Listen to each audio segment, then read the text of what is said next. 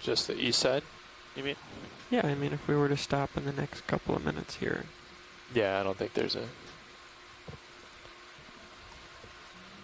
I mean, I don't know. I could check with watch these, but is there... I think the plan was to set up west and then go east. Okay. Sure. That sounds good. Thank you. Attitude. So serious layback is 40 meters. So you'll swing for a bit. You might want to... What was the plan? Hang tight at 50? Yeah, we'll hang at it sounds 50. good. Holding at 50 meters. Copy that.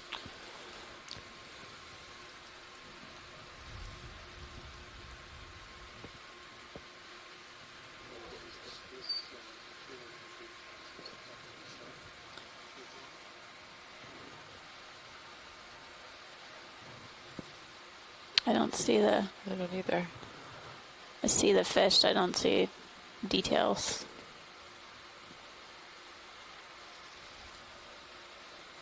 Hmm.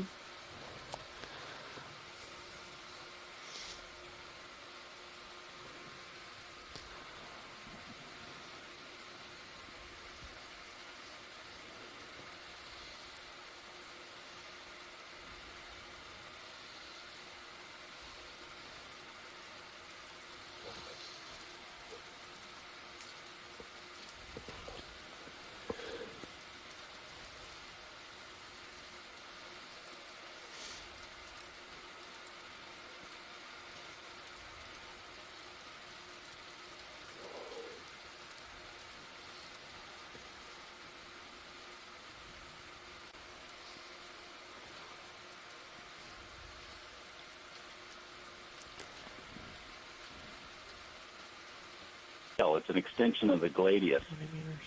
and it breaks off really, really easily if you touch it. So you're gonna Nice stop eyes, at 20 folks. off bottom, What a right great there. find for this You're gonna morning. Stop at 20 off bottom. Yeah, is that ink we're seeing too? It looked like Where it. I'm at. They will squirt a long, skinny stream of ink. Yeah, They did. Roland's backing it up. Watch this. Yeah. Yeah, that's it.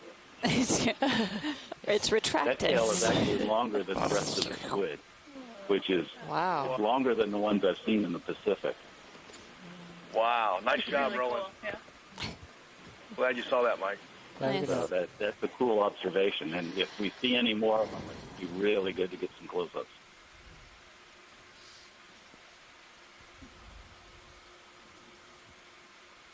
Okay, we're going to change stream Okay, I'm one gonna back hang to up the now live feed of and, ROV.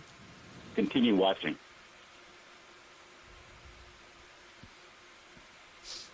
That is a good observation. Alright. Pilot holding Sirius at 20 meters. Biology dive. Copy that. We're not trying to hijack anything here. It's an Pilot, would you like me to opportunistic come about? exploratory Give me a second observation. to give you That's some right. tether. Exploring it on all fronts. Okay, thank you. Wow, look at all the flatfish.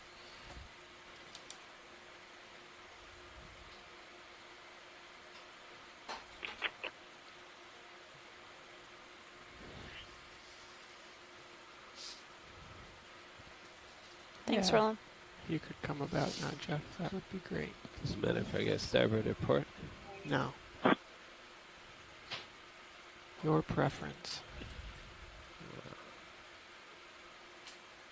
I'm going to see how the Z-bias is dialed in today. Well, good morning to everyone. My name is Amanda Demopoulos. I'm from the U.S. Geological Survey, and I'm here with Martha Nazinski from NOAA. And we're on the Okeanos Explorer, currently diving in the Atlantic Ocean at a site we're calling USGS Hazards 5. It is an area located between Alvin and Nantucket Canyons, and we're going to be exploring an area with that has landslide debris, and be focusing on characterizing the debris field in a scarp, and also examining the biological communities along the way. We have a at the ISC today, Jamie Austin and Jason Chater, to give us their expertise in terms of the geological observations. And we currently have that bottom in sight with several eels in sight, as well as a red crab. I've noticed a few flatfish I'm too. going to adjust your Flounders sonar, when Tom, we, if you don't mind. First came into, Don't mind. first saw the bottom coming into sight. Back and towards you. This is our last dive of an incredible expedition. We've been very productive, and exploration of the canyons along the northeast U.S. coast and continental slope. And rounding up this expedition, we're looking forward to the last dive and what we'll see ahead of us. That's right. And this one, again, will be a little bit different than what we've been doing the last couple days, in that we're sort of in between canyons, not within a canyon. And certainly the focus is more on the geology today than some of the biology. But of course, we will be making observations about everything that we see as this dive progresses. Probably close enough.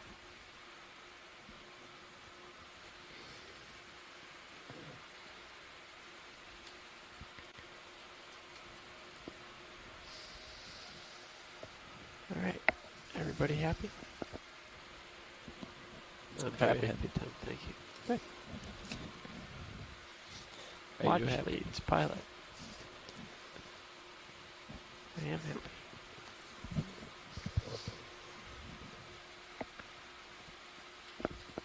Watch leads, pilot. Hey, pilot, you're a little late. Sorry, we couldn't hear you. Nope, that's okay.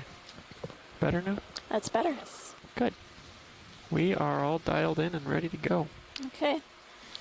We'll just move along and head over to waypoint 2, and Jason will shout out at us if there's any particular area that he wants to focus on as we travel All right. along this track. Sounds good. We'll have Nav get us underway. And we're beginning the dive here at 896 meters. Okay, guys. Fairly flat for the next 300 meters or so. So do you want to start at 2/10, Tom? Sure. I think Let's do it. Sounds good. Looks like a flatfish. Can we go zoom on Yeah, this could we fish zoom here? on that? It looks a little... Which one, the flatfish? No, the one at the bottom. Sure. It's not familiar to me. Oh, there's that too. Eeny, meeny, miny, mo. A lot of fish this morning. That's one of those Ooh, fish with One the of those bait stomius. traps. You can see his little Yeah, lure. barbel Barbel. there. Going closer. Since he's Another being midwater cooperative. fish species. Wow. Got anything left? It's, Video? Yep. Go it's for great it. footage. Certainly something that a lot of people never get the opportunity to see is how some of these midwater fish up close and personal. Got any more tilt? Working on him. I got a little more zoom. Go for it. Ah. I'm bouncing around. Very nice, pilot. Oh, scared him. Bridge nav. Nice work, video. Ship move, please. 50 meters, 080 degrees, 2/10. Thanks. Pilot, I'm going to start lining myself up for Loads the of move. eels today, and then there's Copy several that. shrimp I've been seeing in the water column Yeah. too. Did you Serious cam? copy the bearing there? I did. Yeah, a lot of eels. Yeah. What was the bearing? 080. 080. Copy that. Looks like that one in the front has a parasite. I mean, white. Maybe we could take a look at that eel that just passed by to the left. With the big white spot. Right. Yeah. Shiny. Go for zoom video. It's partial. Yeah. Push it. Skinned up. Yep. Looks like he had some lunch Yeah. or something. A little distended abdomen. how about breakfast at this time of day? Sorry, it's lunchtime in UTC. Good point. Where am I?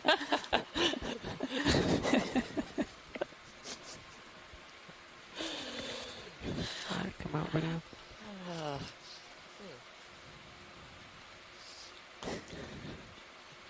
Full wide. Copy Definitely that. some fine sediments down here. Fine as in small particles. You can come down another 5 meters if you want, Jeff. You can see them Copy. wafting away from the seafloor.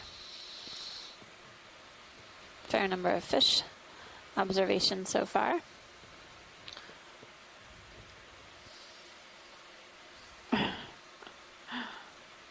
And if you could tip your camera down, that would help me too.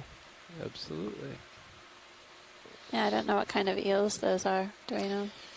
No, I'm not sure. One, they might be more of those synapobranchids. But I know there's a few different kinds that we might see today. So we'll Seeing a few burrows, good size, and How's that? coming up on a flatfish on the upper right-hand corner of our screen. So take a look at the flatfish when we get their video. and a few red crabs.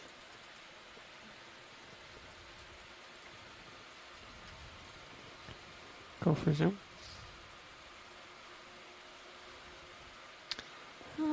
Which flounder is which flounder? That's right. Which flounder is which? Well, certainly, the witch flounder has been the most common species of flatfish that we've seen throughout our dives during this leg of the expedition. Thanks, pilot. You're welcome. Do see some scattered tubes on the sediment surface, Full wide. Copy that. as well as some smaller sized burrows. What is that in sector 3? We see anything in the sonar so Floating. far?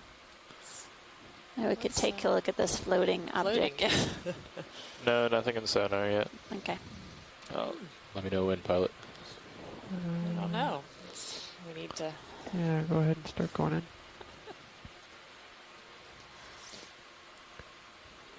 Wow. Look at Look at that. Wow. It doesn't light Mike, I very hope well. you're still watching.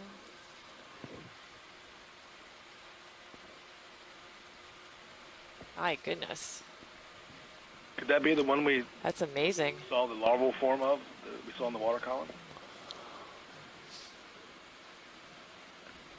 Well, That's rhetorical. no. We're not going to answer that question. I know. That's what Thought Mike might be out there. So. No, yeah. Yeah. I'll have to take a look at this guy, too. Oh, It's our a friend, favorite. the Yeah, long fin hake. in the background. I was just That's seeing what beautiful. the fish in the background was. Incredible footage of this squid.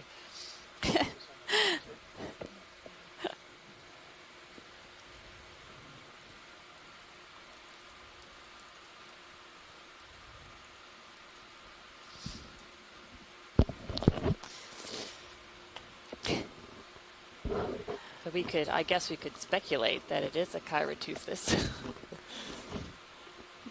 And confirmation from Mike. Oh, good. Thanks, Mike. Glad he was able to see this in real time.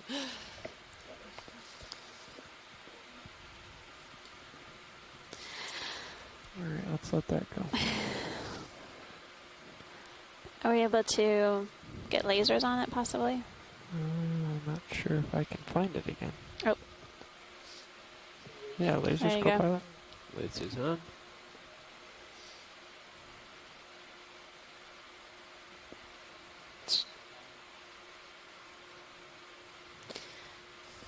It's bigger than 10 centimeters.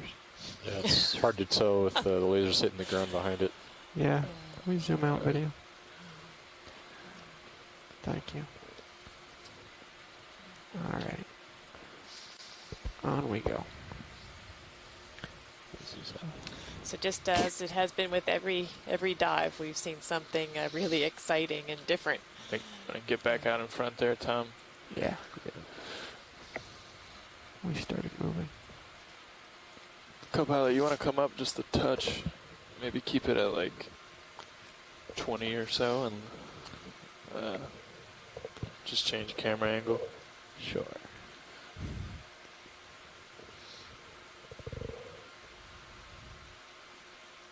Sorry, you're getting countermanding orders there, Joe. Yeah. Why don't I split the difference between you two and get a 17.5? Okay. I did, and then I asked him to come down 5, Oh, my mistake. just to give me a little bit more room I to thought play. you said 20. No, it's okay. It's not really important one way or the other. No, it's not. I think we're going to hit a little hill here, so I want to be ready for it. Coming up a little. Copy that. Thanks, Nav.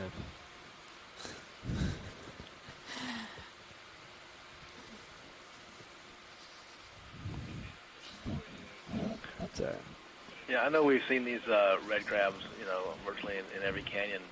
But at some point when we are imaging something and it's there's one there, we should probably image one to Sure. document it. Sure. Carapace. So continue to see a lot of these eels over this softer sedimented plain.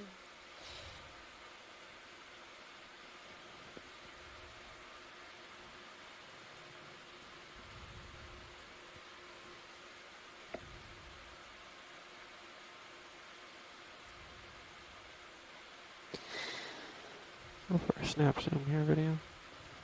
I'm not sure that this isn't slightly different from the others. What are we looking at, pilot? The fish. From not the best angle.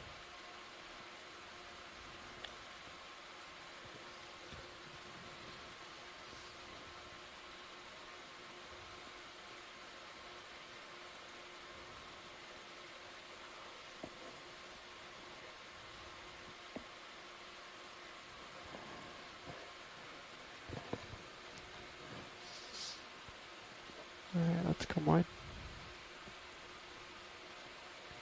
We're seeing some sort of yellowish objects on the sediment. Maybe next time we see one, we could snap zoom just to see what those are. Thanks again for the fresh surface there. So there are scattered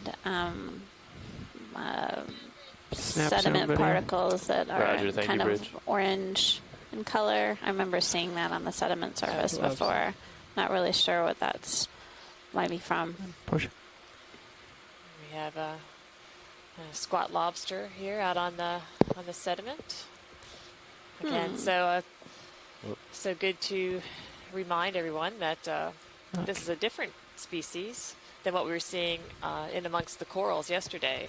So members of the genus Munida are often found more on softer sediments, whereas some of the chirostylids or the smaller Munidopsis that were We're just gonna do a sitting on the couple coral seconds are and found then with get moving harder here, video. substrates. Yeah, he's a little far away. Yeah. It's a great view of the squat lobster and Alright, let's come wide. good image of its rostrum. Interesting. I don't see any small burrow I'm for him behind, to but while we get were into. there, I wanted to. Usually they're hiding away and you Full can't wide. get a The That's ship good right. is full image of them. stopped. I'm going to wait for you to Another get one. on There's in another front one, to yeah. get another move in. I think we're fine now. I'll go ahead and Yeah. do it. I'm looking just about straight down here. And another. Looks like that one's in a burrow, though. Yes, it does. Interesting. Could we get a light long when you get a chance? Absolutely. Thank you.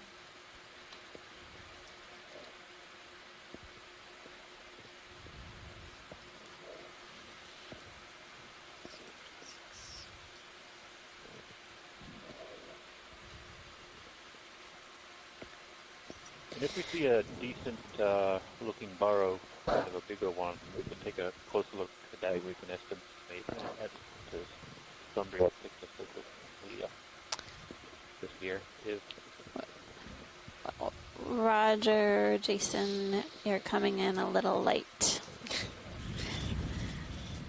But I heard, Really please sounds like focus on a Okay, decent now sized ready for another burrow. move? Yeah.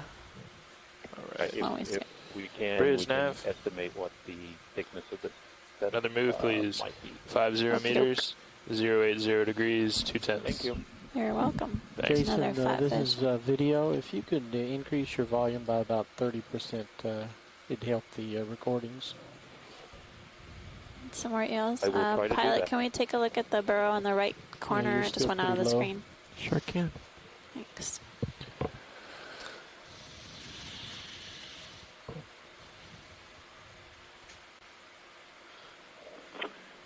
Yeah. Also, can we get a bottom temperature?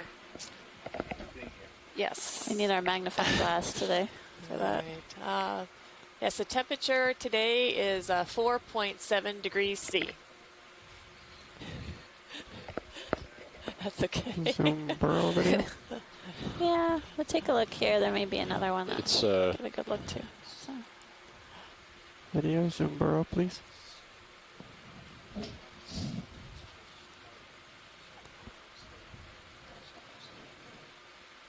Dan, zoom, please.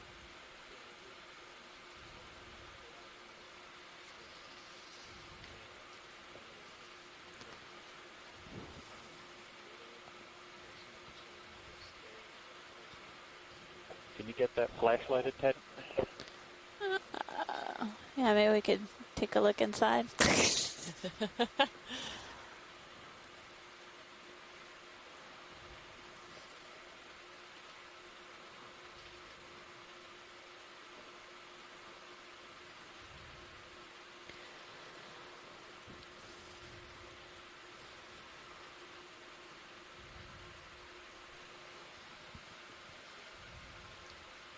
Could you turn on the light quickly, please?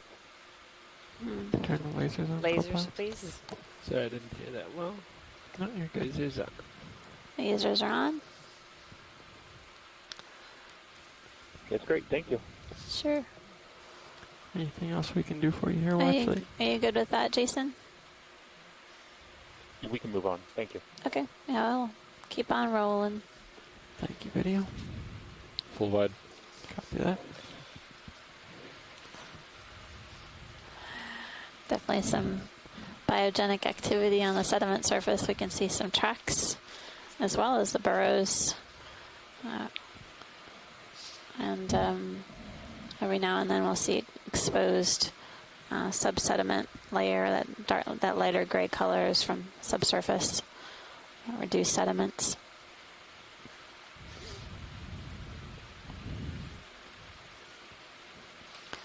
There's some what we would call micro topography on the sediment surface. It's anything but flat.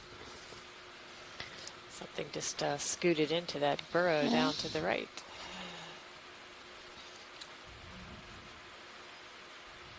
Snap zoom of the crab, please, as we pass by. Yeah, going in video.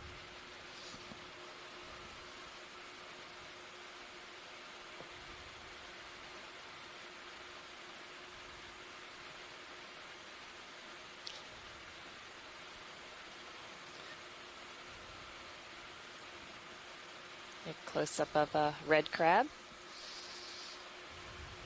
So as Tim mentioned, we've seen these in some places in fairly high abundance during our expeditions, and but it's always good to get a close-up of what we see as we're moving along today, because it's always good just to make sure and to document the animals that we see along the seafloor.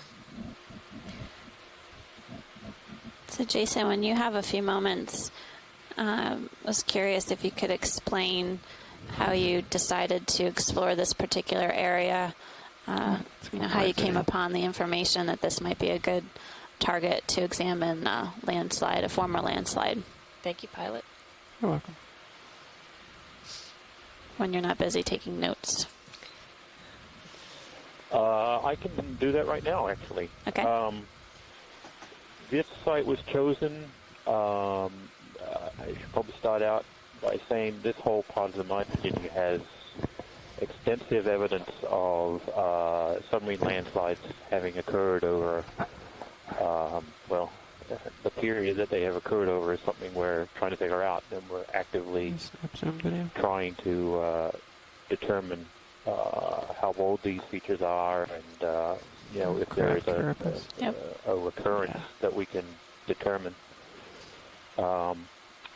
So this site was chosen using the bathymetry maps that the Okeanos has been collecting data for, in addition to a number of other surveys that have crossed this area. The bathymetry maps show evidence of a debris field below head wall and sidewall scarps.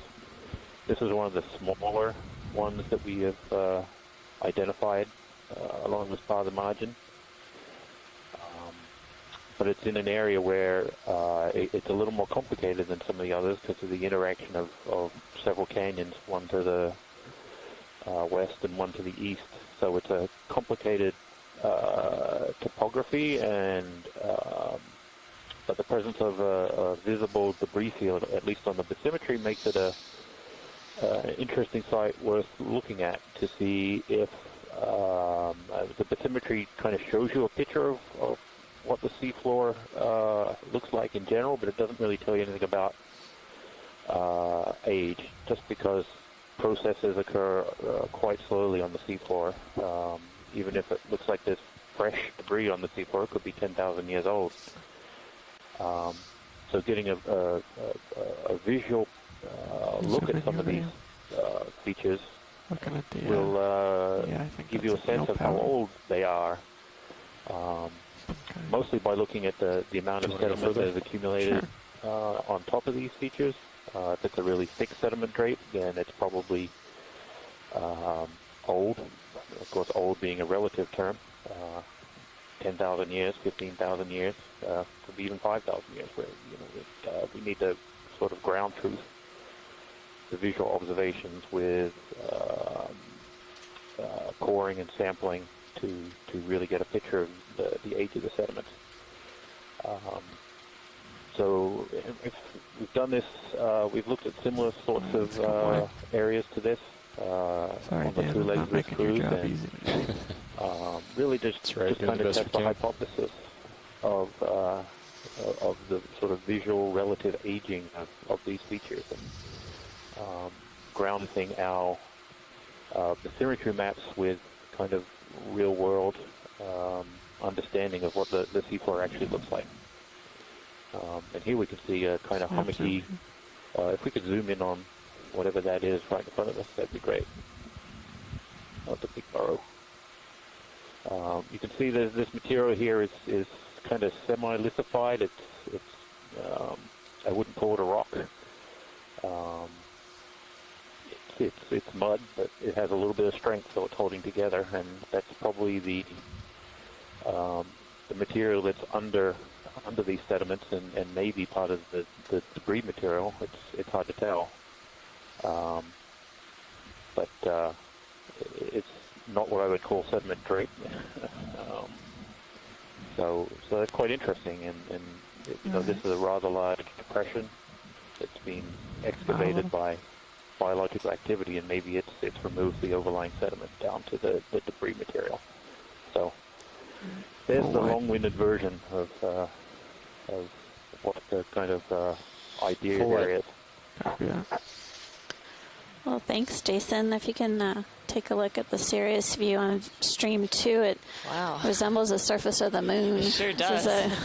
Like micro craters and mounds. It's amazing topography on this seafloor. Can we take a closer look at this burrow that we just about to pass over? Try. Yeah, I would appreciate a lot of frame grabs. Sorry, pilot, here if we can do you that. Need to zoom in on something?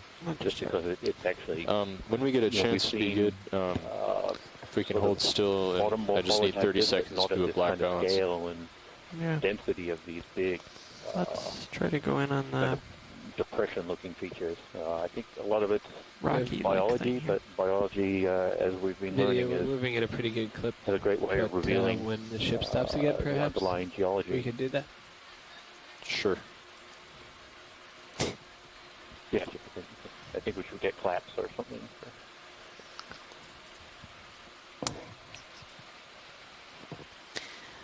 Be great to get some additional frame grabs of these burrows and semi-lithified sediments. That's Yes. hard to say. Repeating the interest. Thanks, Roland. There's something in that Yeah, I didn't burrow have on my the extra bottom cup left. of coffee Yeah, today. come on. All right. Yeah. I apparently have had Yeah, an extra cup of behind. coffee today. You've had plenty of coffee, Jason. You need to But go. I mean, I made the comment about the surface of the moon. However, there's clearly a lot of life down here, and this is the. It's a great analogy. Very Right? cool. That's it really is what it looks like. As much as we can, pilot, if we can at least get a good examination of these piles of solid sediments, that would be great. Roger, thanks. Copy that. Ship is just coming to a stop. And Jason I am brought up a catching really up good again. point that the Okeanos Explorer is out here doing a lot of multi-beam work to bring us fabulous maps of what the seafloor looks like. But until we can actually come and observe, we're not sure always what habitat is linked to what we see on the multi-beam maps. So this is a great opportunity to do some ground truthing of those maps and get a much better idea of what the seafloor looks like and the composition of the sediments, or whether it's hard surfaces. It's really providing us with baseline information about these seafloor environments and tracking these systems, before change occurs, whether on biological or evolutionary or geological timescales. So. Exactly.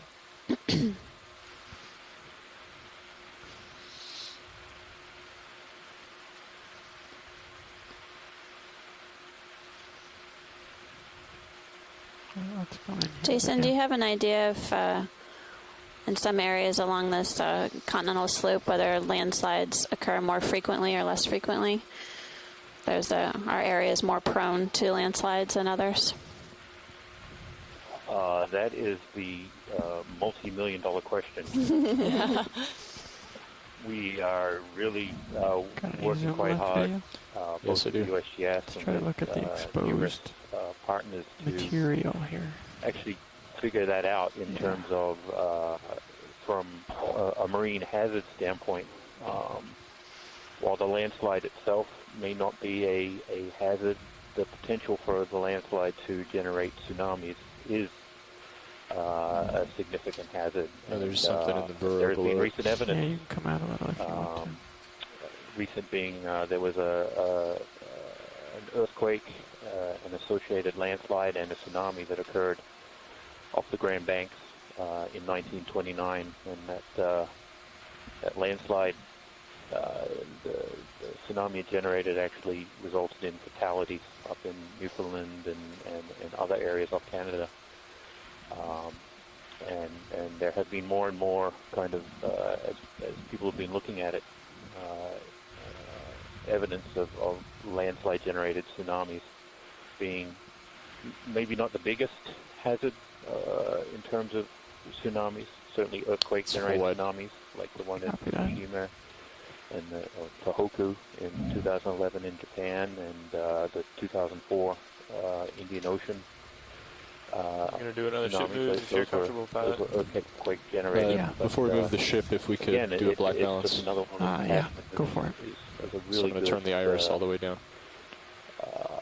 sort of thing that we need to understand And Nav, in order to sort of better we may, prepare and wanna mitigate the hazard. go at point one, or So just get we don't yet know how science old Do the auto. all of these landslides are. things that they're interested in along here. We're slowly getting there. I feel like we're quite difficult and expensive getting serious process out ahead to often. actually Unless determine we- the age of these. I mean, we do have a Get lot the of distance sample, to and cover, so there's that's a lot of work to be done. consideration as well. Of What your we're doing sample is to maintainable, stages. but yeah, if we want to stop and look at anything in any But greater we- detail, The we big should question slow is, down. how often do they occur, and do they You knew that occur already. repeatedly in the same place? Is there a type of material that's more I think prone? we should keep it at 2/10, and if we see something extremely and interesting, we'll just That's stop the being ship. worked I on. think That that's sounds probably fine to me. right. Unfortunately, we don't yet have those. But we're slowly getting there. But yeah, good point. Thanks, Jason, for that explanation. I'll probably ask that question again later on in the day as we move along this track and examine the landslide debris field. There's snap zoom here Or video. just replay my answer. We'll see if Much you, time. you know, we'll see whether your explanation is the same. So definitely Probably not going to be. the sediments seem very fine grain. That material, the lighter gray, reduced sediments has a clay-like appearance even. Bridge nav. We have our first benthic cephalopod of the day. Ship move, please. 50 meters, 080, I think this 210. ROV is a magnet Thanks. for cephalopods. I think so. Wow. The pilots are for sure. Oh. Zoom video. There's We're currently two working at a cephalopods. depth of 883 meters, Ooh. and we're coming to you live today from a USGS hazard site that's located between Alvin and Nantucket Canyons. Is that Brachyteuthis? The squid? Doesn't look to be in too good a shape.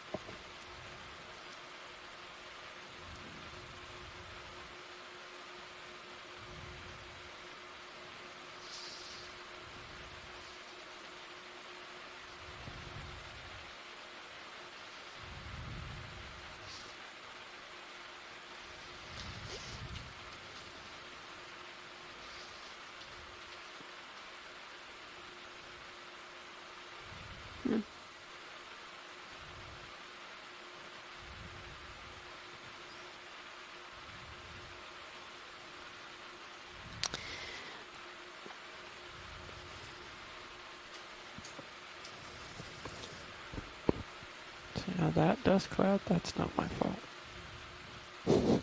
Thanks. Thanks, pilot. I think we're good. Alright, let's That's- come out and look at his big cousin back here. So actually, we've seen squid Wow. do that on the sediment surface before. Similar behavior. Any idea what they're doing? Or Go ahead. We were told the last time that you know, we had seen so many of those squid, and it seemed like it was some kind of a mating aggregation. So as and after that, then the squid would die. So that could be it could be in the process of dying actually. that's. So that was a Brachyteuthis Thank you. beanie eye. Zoom video. Wow. And there's an octopus. Hey, this one. Oh, interesting. So you can see the pattern of suckers along its arms, and as we learned yesterday, it's important to look closely at the skin. Definitely has a dimpled skin. Pilots and Sciences video. We need a nice description of one of the octopus, if we can get a collaborative description. You can see the reflection of the ROV in his eye. That's really cool. I don't know if we have a mic available on the line, but it would be great if he could give us a nice description of this octopus if he's available.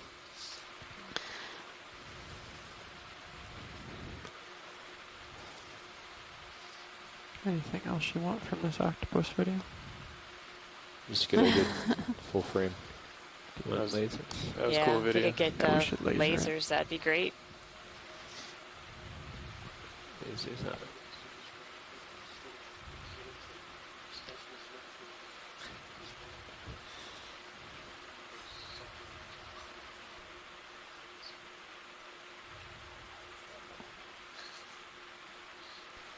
While we're looking at the octopus, and then they can have it Co-pilot. along with the audio, with the video. Go ahead. Oh, All right, full wide. another squid darting up into the water column. Thanks, pilot. Video. Yeah, you're welcome. A Suddenly rather there were large cephalopods. octopus.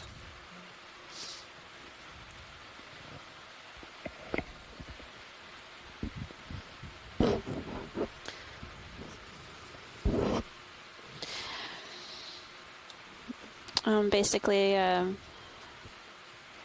would be great to have Mike discuss what features are of interest when you're taking a look at an octopus. So what are the necessary characteristics required to identify them, at least visually?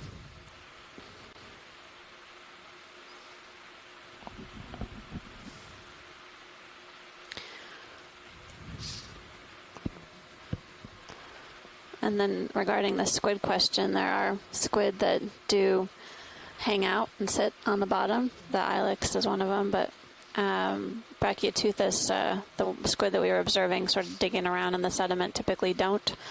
And as far as they've been observed so far, so that interaction with the sediment is potentially an indication of them being on their last legs, so to speak. Their last tentacles. Oh, that's right. Nice pilot. So we continue to see quite a few eels as we move across this softer sedimented area. Speaking of tentacles, that is not a Brachyteuthis. Well, I shouldn't say that. But he has a fish in his mouth. Wow. A stomius. Stomius. Sorry, video. Possibly. I think the cephalopods are trying to compete with the geology today. He got rid of his breakfast. That was an interesting point. We have occasionally seen fish that only remain in that portion, resting on the bottom. That's right.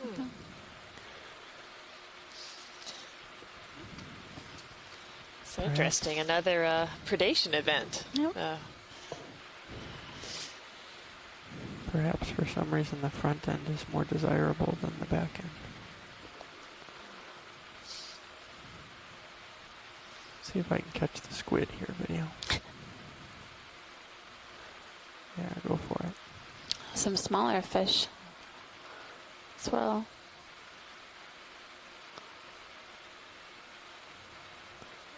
This one has a fish in its mouth as well. I think that's the same one.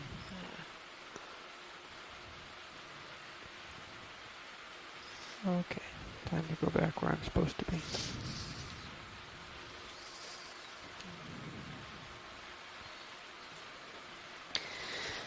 You're going to want to drive ahead as well. Yeah, I gotta come right. That's good. Get really lost. It's time to look at high pack. Yeah. So we have our red crabs and lots of eels, maybe a long fin hake. That might have been a different fish.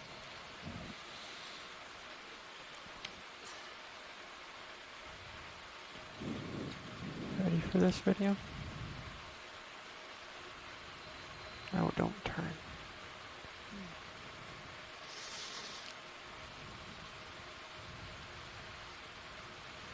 Let's start going in on him.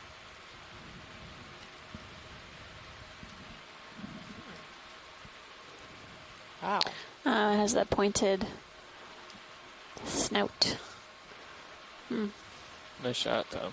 It's a beautiful shot. I think this is something we haven't seen before on our dives.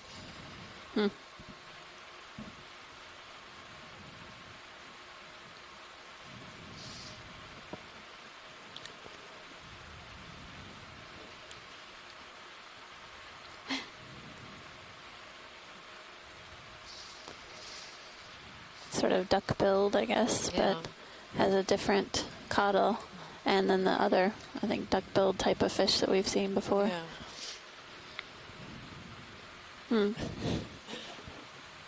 That's We tough. are getting some help that maybe it is a duck-billed eel.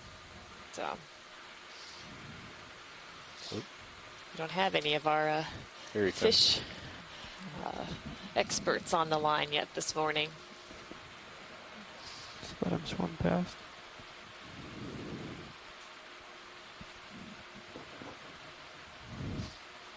Nice work, Dan. Full wide view. That's great. Thank you.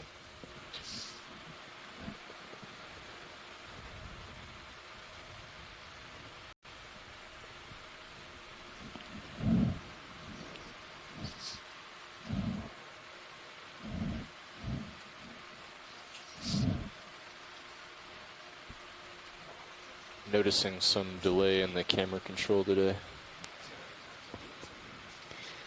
Mm-mm.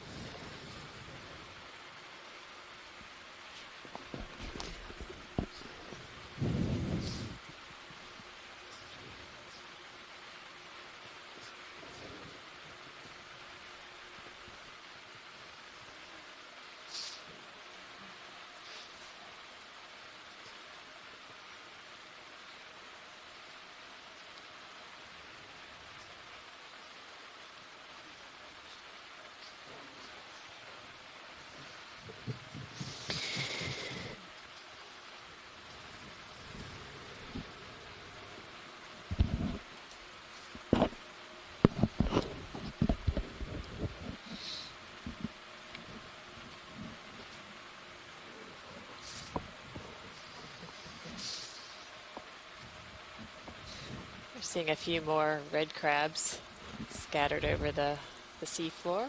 Look like another longfin hake and a witch flounder. Try for the swimming fish here video.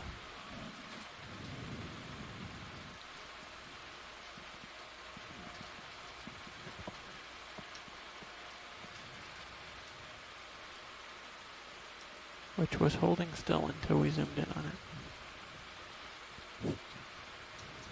Full wide. Full wide. Thank you.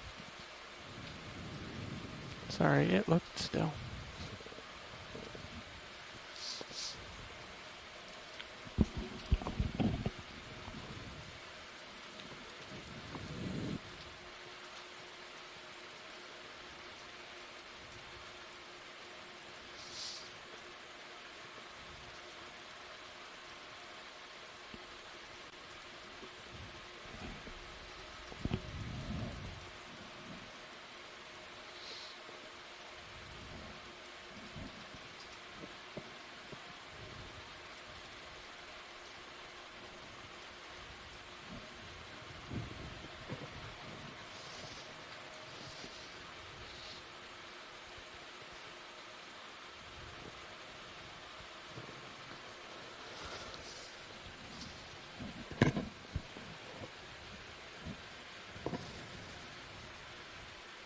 We had a quick zoom on the crab here video. Can we zoom in on the back of that crab? I knew he was. He's got something.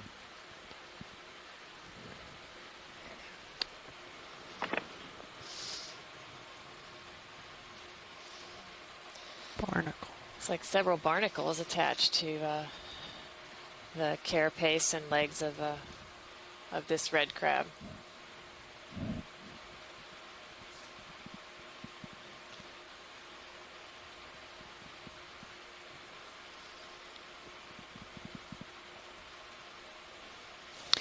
We learned a bit about barnacles on some of the previous dives and their association with the crabs, in particular the red crabs. All right, let's zoom In out general, video. it appears that these barnacles are likely commensal. They're attached to the crab and get a free ride through the benthos, through the seafloor, and it's possible that they capitalize on the messy feeding of the crabs themselves and utilize the material that the crabs don't eat. But as far as duck-billed eel them serving going as off into the parasites, top. there's no indication that they I was thinking that's are what that was. potentially impacting the crab in any negative way. That's right. It's just like so many other sessile organisms, they're just looking for some hard substrate to attach to.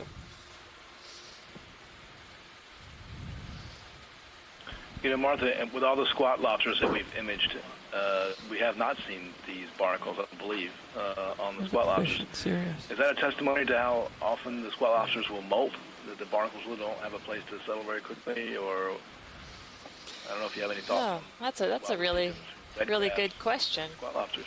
And it may have something to do with that. I know with some of the larger squat lobsters, like the Eumenida picta that we see on some of the deep water coral reefs in the southeast and Gulf of Mexico, some of the larger individuals can have barnacles on them. So it could be that it has something to do with these larger sized crustaceans and how often they molt as opposed to some of the smaller sized.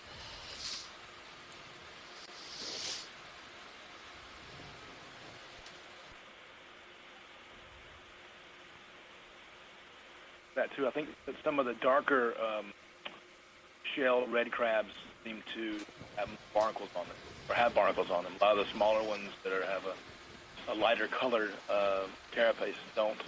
So it may indicate a fresher molt, more recent molt. Yeah, that's a good point. Bridge nav.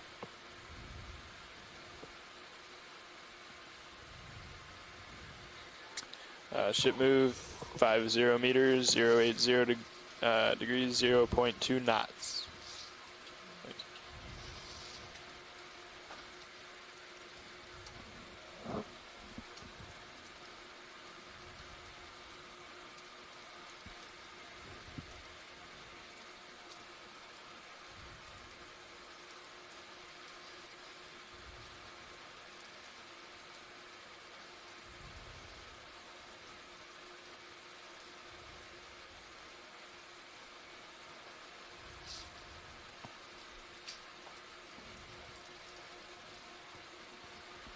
So we're currently working at a depth of 885 meters.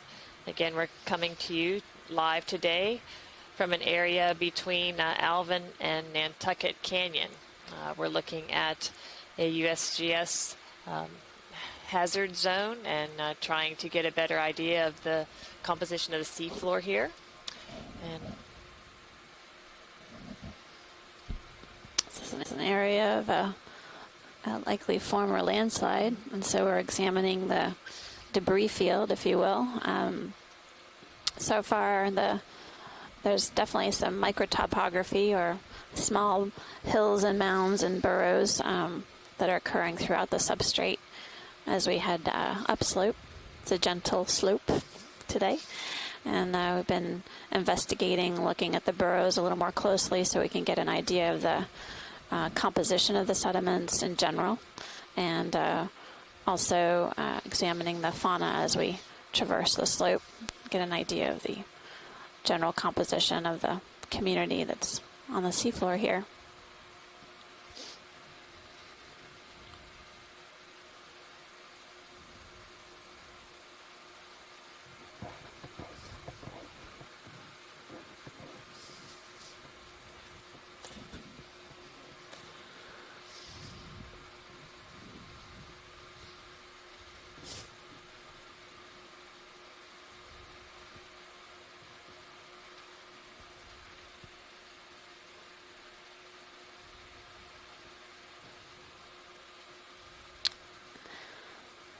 Is that a hermit?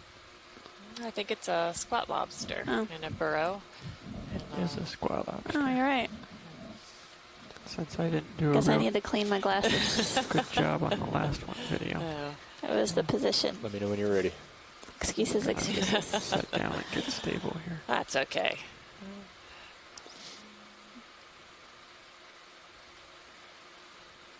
Okay, go ahead.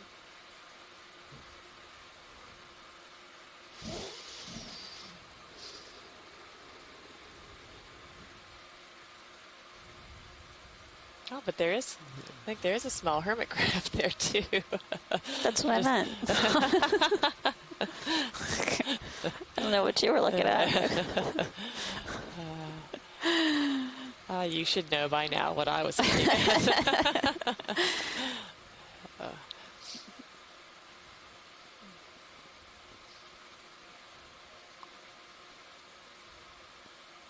Getting a close-up view of this squat lobster and a burrow that it was coming out of. And as the pilot finishes up, we'll get a broader view, see if we can take a look at the other questionable hermit crab. I'm ready. Yes. Thank you. Thank you, pilot. You're welcome. See? And nothing wrong with your glasses today. All right, let's get the hermit crab. All right.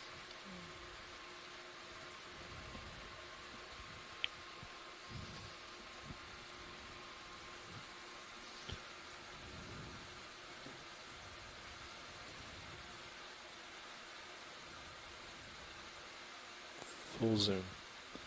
Copy that. Not very big.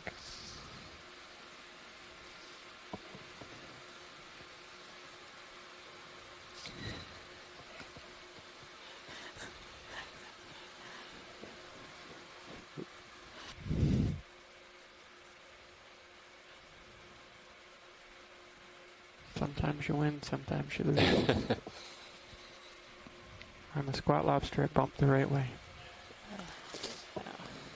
Video's Look good at when this you little are. hermit All right, crab. let's come out We've there. been curious the where these lasers on here, hermits may be co-pilot. finding their shells throughout the course of the dives. We haven't seen Co-pilot? many Put the lasers on, please.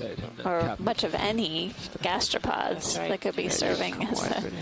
the future homes of these hermit crabs. So Yeah. it's been curious. Copy that. And most of the gastropods we do see Yeah, are lasers pretty on. small. Could Just confirming we what get we already knew. That an it was estimate of what the distance Small. is to Yeah. the next waypoint when you get a chance, Yeah. please? Sure, Nav, can we get a range to the next waypoint, please? Sure, 83 meters. Okay. We'll just keep moving along. Let me double check that actually. Yep, 83 meters. 83 meters to waypoint 2. Things moving. Right. Thank you. You're welcome.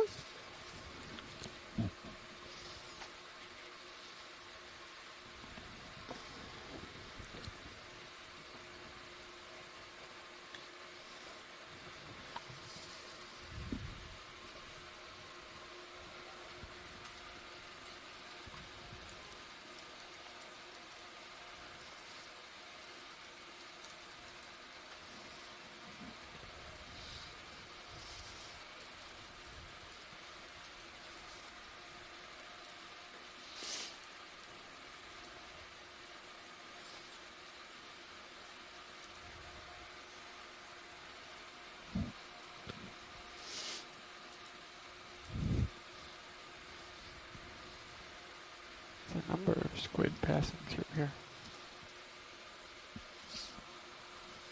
Well, it's reminiscent of our dive a few days ago at that intercanyon site where we saw loads of squid impinging on the seafloor.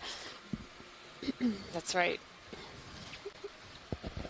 Yeah, there was so much activity in the water column that it was hard to keep track of all the squid and the midwater fish. A couple of rat tails here. A few rat tail fish. Impinging is a nice word for impacting. Thanks, Tom. Can we zoom in here, video?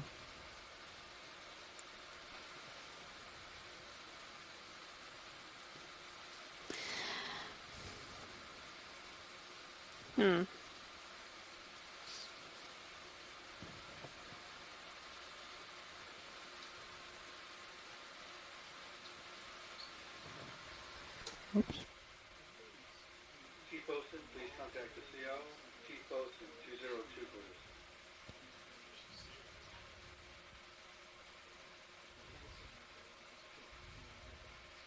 Yeah, alright, full wide video. It'd take too long to set that up and do it nicely. Full wide. Thank you. Thanks for getting something out of it.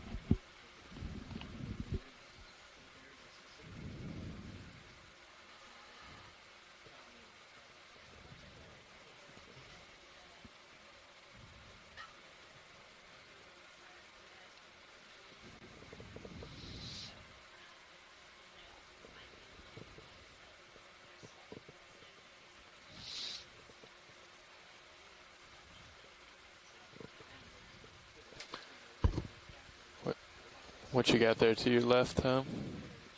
Crab Next to the crab. and a fish, I thought. Okay. Yep. An eel. That was a shiny one. Yeah, it was. Commander Malta, can you hear me? Roger, thank you. Yes, we can hear you, Jason. Jason, I've tried to type in the lat longe twice. I'll try it again. Apparently, I'm having some trouble with the chat, but I will keep trying to get you that information. We just get bounced out of the event log periodically, so. And now the ship store is open. The ship store is open for 15 minutes. Snap zoom video? Just far for me, please. Yeah, we did a snap zoom on this guy early in the dive.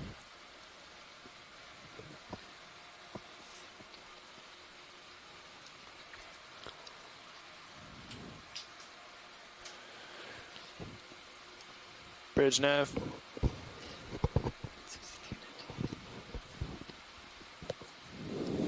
Alright, let's let him go.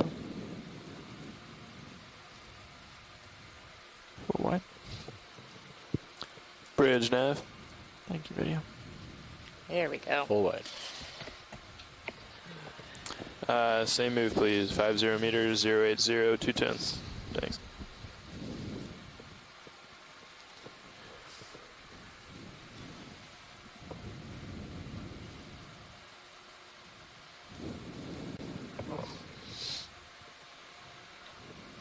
Another squid coming. Oh, and look. Some debris. Yes. Larger Some debris to investigate. And has several of the flytrap anemones. Oh my goodness.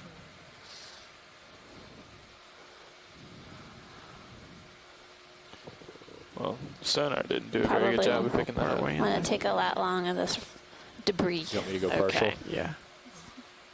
Let's drop a target here too now. Yeah. Thanks. Roger. Thanks, Snap.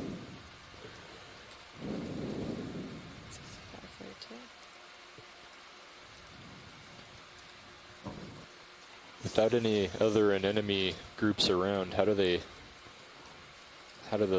larvae or the eggs find this one spot in the middle of the sand dune? And we're at a depth of 885 meters.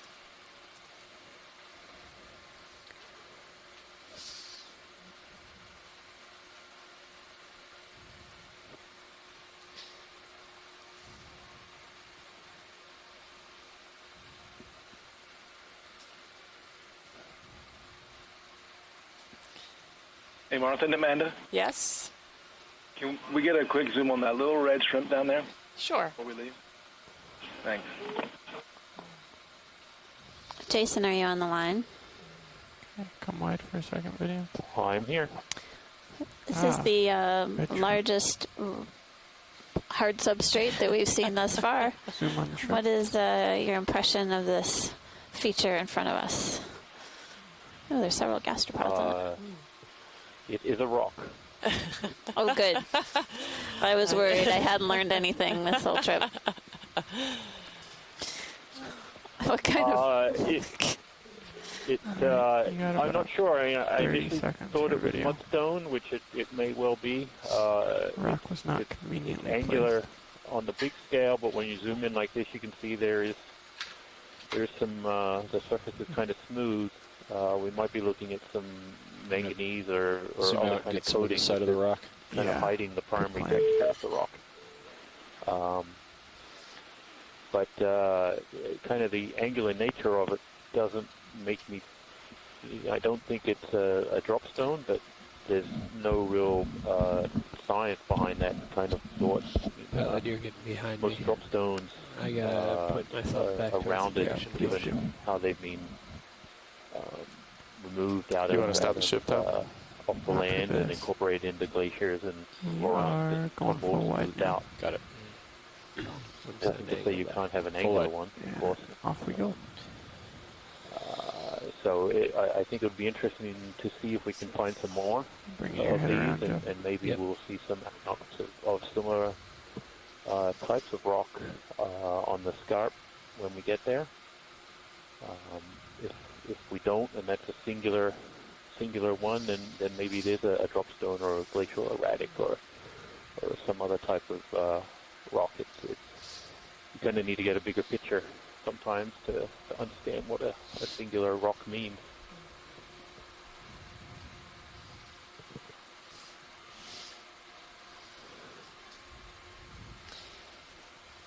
Whoa. You see that squat lobster take Again, off? that's a really good point. Yeah, Is they that can we're move when they making want to. a transect along this sedimented plain, but it's certainly an extensive area, and we're just getting one small swipe through what we're seeing. And if we moved to the left or to the right just a little bit, we could see something completely different. So it's hard to make real broad conclusions with just a limited view for observations. Oh, shrimp. I came in for a closer look. Another suggested shrimp.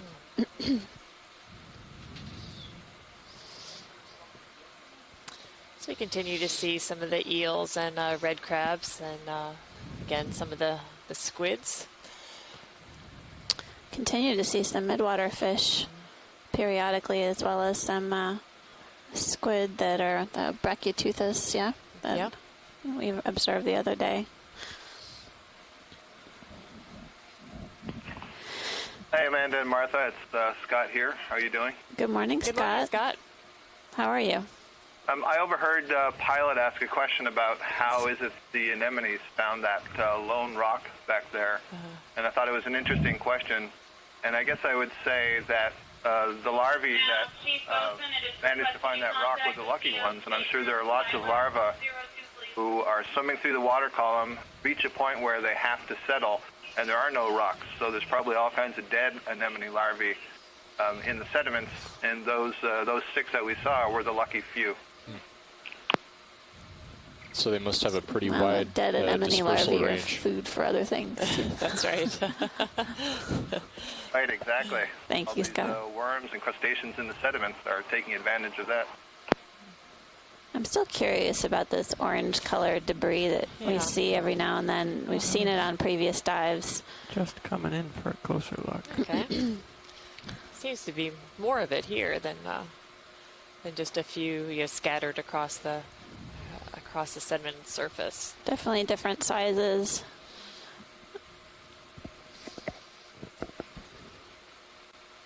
And it appears orange to us. Yeah. Let's go in for a closer look video.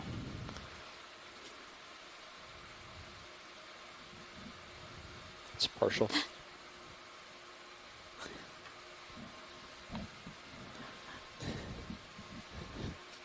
I'm gonna go full. Yeah. See if we can confirm that we don't know what it is. I like that, Tom. Unknown. Hmm.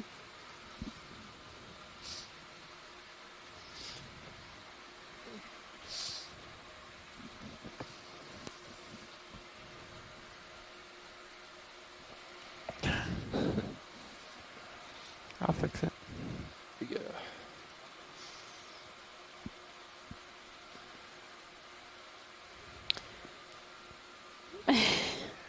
And an eel. Alright, let's come wide. Any idea, shoreside way, what this orange sort of harder material is that we're seeing scattered Full on the wide. seafloor? Copy that. Yeah, Pilot, I'm just coming over top of you right now. Yep, I'm heading out. Chris, once I get it out, you want to jump in and give me a break here? So we continue to see a few burrows. I can. And a few of the flatfish, which mostly look to be the witch flounder.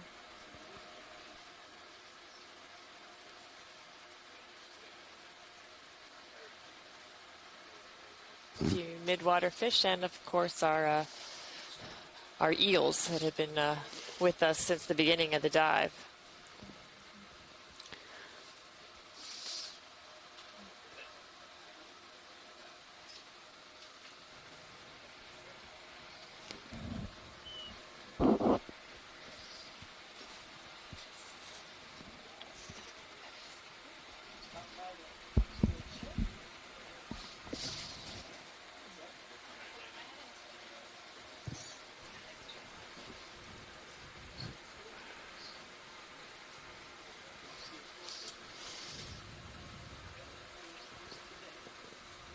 These squat lobsters are everywhere. I know.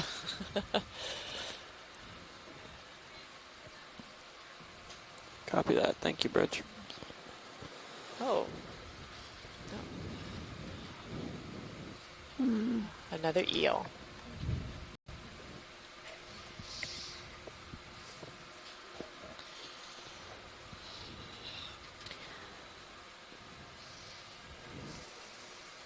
You want a snap squid video? You got it.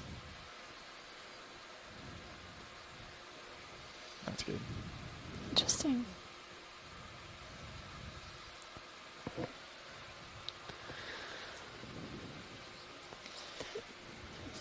Yeah. Tentacles are extended away from the body. Arms. Maybe Mike could comment on the posture of this squid. All right. Having fun already, aren't you? Yeah.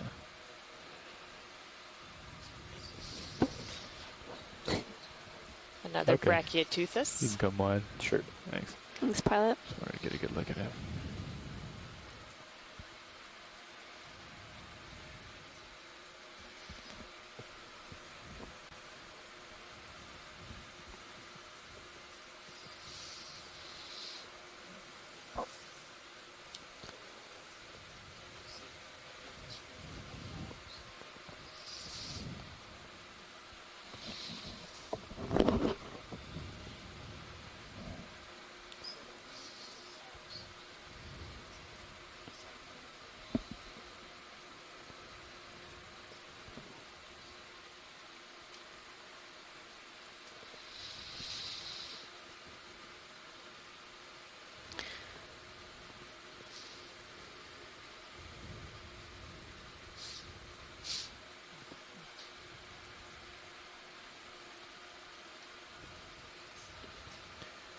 You ready to keep moving?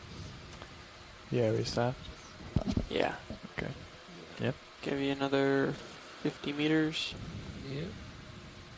Sure. We'll start coming up on you a little bit more than it has been. Okay. Copy.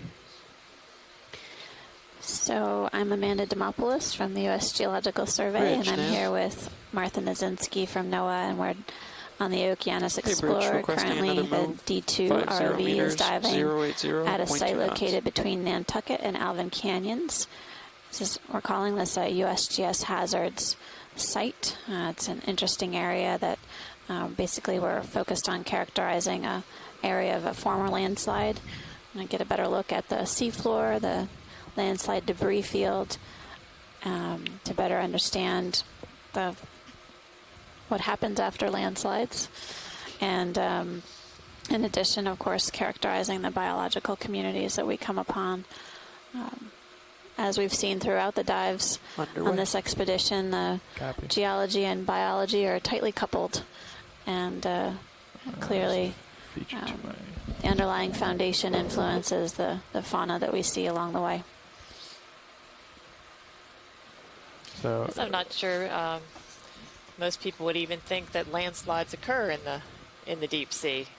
We hear about them on land, certainly, but here we're able to take a look and see the potential of effects of what happens with a landslide in the ocean.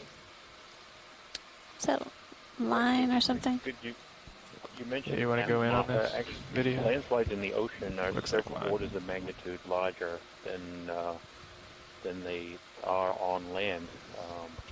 Yeah. You know, some of actually the biggest landslide on land is actually in Iran, and Come wide a little bit. Yeah, it looks like rope. It's eclipsed, goes over on Okay, some of the come on. moderate Thanks. submarine landslides. So, what's interesting, it's got a lot is to I do didn't with pick that debris sort with of the fly traps on it. available I did not pick that up in barrier, sonar. Yeah. along some of these I continental see a slopes, large actually. depression in your sonar. Fail. They're big. It's almost straight ahead. Big sort of. Okay, let me get back. Let's see. Yeah. features that And you don't need to go look at it. large, It's probably very just large somewhere where the landslides, unlike on land where you bottom have goes down. a limited Right. amount of real estate. But yeah, I'm surprised you didn't pick up that rock. Yeah, I couldn't. No matter what I did with the another gain point there, you I bring up couldn't that pick a it lot of out. people don't know that you can get landslides Or the color in of the the ocean. gain. But very, very big features. We got snap squid video. Yeah, we should take a look at this. Thank you, Jason. Oh, come on. You went under me.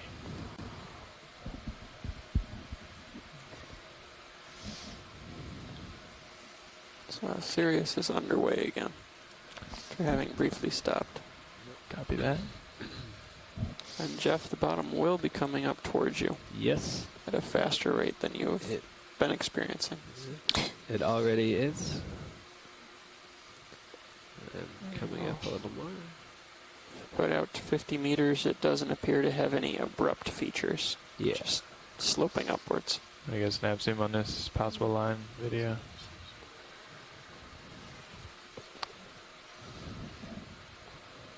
Okay, come on. Just say duckbill fish. It's like maybe some more line.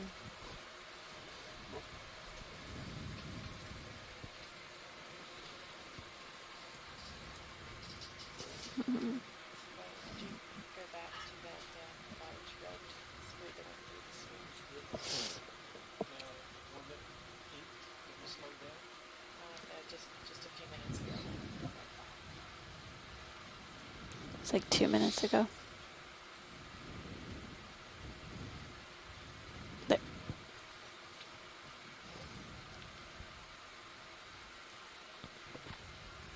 I guess snap zoom on this video. Just dead ahead. The ink. Is that ink? Oh, okay. I couldn't make it out. You can come wide.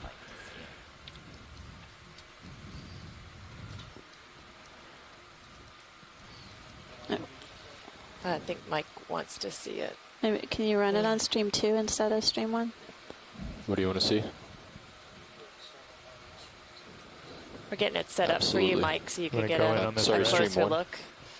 2, got it. And it's going to be put out on stream 2, Mike, so we can keep red video? Sure. looking at the seafloor here. Shrimp. Yeah.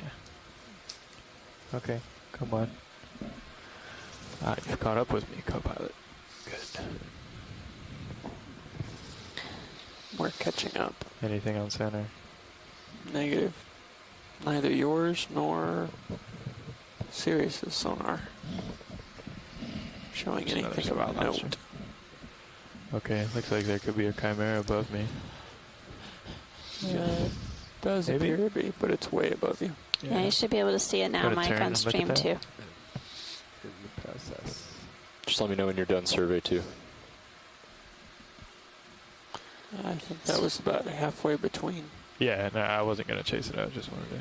So currently working at a depth of 878 meters. You can go back to our original heading. Looks like maybe a shark. Oh, that's new. Snap shark. Alright, just give me 1 second here. Black dogfish. Swimming fast. Yeah. Oh. Ah. He's an evasive maneuvers. Bobbing and weaving. Like another Brachyteuthis squid.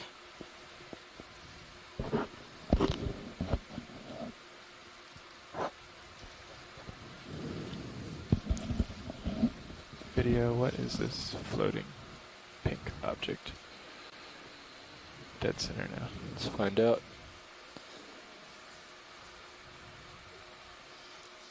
Keep coming if you got it.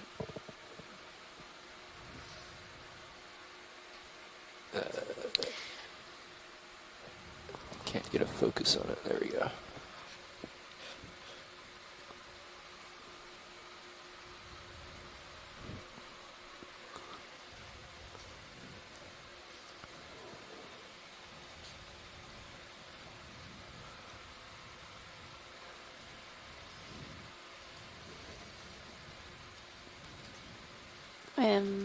Is it a full have zoom? to get moving here in a minute. Yeah. Thanks. Yeah. Okay. Come on. Whole wide. Is that more ink? Looks like it. Okay. I like having that instant replay feature. Gives scientists on the shore side a second chance to take a look at something that flew by. Can you tilt your camera down for me, co-pilot? Yeah, that really is fantastic. You see yourself in Cyclops, Chris? Yeah. Need to change my heading. It educates all of us. Yeah, because some things sure move quickly past the camera.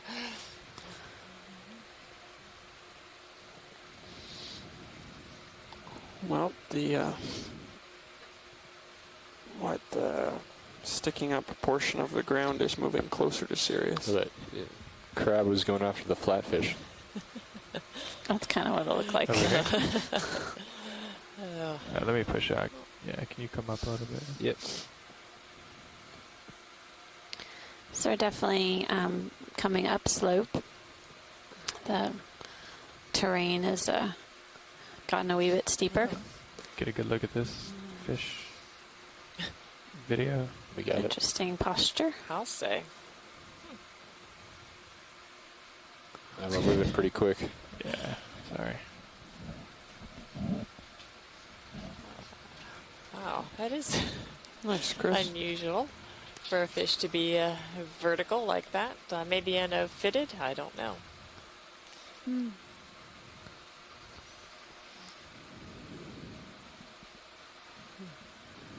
Well, the caudal part is very Is it laying eggs? distinct.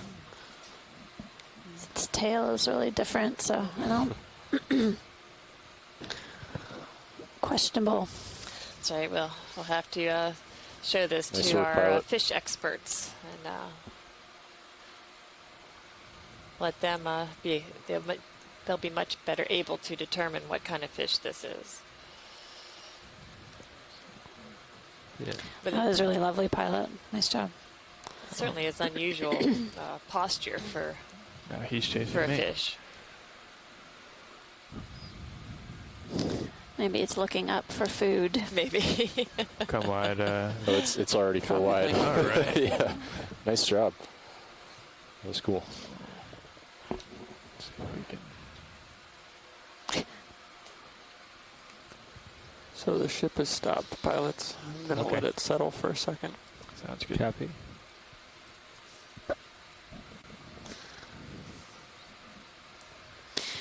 What was that, Roland? There hasn't been. They've been spawning it out.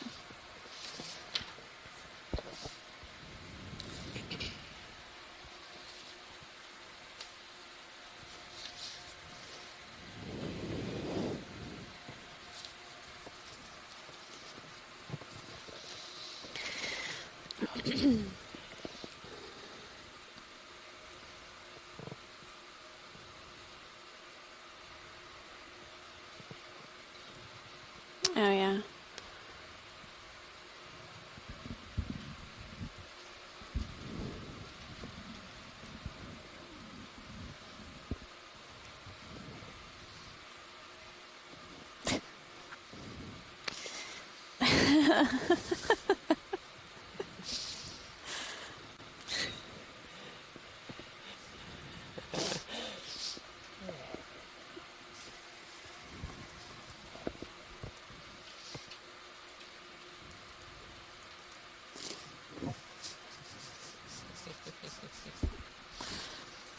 Can you tilt up for me, co-pilot? We can. Sorry, you got moving pretty quick there. I am no longer moving. And we're currently working at a depth of 867 meters.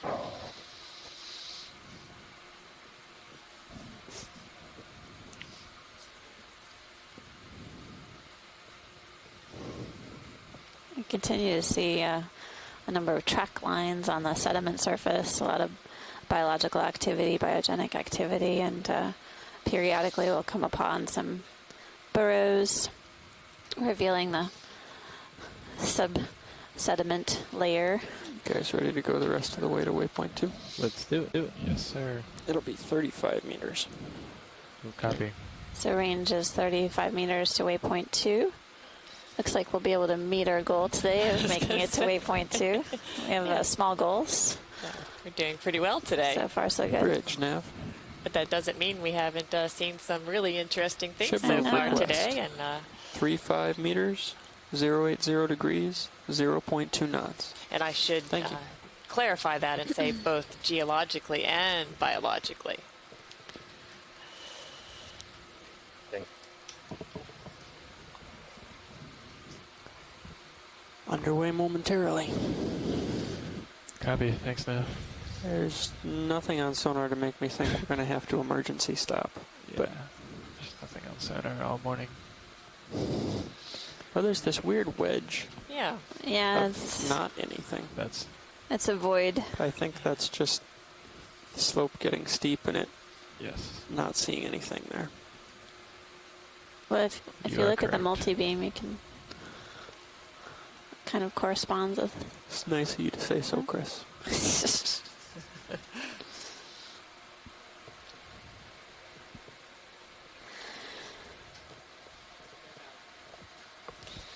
Another flatfish. And a burrow. So this one is definitely pointing downslope. I think we just went over a couple that looked like they were pointing upslope.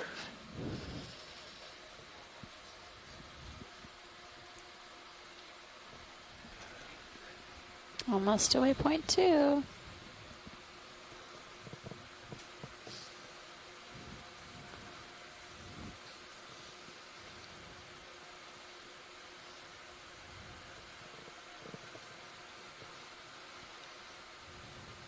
I'm gonna snap on this video while we have a moment. For the hermit crab. Oh, look at that. Another hermit crab. Yeah, these hermit crabs that we do see, their shells don't look to be in very good shape, like they've yeah. been carrying them around for quite a while.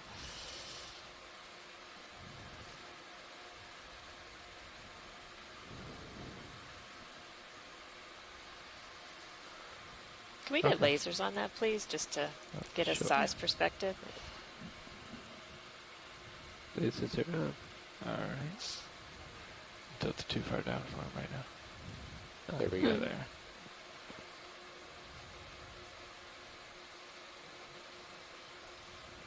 Okay. All right. Okay. Thank you, pilot. Full wide. Thanks, video.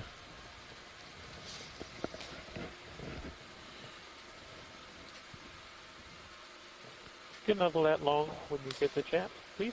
Okay, you got it.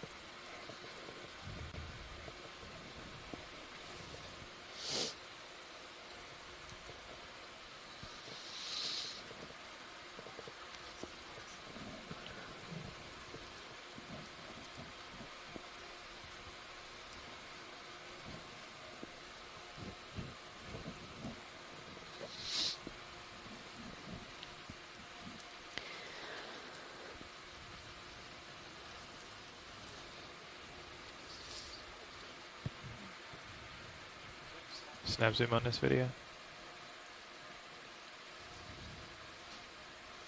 It's gonna be tough for you.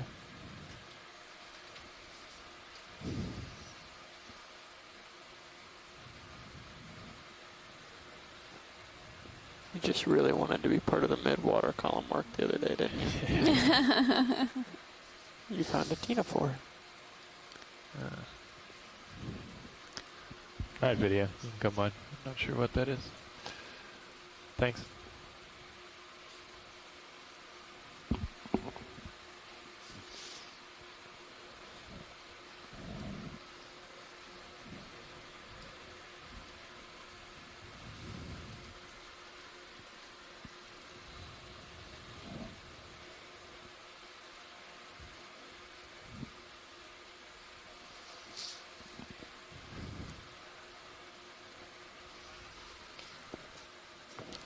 Can we zoom in on this fish, Sure. please? Start coming in. Hold there. Follow him down. Okay. Keep coming. If you got it.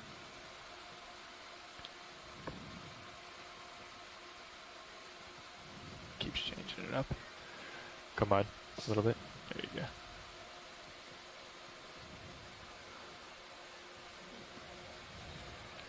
Hmm.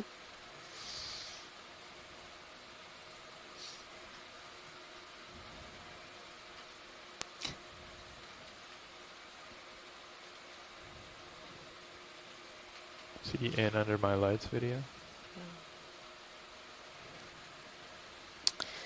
Yeah, it's definitely working hard to move up and down. Yeah. Yeah. Yeah, it's a very large caudal. You're probably going to want to start pushing up in the next minute, Chris. So, Okay, yeah. copy that. The slope is becoming steeper. An interesting, That was interesting also fish. angled pretty shallow. Yeah, you can, Full lead? no, come back in Okay. for one full frame if you got it. Now that he's back in the light. Keep coming if you got it.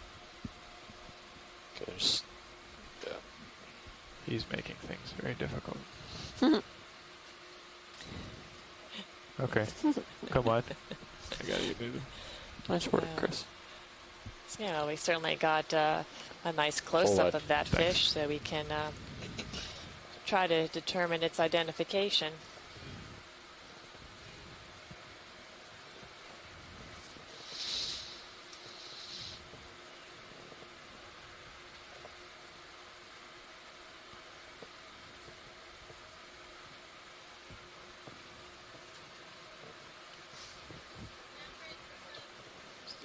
Copy that. Thank you. Oh, yeah.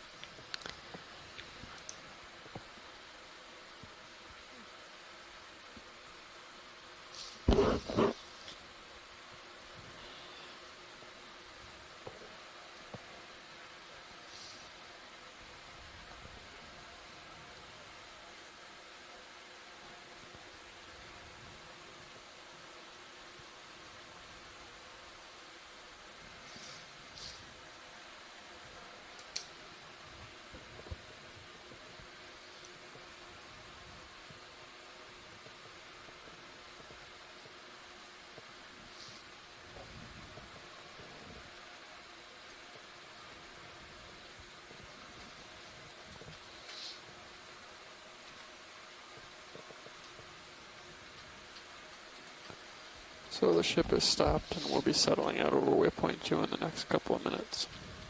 Copy that. Plan is to head over to waypoint 3 nav. Copy that. Quite a few ctenophores in the water.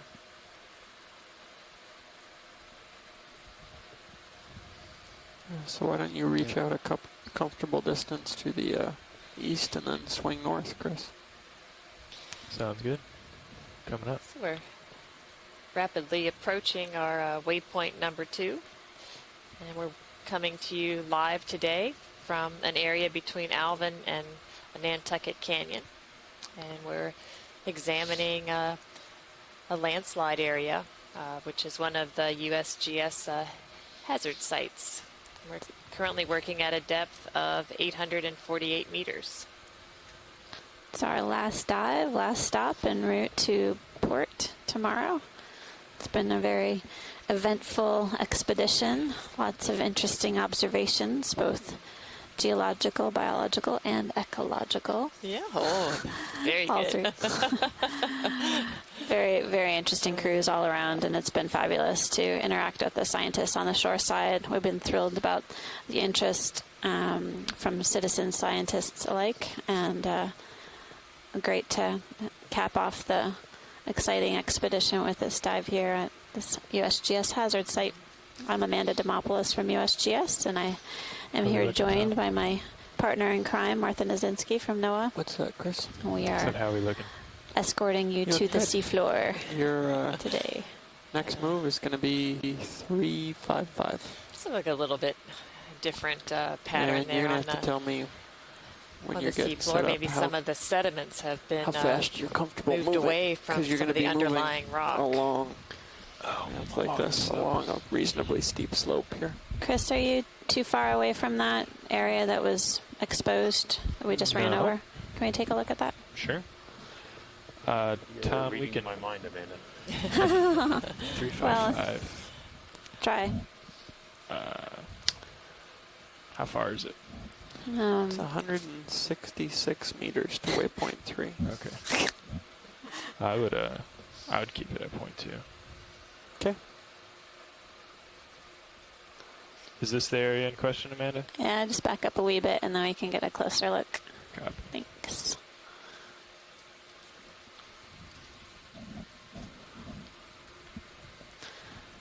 Alright, video. You want to start to go in on this feature? Any area in particular, Amanda? Just characterize it. I think this is fine unless Jason has anything specific. No, this is fine for me. Thanks.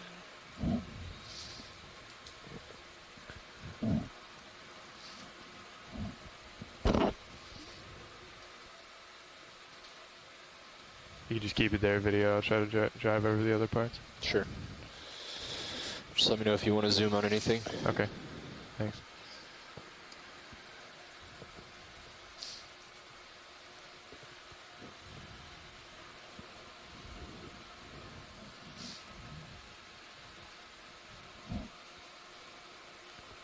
Looks like we're seeing some tubes in this burrow.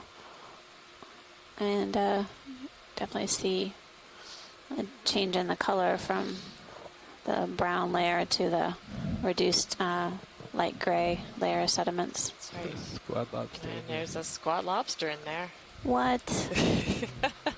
They're everywhere. They're like, Every single time we get a rock, we get a squat lobster. maybe it's squat lobsters and geology go hand in hand. Maybe. Okay, video. Come on. Could be some relationship. I'm not sure what it is. How's that watch Full leads? wide. Do we want more? I think that was good. Sounds like a proposal in there somewhere, Jason, I think. Thank you, pilot. Sure. Okay, yeah, you get writing and I'll review it for you. Okay, Tom. We are ready. I'm terribly Okay. lazy. I want to sidle left and get set up. I will call it in. Yeah.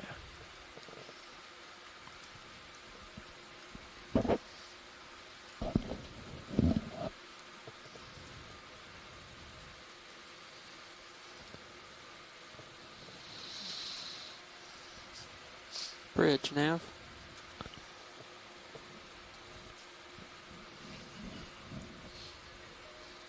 Ship move request. 50 meters, bearing 355 What at is that in 0.2 sector knots, 7? please. Thank you.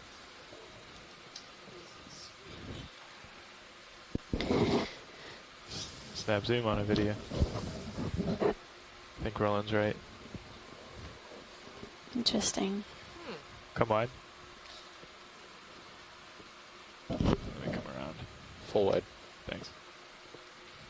Get a better shot. Okay, come back in. Before he... It's interesting. It's sort of just hovering over that burrow.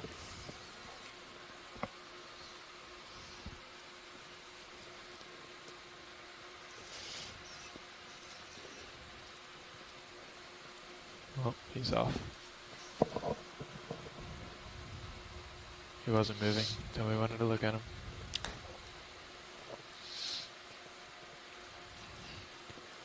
So pilots, the ship is getting underway now. Your bearing of movement is 355. Okay, coming about a little more. Copy that. Thanks, Nav.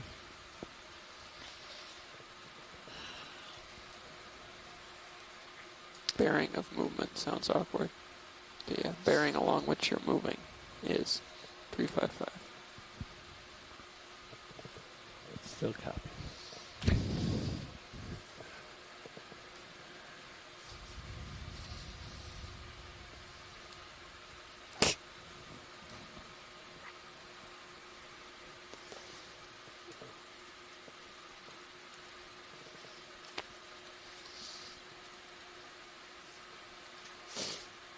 I'm gonna go snap zoom fish video.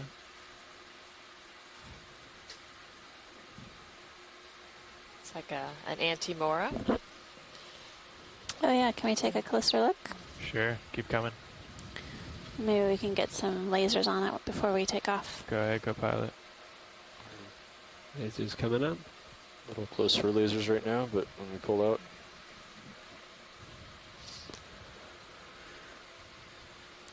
I'm really curious if we're seeing different species of Antimora throughout our dives. We've seen them on our ultra deep dives, at least 1,400 meters, but I don't really know the depth range of this fish.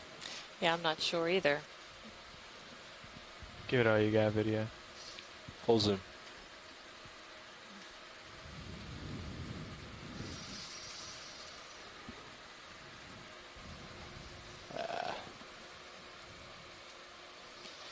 Okay. So that's why it's nice to have so much support on the shore side. Everyone can bring their area of expertise to these dives, and helps us do a much better job at describing and characterizing the animals and habitats that we see by making it a larger group effort.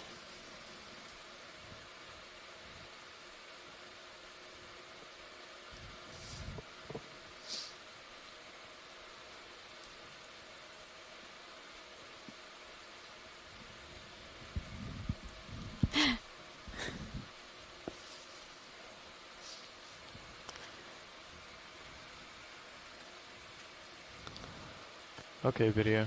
Sirius is underway. You can come wide. Thank you, video. Pilot? Sure. Is that a good enough look at that guy? That was great. Yes. Full wide. All right.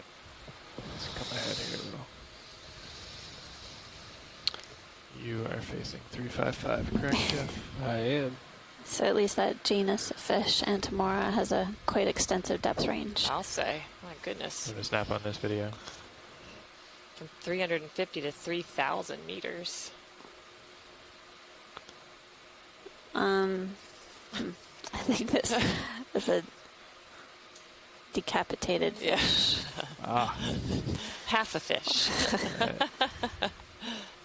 Former resident of the seafloor. So. Okay.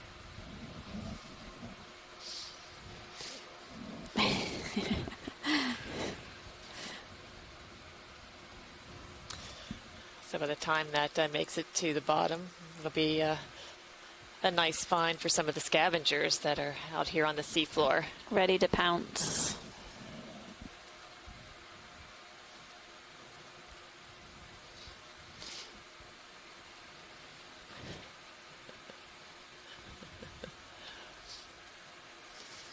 The following to keep the vehicle away from dangerous activities, and we send that all up to the ship via fiber optic cable bridge. This is nav. And then stream that across the satellite to the viewers at home. Red crab. Let me know when you want me to go Small in further. And a swell lobster on the left. Yes. I wasn't going to mention it, but. Hey, Amanda and Martha, can we zoom on the red crab to the right here? I think it's a mating pair. Come on. Thank you, Roland, for that explanation. To the right. I don't see a red crab to the right. You can see it in the other feed, in the Sirius feed. Oh, I see. Okay. Or that's HD2, yeah. Okay. Well.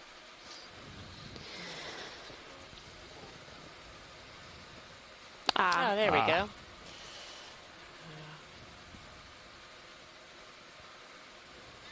Let me know when, pilot. Hold for... Copy that, bridge. Can we repeat the move? 50 meters, 355 at 0.2 knots. Thank you. Okay, We're currently come in, video. working at a depth of 856 meters. Looking here at a pair of red crabs. A mating pair. We've noticed that the positioning of these crabs is different than what we've observed for other species of crab, whereas the two ventral sides of the crabs are together instead of the male carrying the female with her dorsal side, or the back of her shell, to the ventral part of the male. We've noticed several mating pairs of crabs during our expedition.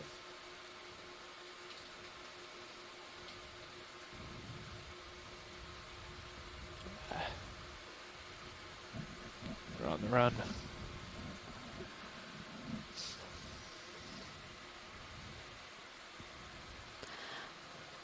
Thanks, pilot. Sure, is that good enough? Or do we want another view? I think that was good.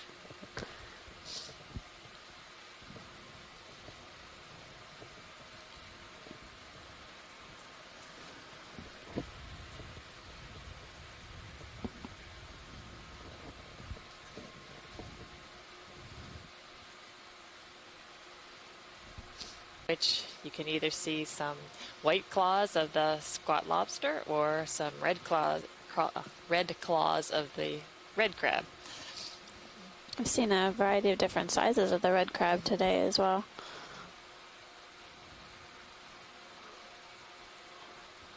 Are we between waypoints 2 and 3, or still on our way to waypoint 2? Okay, video. We're on our way to waypoint 3. Thank you. Yep. Thanks. Full wide. And you see a lot of tracks again on the sediment surface, as well as several burrows and a. Thanks, video. Yeah, you're right. Nice job, Tom. He called it. I'm not sure why he asked me what it was. Because you did the midwater transects. You're the expert now. Yeah. That's right. You did a good job. Using expert in a loose sense of the term. It's a type of burrowed ctenophore. Sorry, video. Pilot, I'm just about overhead.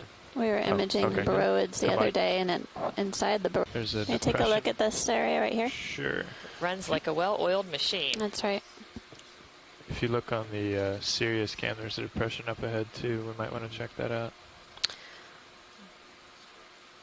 after we get some good shots of this one.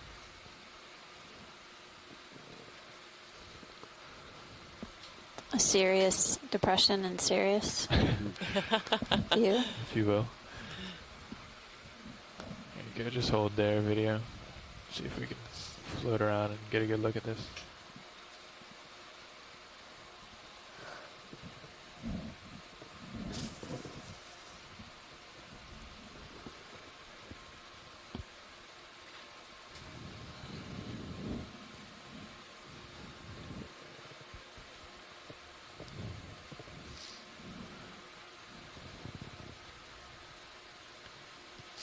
See if we can look down this burrow a little bit.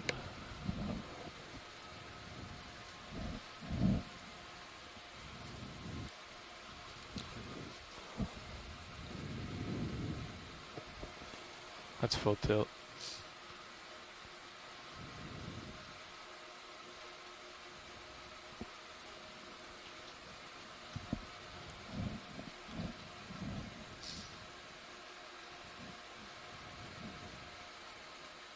Are these the views we wanted, watch these? Yeah, that's great. Go take a look at the serious depression up ahead. What?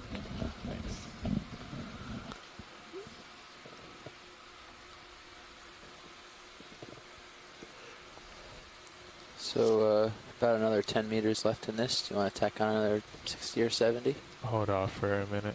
Okay. See what's over here and then. Another flatfish. Squat lobster. Did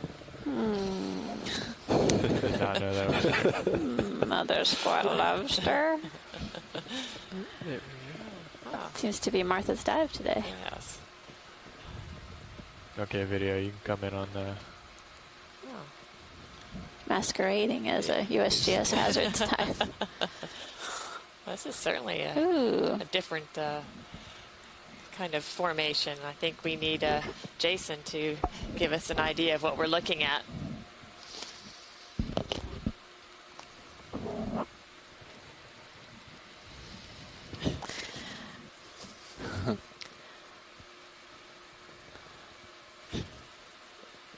Seeing a squat lobster in the view currently. What's your camera outside of a small burrow.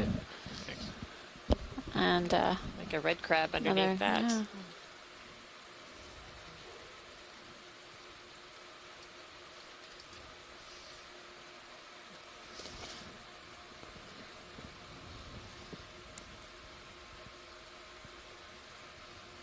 And shrimp.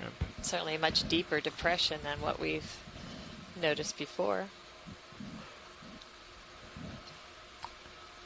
Okay, video. I gotta go. Definitely seeing some tubes as well, poking out of the sediment surface. Are you full down now? Go by. I think I'm a little bit farther. Okay, that's 95. You'll melt, I think. First initial is J. Roger. Last initial is D. Oh, yes, we have confirmation. We now have Andrea Quattrini here to help us with our fish IDs. So I think we've learned what an eel pout is. We were able to identify this one. Yes. We've learned a fair amount on this trip, I would say. Yeah, I think so.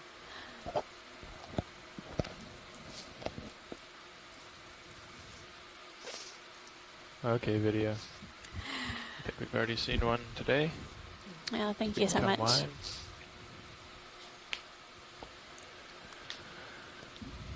Full wide. Copy, thank you.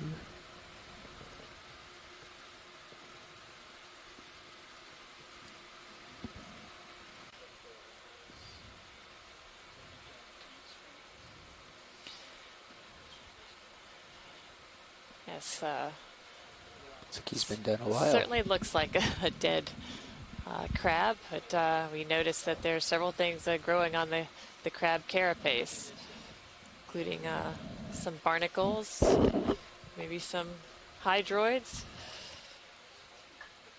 So again, goes to show that there are many organisms that are looking for harder substrates to attach to, and will use whatever they come on, Okay, whether it's the most appropriate or not.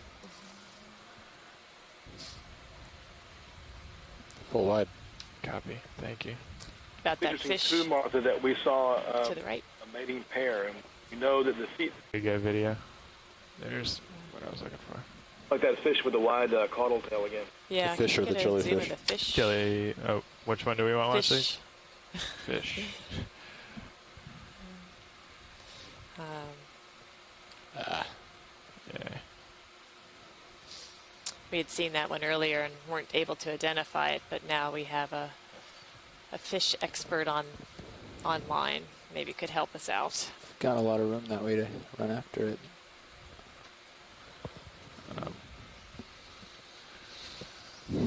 Okay, you can come back in on. We're full wide. Oh, back in. Got it. Copy that. I know they were asking about this earlier. Fish took off.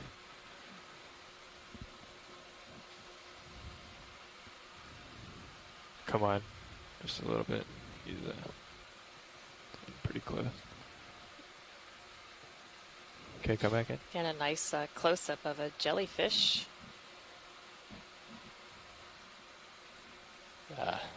Yeah, that's fine. He's all over the place.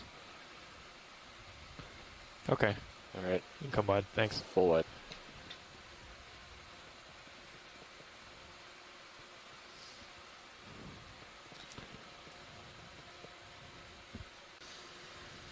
Fish on bottom. Some more squid.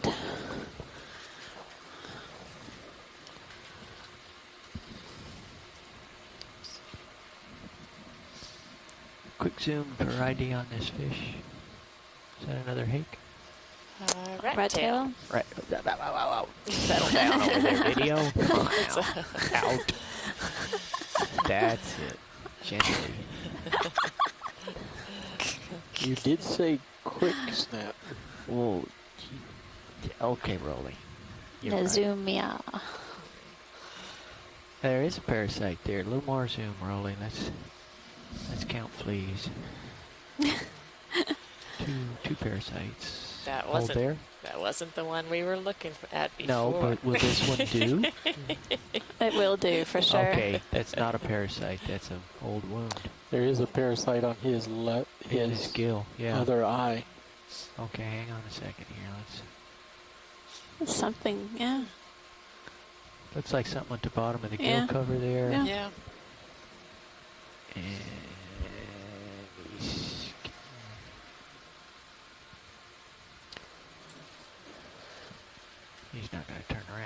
Okay, come out, Roland. Thank you. Oh, what's in the burrow? What? We have a new sheriff in town. Hope Springs Eternal. A little more zoom, please. Oh, that's just, okay, that's good. Thank you. It's a piece of a salp, maybe. Yeah, okay. Looks awful circular to be a salp. Okay, come out, Roland. Oh, what's the thread? That, is that tongue, I believe, coming from the top. Yeah, okay.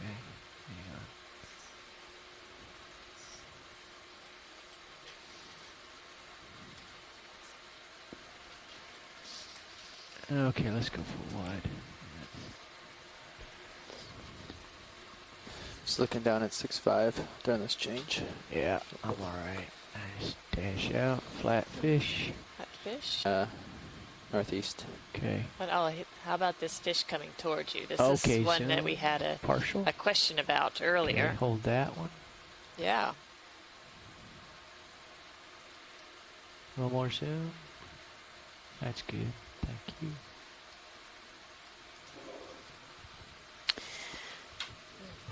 Oh, ran for cover. Full light. Okay, thanks, Roland.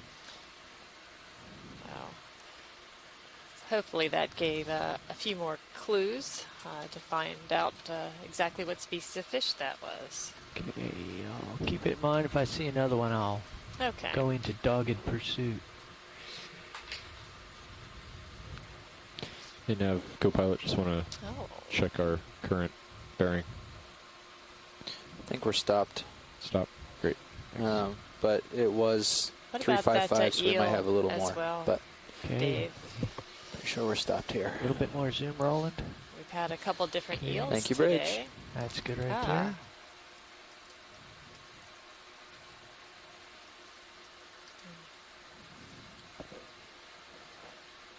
This looks similar to what they referred to as a duckbill earlier today.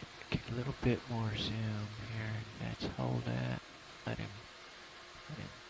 Oops. He startled on me. Let's see. Can we pull out? Yeah, a little bit. Just no, leave it. There we go. There we go. Dust clouds coming. Yeah. Okay. And some squid ink. Okay, wide, please.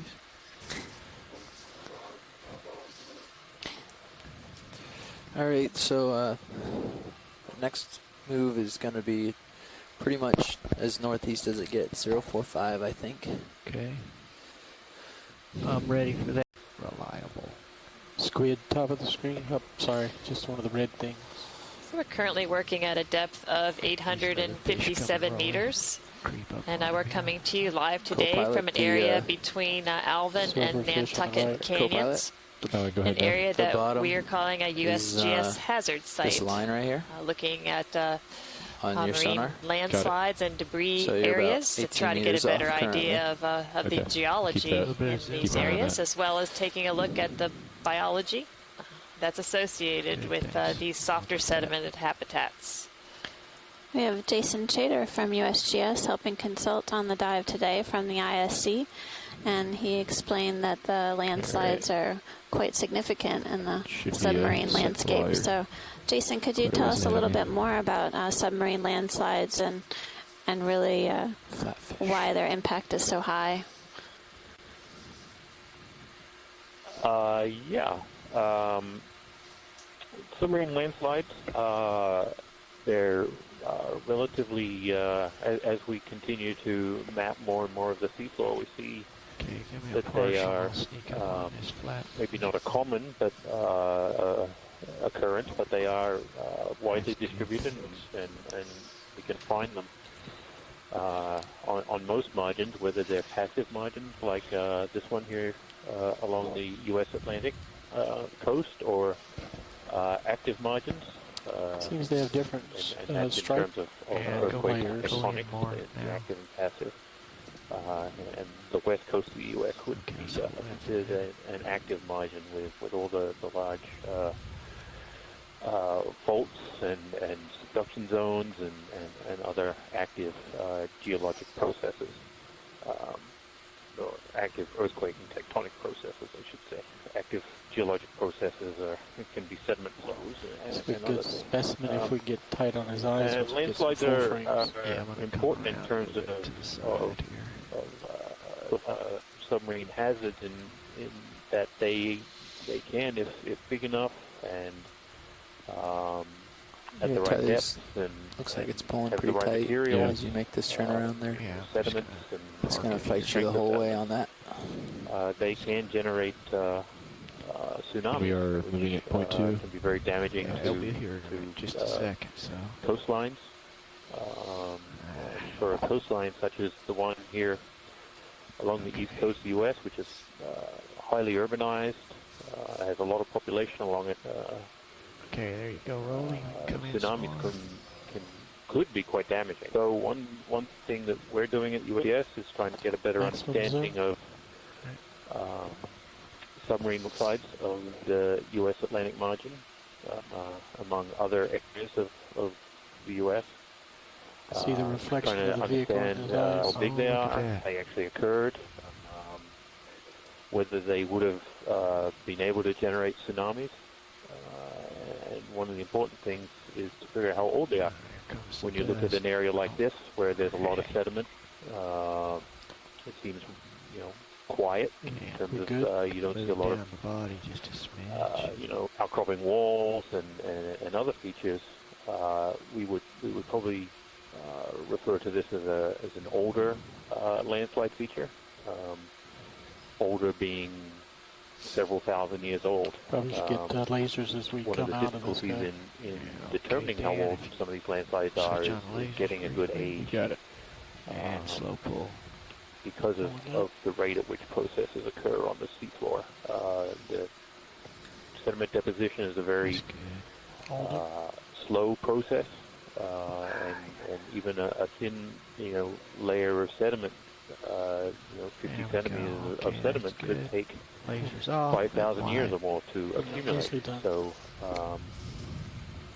that is one way we often take samples of the sediment and try and see how old. So on this type of terrain, the material above delta Z of 10 to 15 meters is good. What we're doing here is both floats. Getting a visual picture of what one of these landslide areas that we identify from make sure I give you enough the breathing symmetry room. maps actually looks like.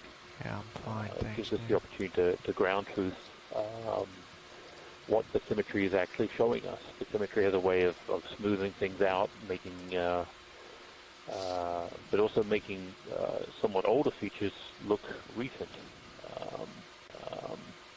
So it's always a good idea to actually get as good a picture as you can of what the seafloor actually looks like, to just get sort of get yourself oriented and a baseline for understanding some more of these geophysical and remote sensing tools. So while it doesn't seem like there's a lot going on here, it's very instructive to see that the sediment here is quite thick. It tells us that this landslide occurred quite some time ago. The age of which will have to be determined later. But as always, mud contains a lot of things going on. We see a lot of bioturbation in the sediment, and a lot of activity that we can't see below the surface. And Amanda can definitely speak to that more than I can. Yeah, laser if you would, Dan. Tag, you're it. Thanks, Jason. Appreciate that. Yeah, we've definitely been seeing some relatively large burrows and tracks in the sediment surface. Obviously, we can't always know who made those tracks, but those tracks are a clear indication that there are a variety of different fauna that reside near the seafloor or on the seafloor, the epifauna, that are creating those tracks or biogenic traces, as well as the animals that live within the sediments. They provide a variety of different ecosystem functions and ecosystem services, including serving as food for several organisms. They cycle organic matter, break down that material, and move Getting close to the end of this move, I'm going to tack on another 50. chemicals throughout the sediment, and are important in terms of nutrient cycling within the sediments. It's like another eel pout. Yep.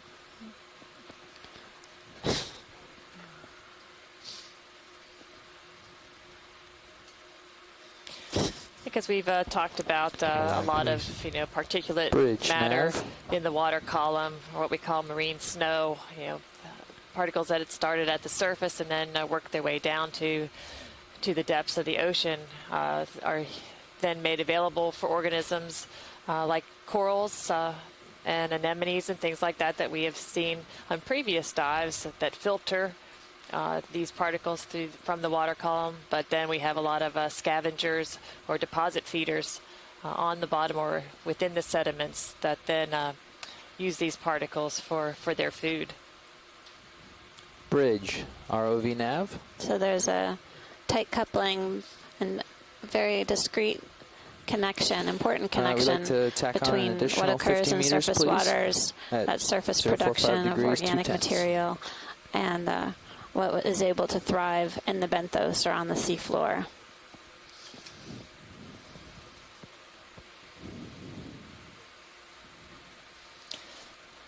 In some respects, it's hard to imagine that the food that organisms are eating here at 853 meters beneath the surface of the ocean actually got its start at the surface.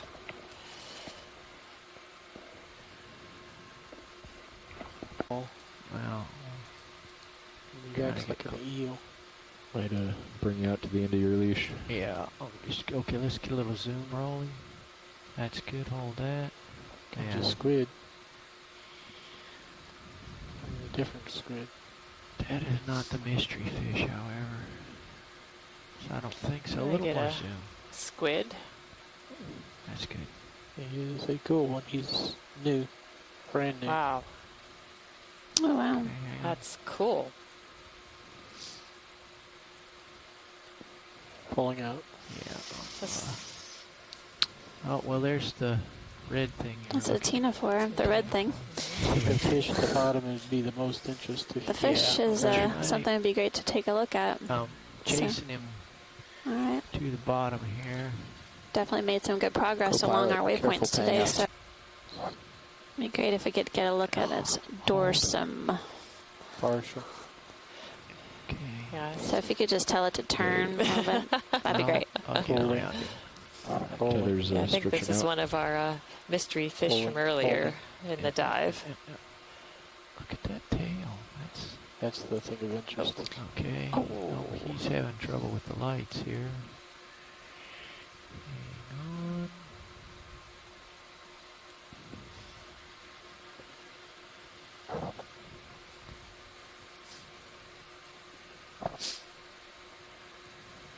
He's swimming blindly. I don't think I'm going to be able to catch him here unless he decides We'll keep looking out for another one. Maybe I'll just Thanks, Dave. pretend to go away. Let's come back. Oh, there's one. Let's look at this guy. Okay, hang on. Get up the water column here. A little more zoom rolling. Again, you're at the end of your leash. Always at the end of my leash. That's where the good stuff is. Someone need to say it.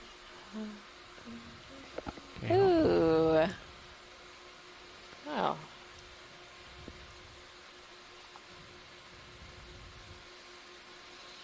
Just stay put rolling. I'll get him. Oh, wow. It's way out there.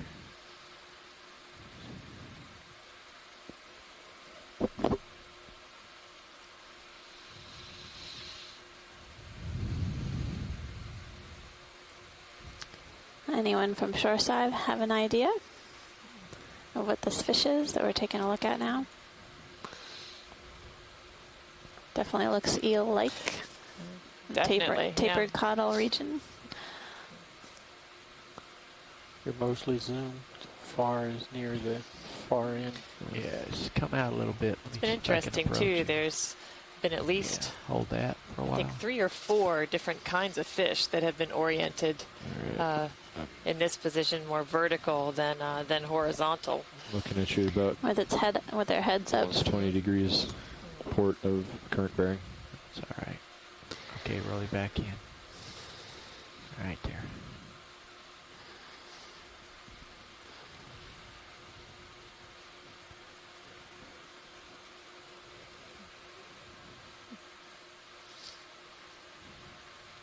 It's coming towards you. Yeah. Wow. Come out a little bit. See if I can get around it now. So taking a close-up of this fish before it swims away. Got some nice close-up video of this fish so we can identify it later. Okay, so you wanted the crab or the fish? There was something over to the left. Something I couldn't quite see it very well. All right, that ship moves just about done. I think it's a crab. Going. Crab. The way that we're transecting, I think we're going to be along a contour from here, so we shouldn't be Red traveling crab, it uphill appears to anymore. have something in its right claw. I might go a little more north than northeast, then that way we're not heading Cerros uphill first. Okay, good plan. Appears to be a red Just a crab. few It may degrees, have like something in its 40040. right claw, Okay. possibly. And essentially we're also trying to Start to turn her around. identify any sonar targets along the way. So we'll just keep looking for any hard returns. Rocks are in this dive. We've only seen one exposed nav. rock. That was early on in the dive. It was sort of angular in shape with some rounded edges. Can you And it advise how had much is left in this move? flytrap anemones That's right. on it. Surprise, surprise. All They right. were- they were Can we add packed an in there, additional too. 50 Every meters available at piece of space 040 at 0.2 of a knot? Was Thank covered. you. They were interested in those barnacle that's on the bottom of it and also on the top. Okay, that's Besides, macro. that should have been a good indication of how few hard surfaces we would actually come across, that they were all packed in right on that Partial. one. More. Preciously limited real estate out That's here. right. Well, it's a great picture of these barnacles attached to the red crab. Yeah, it has several barnacles. A lot on moving its in on legs, me. as well as its carapace.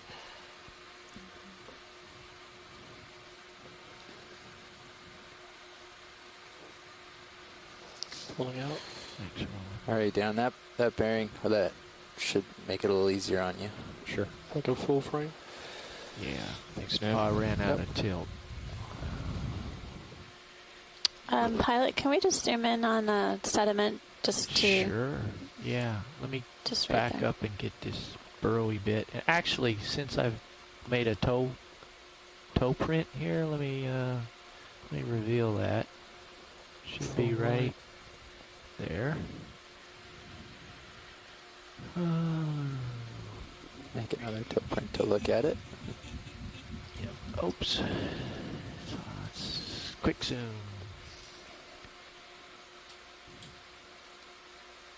Okay.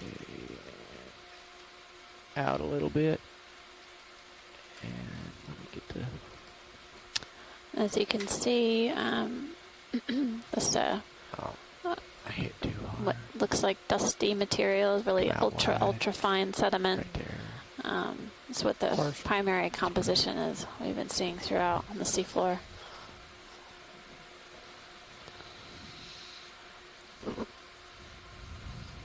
Dig down till we find some rock. We don't have the bulldozer blade attached today. Oh, Next time. Although we do return to the surface with a lot of sediment stuck in the skids. Looking down at you at about 80 degrees. Okay, Dan, thanks for the heads up. I'll hold that right there rolling. Let me crank around here. Geek. Oh, I startled him. Trapped. Makes it viewable. I Don't give up on him if you got the time. Okay. Come out just a little. Not just a little. 90 degrees. Heard that. Okay. Soon.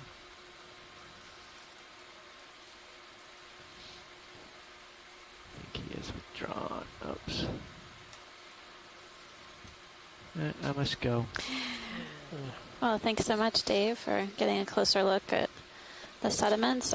We have a variety of different people on the shoreside joining us today, listening in. Not only shoreside scientists are helping us with the interpretations, but we have a variety of citizen scientists. So you got a set well. of moguls ahead of you. Excuse me. When we take a closer look at the shrimp, maybe, just want to welcome Miss Burns' 4th grade class from E.L. Haynes in Washington, D.C., and hope they're enjoying watching this seafloor live video feed today. This is our last dive on the expedition here at USGS Hazard Site, which is located between Alvin and Nantucket Canyons.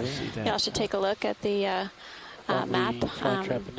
Take a look and see where we're diving today and get a bird's eye view of the location on the seafloor. As we get an ROVI view of what's down here. It's like you're cleaning the skids. Is that a rock down there? It is a rock. I think so. We are gonna. I knew we would find another one. And take a close look. You just had to. We even have the mayor. Oh. His Honor the Mayor. See a good fish there. One that we've seen before. Okay, partials if I can remember the name. Catunculus. Very good. Sounds like an old. And we know that it's a type of toadfish. Eggs on top before we run out of time. Yep. Okay. So. This rock is very rounded. Yeah. Coming up to the eggs that are on top. Yep. Look at That's that. all I'm going to say, because I know we have some experts on the shoreside who could give us Look at the eggs on top of that. 90 degrees, pilot. Maybe the Catunculus That's amazing. is a she. Oh, my goodness. Assume if we can, pilot. Go ahead. Wow. If we want to stay, we might have to stop the ship. Now I would think so, yeah. Okay. We're going to get some good images of this. My goodness. Where it is now.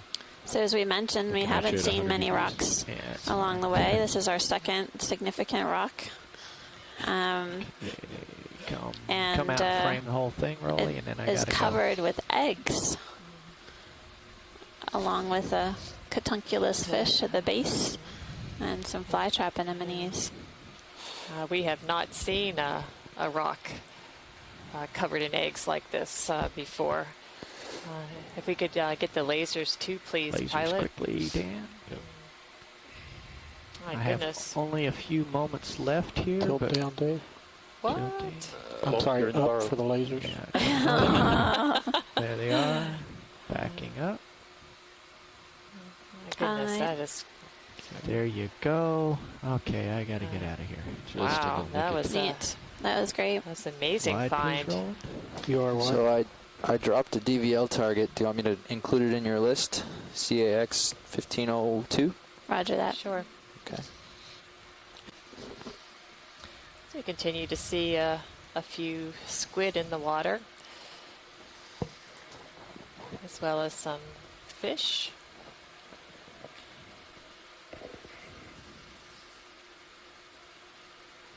So I'm heading down slope, Dan, and we'll be north of you when we get rolling again here.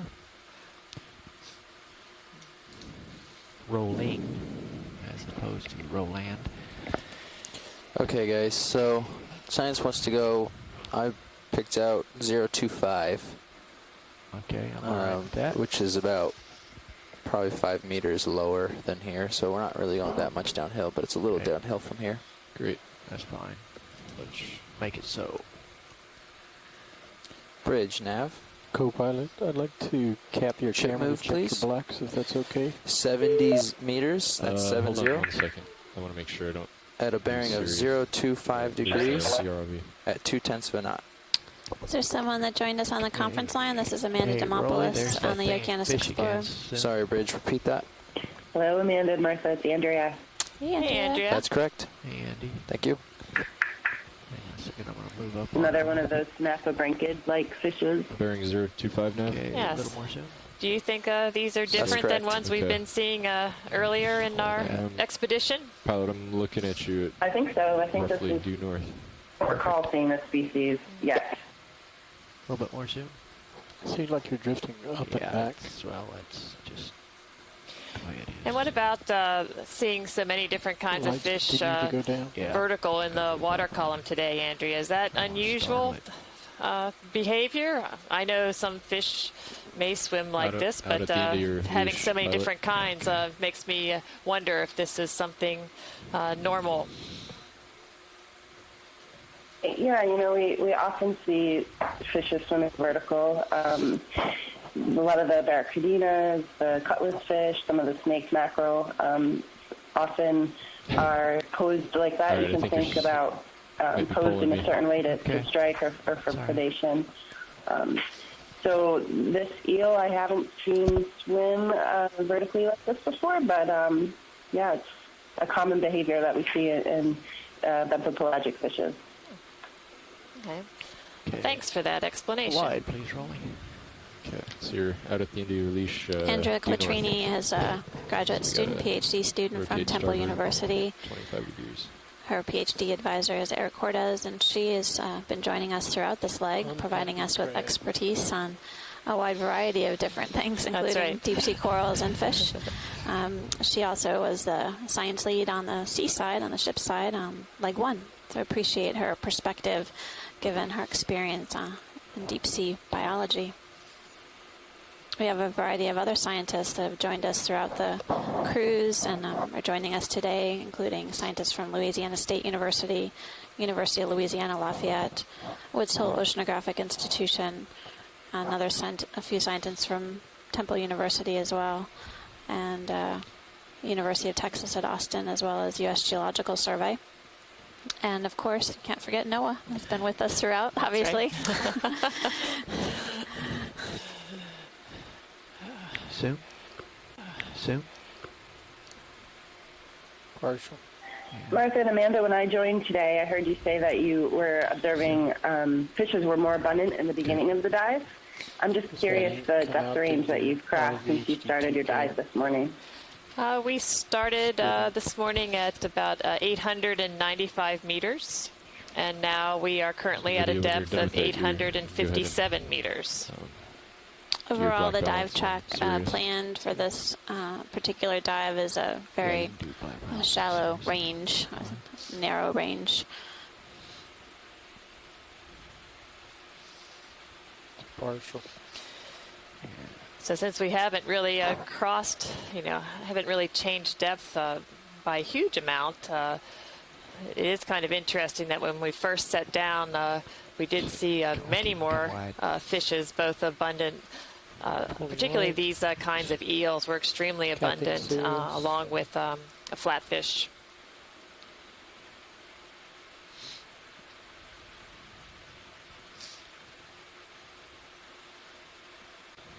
Okay, zoom this fish. So we continue to move along this Something in his mouth. sedimented slope. Again, we're coming to you live today from an area between Alvin and Nantucket Canyon. Does that fish have something in its mouth? I think it's like a big item. He bit off more than he can chew. Wow. This looks like an anemone. That can't be right. What is that? It's trying very hard That's pretty awesome. to hang on to it. Quite a gape width on this fish. Have. We need to see what that is. Could it be the back half of a fish? Yeah, I was thinking anemone or sea star. Oh. Wow. Or maybe other part of a fish.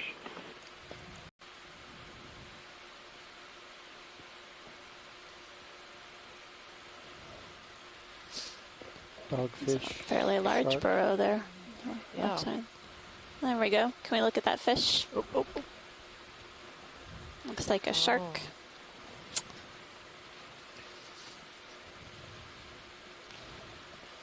The think he zoomed off to your right. Yep. Okay. We see him in Sirius. And there is it. Looks like another eel pout too on the sediment surface. There he That's is. him in the distance there. Yep.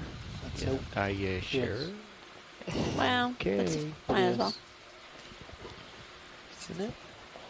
So I'm looking at you about 15 degrees starboard of our bearing. Yeah, that's all right. Don't know if it's him, but it's looks Yeah, it is similar him. Mark and species. Amanda, I think that was a parcel cat shark. I thought maybe in the genus Apersturus. Okay. And Mike Vecchio is also saying cat shark. Let's see if I can flank him here. So we haven't seen too many individuals of the cat shark. I think this might even be maybe even the second time we've Coming at you. observed one. Yeah. All right, pulling out. That's good. So Who's we're chasing 30 who? degrees Okay, starboard of our current bearing, and Tilt. looking down at shoot at 45 degrees. I wonder if he's picking up my electrical signal. We have seen a lot of cat shark egg cases attached to corals. I got him on Yeah, a exactly. run. That has been one of the observations wide. we've seen in some of the canyons. And again, we know that cat sharks do use try to some of these laser at deep sea some point. corals to attach their egg cases 60 to. degrees starboard. of our Coming current But it's bearing. only been a few times that we've actually observed the cat shark. Can you guys restart sonar on the ROV? Nav, what are you doing over there? You asleep? Following the shark for you. Oh. I don't have control over the sonar. Sorry. It's not, Oh, there it oh. goes. 60 Got Okay, a it. little bit of zoom rolling. Just Thank oh, you. This guy, every time I get close, he gets excited. He turns toward me when I get close, which is why I wonder if he picks up the vehicle's electrical field. Okay. Well, thanks for that. Back on Close track. up of the cat Awesome. shark.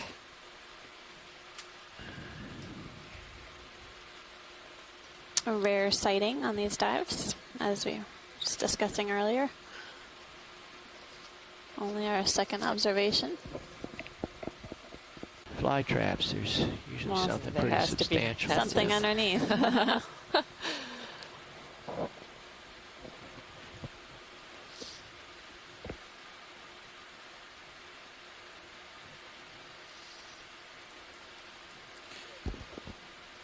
Go ahead, Bridge. Thank you. Okay, let's zoom in, Roland. Oh, that's an interesting rock. It's oh no, it's. I thought it was full of fossils, but it's covered with worm. Worm tubes. Worm tubes. Yep. A little bit more zoom, Roland. Here, if we could get a tight zoom Shrimp in take the up back. on the rock. Right on. See if we can figure out what it is.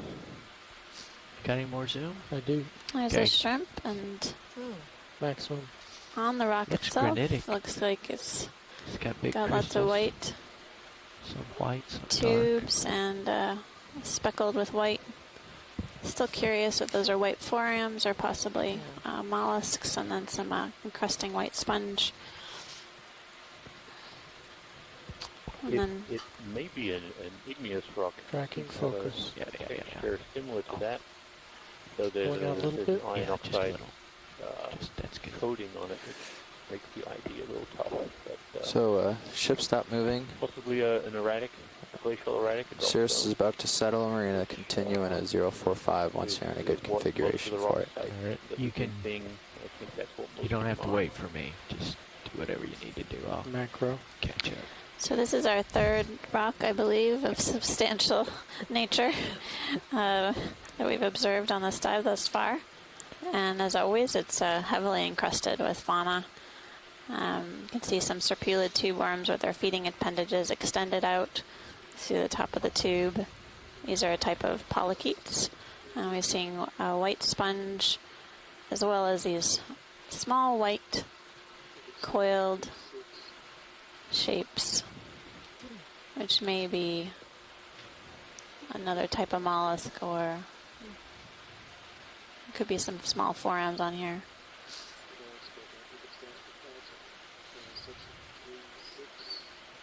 It's an igneous rock. Did you see the It's shrimp lighter on colors the we're video? seeing. I'm going to call in a move at 040, Oh guys. yeah, there's a Okay. small gastropod on the No problem. upper right hand side of the screen. Bridge, and nav. we have time for the shrimp, co-pilot?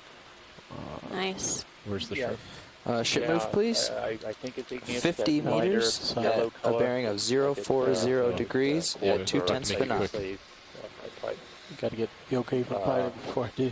Mineral. That's correct. Frame ROV. Thank you. Of course, hard to tell without a sample, but definitely different than what we've seen so far. There you have it, Rolly.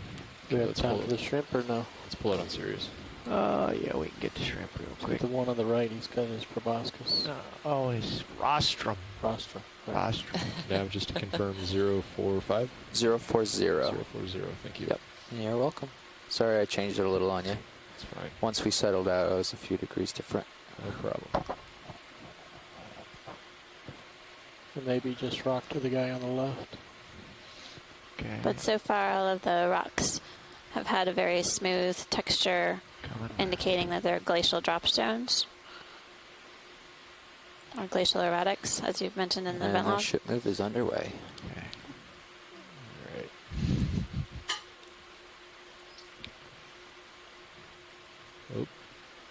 Perfect image. And some more gastropods Okay. on the surface of this anemone. As we take a closer look at the More shrimp. seconds, Rolly. I'm making my co-pilot nervous here. We got some good freeze frames of that. Okay. Pulling out. You can lift off.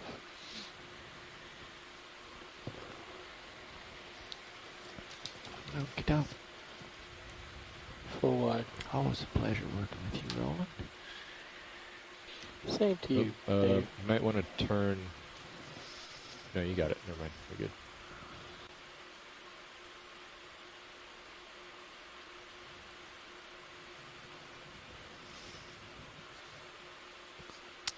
Oh, some more squid. Multiple squid here. Lots of squid. This must be where they come to sleep. And that move is going to bring us up 15 meters, just so you guys know. Got it. Thanks, Nav.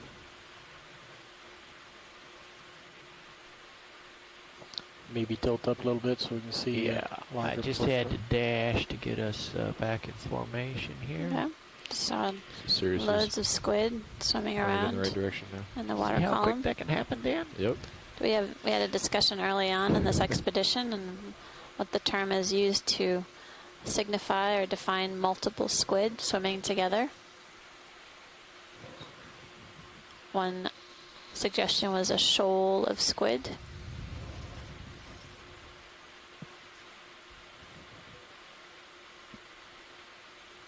Or school of squid. Some interesting shading. That's good that we saw ahead, just swimming by. past the berm. Were ilex, different type of squid than we were seeing at the beginning of the dive.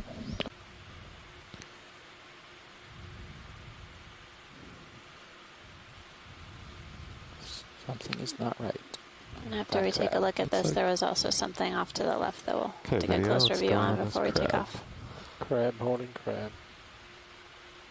It is not a rock. It is not a rock, folks. Oh, he's holding her the other way. Notice this crab is holding the opposite. Yeah. That's odd. Not for some species.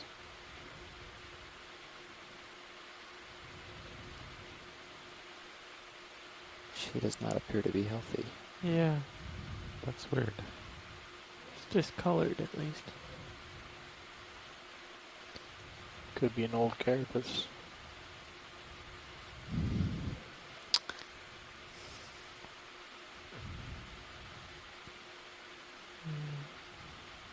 Time is growing short, Carl. Okay. Okay. There's something Several else to look at. barnacles on the crabs, on the crab. All right, video. Pulling Let's out. go wide. Looks And like the what else did we want to female- see, watch sleep? there was something off to the left corner. So before you came over here, scoot lateral. There's a squid on the sand. Squid? No, he wasn't there before. And we've seen For Carl to catch up. and a squat lobster perched in front of a burrow, and we keep heading along. Bridge, Nav. Squidding. Squidding. Looks like we're just about to the end of this move, so I'd like to add several inks. I'd like to add an additional 50 meters, please. 0.402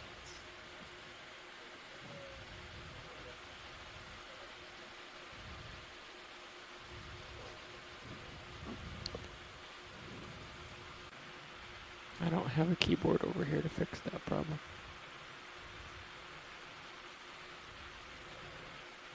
See that swimming fish? That's sort I of do. I've got a couple images of it, but the scientists have been interested in trying to get a good one. Okay. Sort of has a different kind of tail. Let's go in. I'll try to get a little closer as you're zooming. He does get quite quick when we get close. Nice.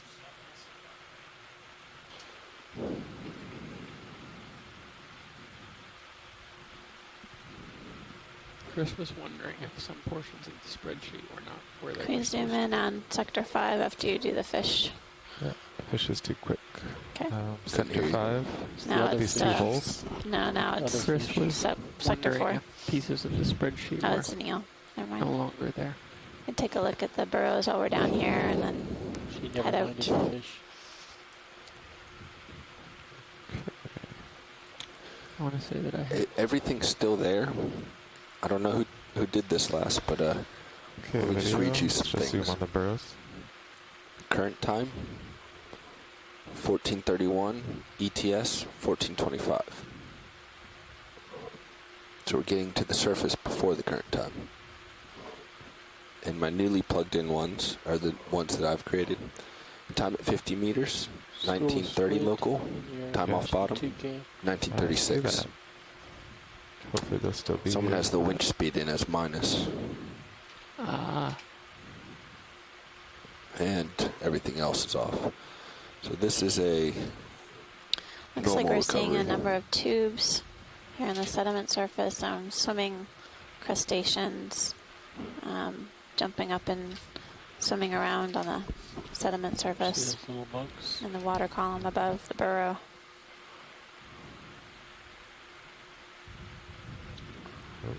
Going wide. Actively creating these burrows, but definitely we've seen several different occupants. Do you want to go for zoom on the squid? Sure. Or shrimp? Squid. Take a closer look at the squid swimming That is through a the water. squid.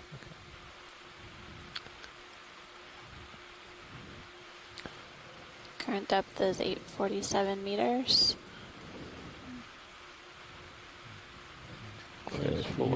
Nice for you to ask him to turn.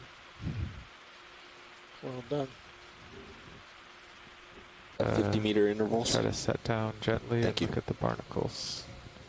So it looks like it has quite a Roger few that. barnacles growing on its carapace.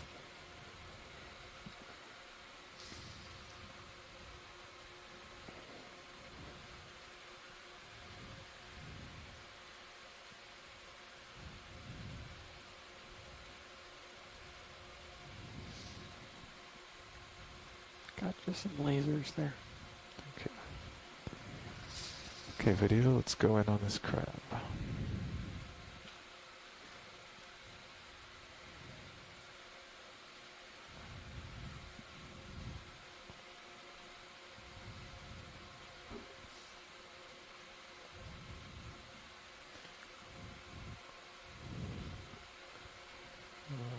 Pick up barnacles and I'll focus on.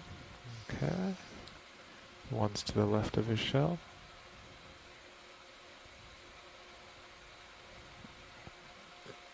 Coming up to it.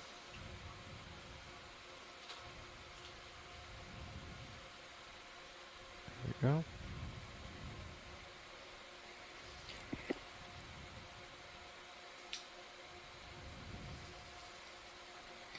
Quite a few barnacles attached to the carapace of this red crab. You can see the feeding appendages extending from that one in about the center of the screen. As we've been discussing today, hard substrate is hard to find in some of these areas, so sessile organisms have to use whatever hard substrate Go they to the ones find, on and the right of the shell. in many cases for these barnacles, that's the carapace and That's of maximum zoom. these large Okay. red crabs. Heading backwards. I think it just drift away. Yeah. Can you go wide? Pulling out.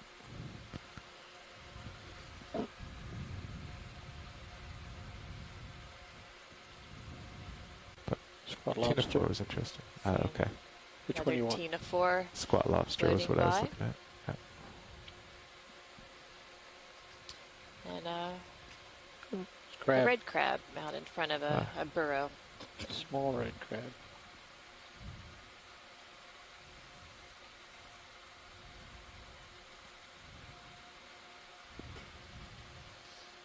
Okay, that's good. I was just trying to see what he was.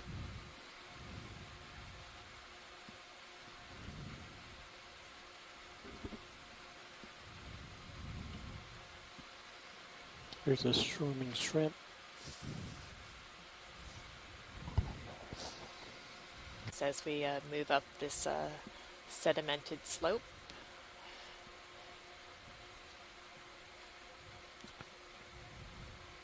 Did that crab just catch something on the Did you upper snap left? zoom on that eel? Looks like Yeah, there might it's be got something at the attached bottom. to it. Video, can we go in on this eel? He's coming under. Ooh. I think it Full wide. might have a parasite. Roger.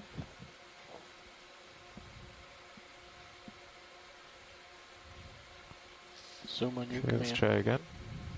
Zooming.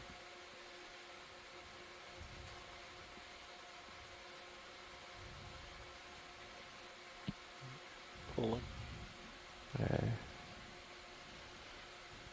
It's not very cooperative. Oh, there it's Chasing. turned. You got thrusters.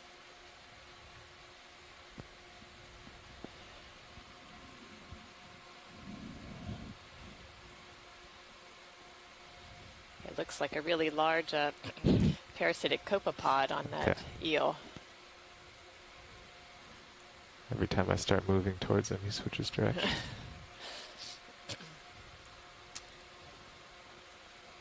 Just to full give you a wide. little Thank you. challenge there, pilot. Co-pilot, you're full wide as well. Yep. Okay, video, let's do a quick zoom on him before he runs.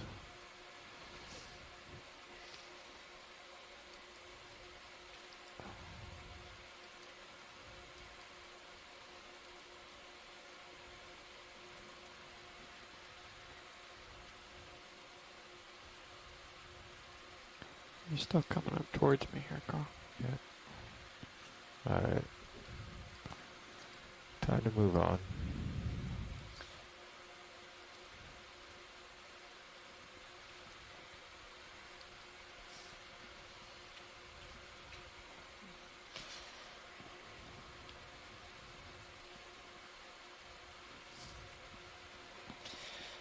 So we have seen quite a few examples of fishes with the parasites during our expedition.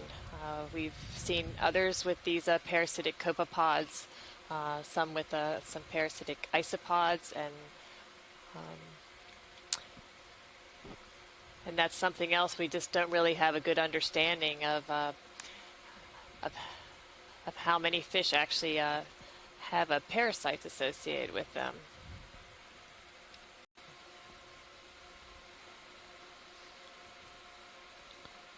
I'm going to go with stuff. Stuff. Seem to have some stuff on the sediment.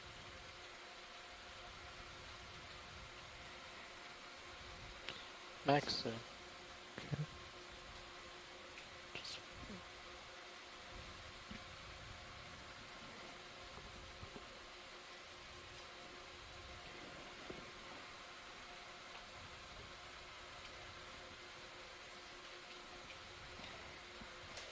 Kind of a discoloration there on the sea floor as we get a closer look of the sediments here. Pilots and science, an update from nav. We currently have 3 hours and 35 minutes remaining in the dive.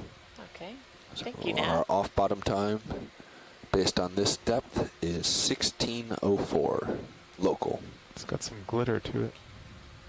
Some shine. Thank you, Nav. Oh, Copy looks that, like Bobby. another, like a Good small work. shrimp there, too. Shrimp on the left.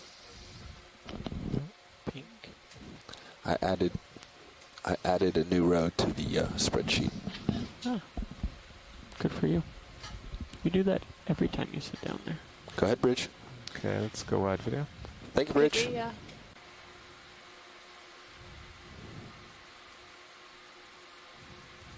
Excellent.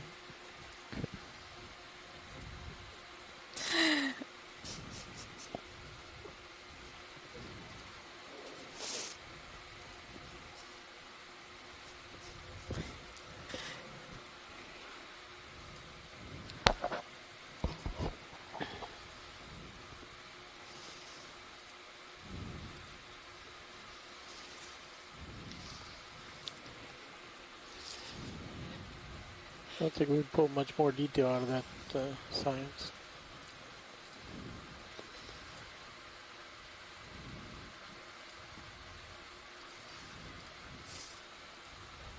It's very little shrimp. Great. Thank you, pilot. Underneath me, Carl. Alright, full wide, time to move on. Okay, rolling partial, please.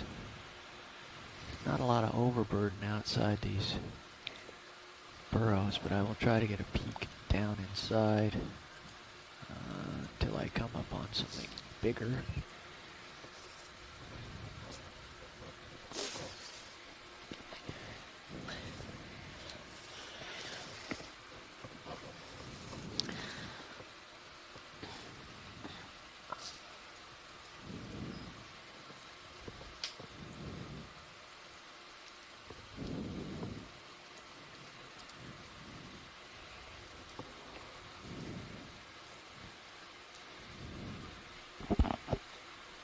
Okay, let's get a little more zoom into the mud there. That's good for now.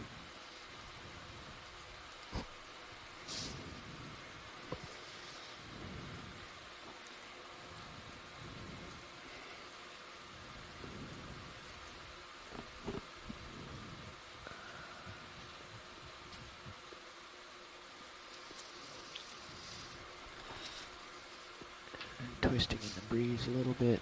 Well, let's come wide. I'm going to look for something a little bit better, but there's a quick glimpse.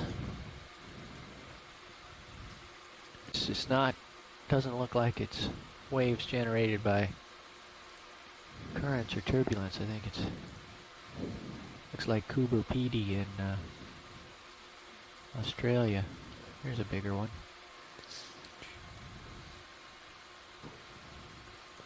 So I'll give this to you in just a second. Yeah, if That's we can cool. shoot it with the lasers before we...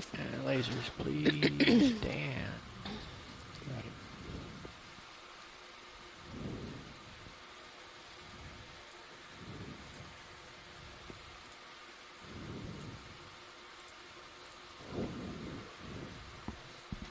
Okay, a little bit of zoom rolling. Okay, bring my head right a little bit. Get right in here and look at the tiny greens. There we go. A little more zoom.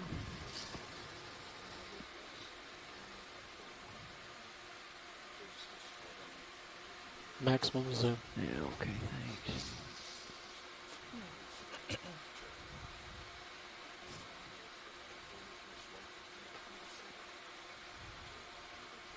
Okay, push focus to the back of the burrow there. Yeah, that's it. There's some red thing in the foreground. It's biology. We'll get to that in a minute. We've got a still image of it. Well, no explanation You'll of what have it to is. But wait its turn after the geology. Okay, you can go for the red thing, Roland. Are we maximum zoom yet? You are. I'm totally stable here. Okay. Yeah, you could definitely see the tubes sort of streaming down the perimeter of these burrows. And the tubes are created by animals that live within the sediments or sediment in fauna. You can clearly see the change in color from the brown surface layer to the reduced light gray layer below. Okay, let's come out just a little bit. It's a pretty deep burrow here. Yes, we would partially call this sediment biodefeated, I think. Let's go full wide now. Sure we've got enough of that to come back and review. We have Squat lobsters we've seen today, how related are they to the ones we've observed on previous dives? Like that are associated with the corals? They are in different genera, okay. But they are fairly closely related. This fish looks like it's gotten a little damaged. Yes. Out just a smidge.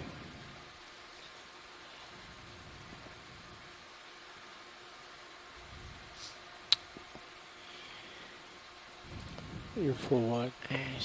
Just trying to do a little R&R there. Another mating crab pair. A romantic encounter there. Wasn't there a third Seen one here a second a ago? few mating pairs of the red crab today.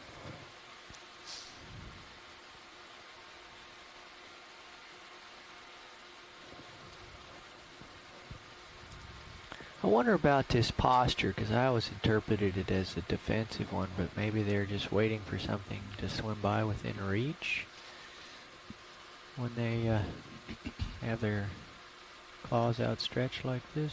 No, I think it is a defensive posture. Well, it wasn't me that got him all riled up. Zoom in, Rolly. Are you sure? Yeah, because, well, I came from behind. Can't really ask him. Hold it. Whoa. Easy there. He was in this posture when I was way over there and facing away from me, so that's what prompted the question. No, this is often KY, please. a defensive posture that we observe for several different kinds of crustaceans. Okay, sneaking up.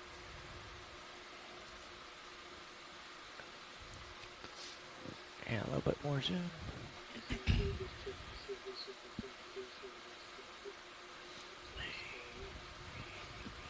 I think another wedge flounder. Yep. Indeed.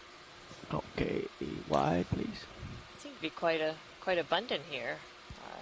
This location, the witch flounder.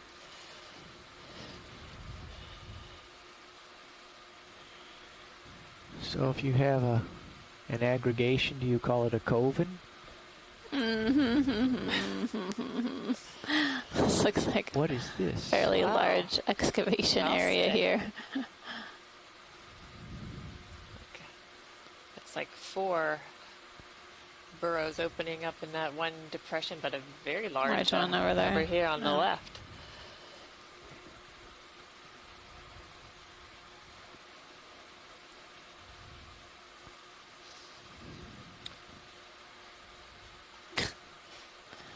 And again, for those of you looking in the serious view, you get an idea of the broader scope of the habitat that we're looking at, and as Amanda pointed out earlier today, it sort of gives you the impression of the surface of the moon. Rolly. It's really dark in there.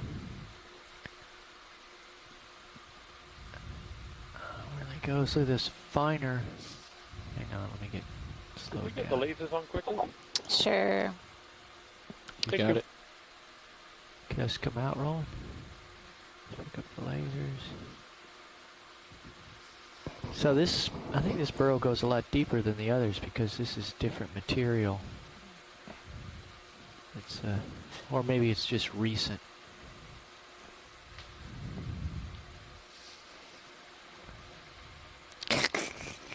big. Definitely, around the opening looks really smooth.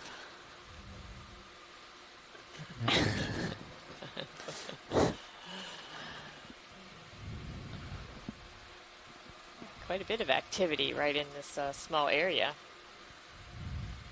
Oh, what's that? What's that? Oh, it's just a rock. Yeah, give it a little bit. I think it's just a fig. Yeah, it's just a figment of my imagination. I'm seeing things. Yeah. Okay. Wide, please. There's a pebble. Hey, there's a pebble. What's up with that? A little. Boom, there's a rock. All right. It's Never miss gray. an opportunity to do some geology here. We don't discriminate on color with the rock. That's right. Whatever we can get. Okay, let's come wide rolling.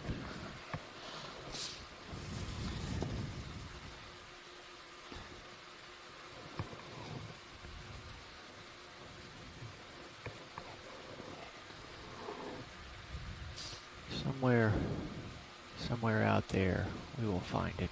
Fish.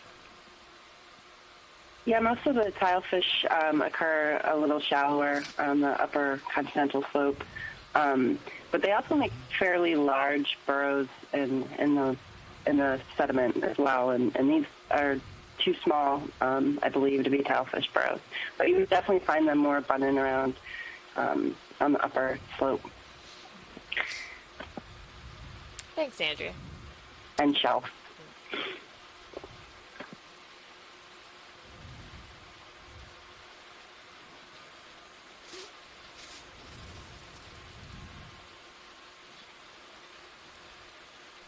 Yeah, I've been surprised we haven't seen a higher diversity of fishes here.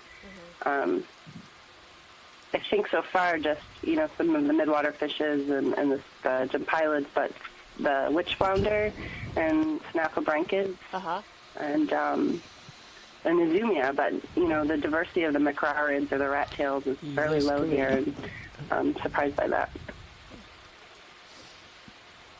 Might get a clue here. Let's see. A little more zoom. Getting a look at him. The red crab, you can see, has several barnacles attached to its carapace. And it looks like maybe an amphipod crawling along one of its limbs. Oh, yeah. A couple. Two, yeah.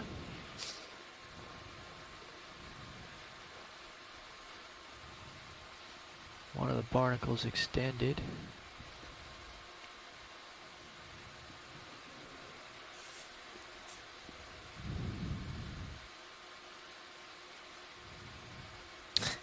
Scooting along. It's in a hurry.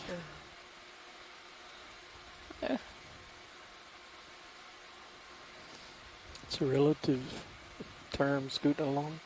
Mm-hmm.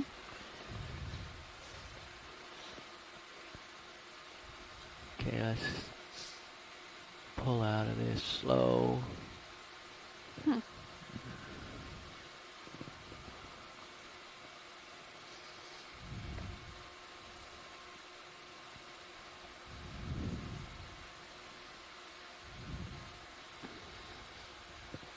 Flow wide.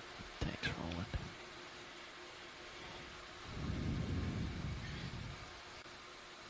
A little bit of partial zoom, Roland.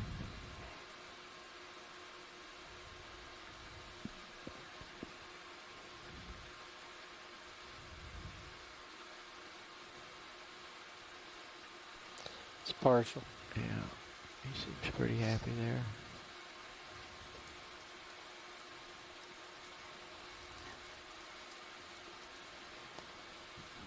Okay, wide, please.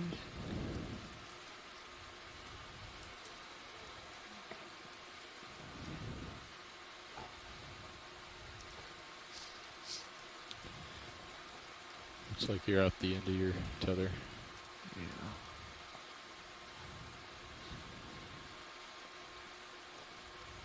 Oh, there's the Is that still the mystery fish? Still mystery fish. Could we get a? Yeah, working on it here. I'd recommend doing him from a zoom. He seems to go faster the closer we get to him. Okay. Yeah, he's swimming towards the lights is what he's doing here. He's just, I back up and he swims faster. Let's see. Zoom. Let's hold up. Just get going back down. Another Tina 4.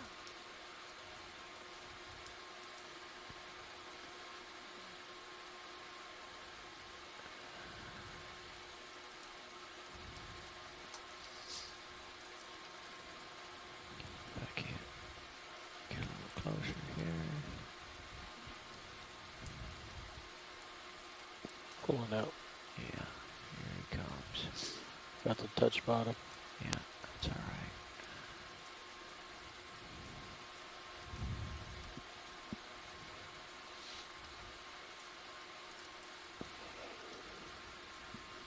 Well, he's a difficult subject.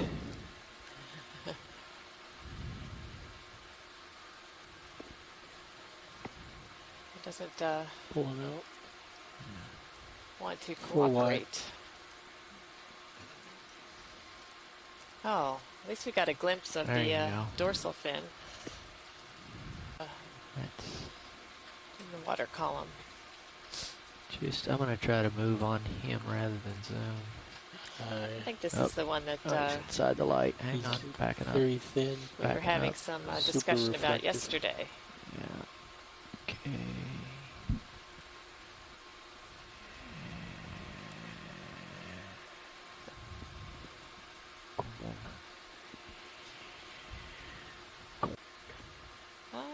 Maybe.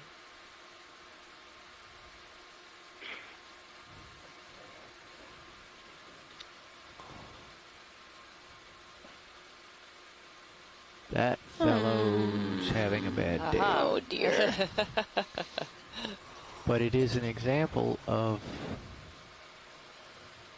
what was it, a snake eel? Snake mackerel, that's what Andy said. Oh, he just ran for cover underneath me. I wonder if the squid are going to get him. Okay, a little bit of zoom, please, Roland. Hold that for a moment.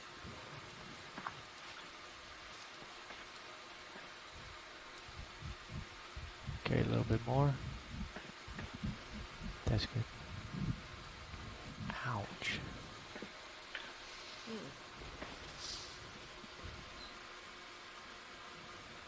Looks like he may have had his face inside of a squid. Oops.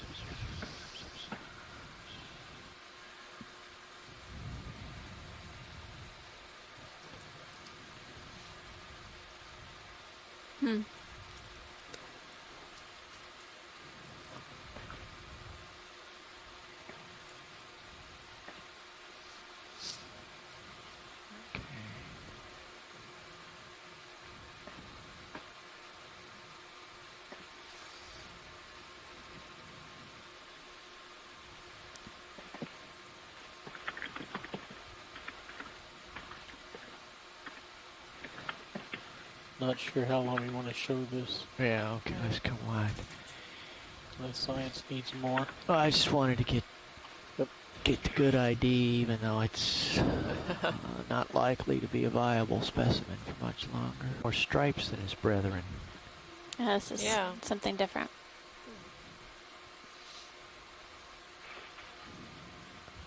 Oh, is that a green eye? Look at those iridescent fins. Yeah. That. Oh, his eye is really cool looking. Wow, look at the pupil. It's Yeah. pear-shaped. Or like the actual. Or is that just the eye socket that gives that impression? Yeah, it looks like the socket is like that. That's our first green eye so far for this dive, correct? That's correct. That's correct. I think one other day on similar types of habitats, we observed a few green eyes. That's right. Say again. Thank you. And we're at a depth of 807 meters.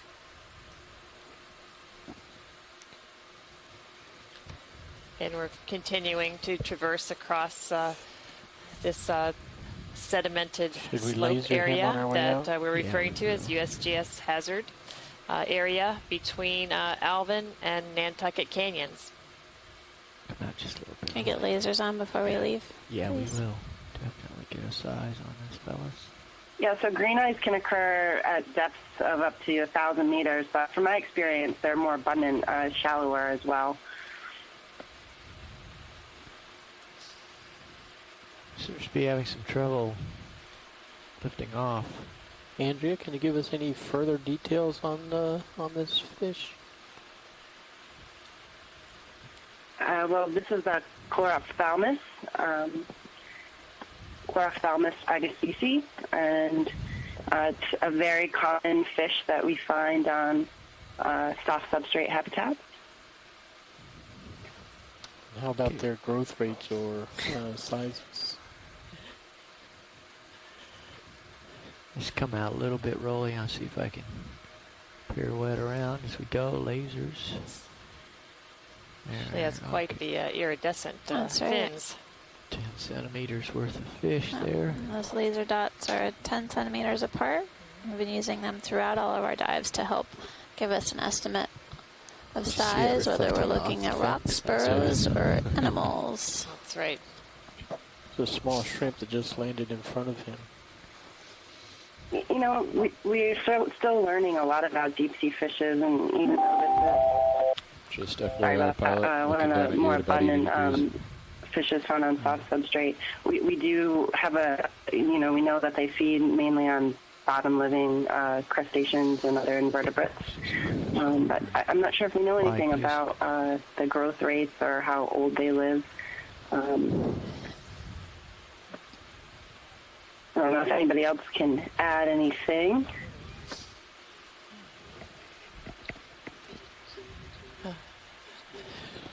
That's right. Yeah, just as we've been discussing with many of these other deep sea species, we just don't know very much about them, and so that's why we continue these explorations to get as much information as we can to try to piece together what we know and learn as much as we can.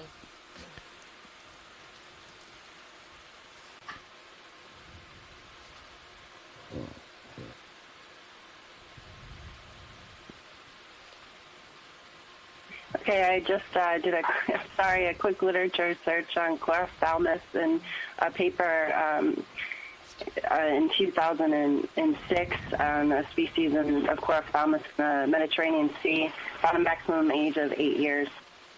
Oh, okay. Well, thanks for that. Again, one of the benefits of having scientists on the shore side, that they have access to their literature and can look up some of this information for us while we sit out here on the ship and guide you through these habitats as we continue our exploration today in an area between Alvin and Nantucket Canyon. Another squid. Yeah, we've seen several more witch flounder, and a few more longfin hake, looks like, and some red crab.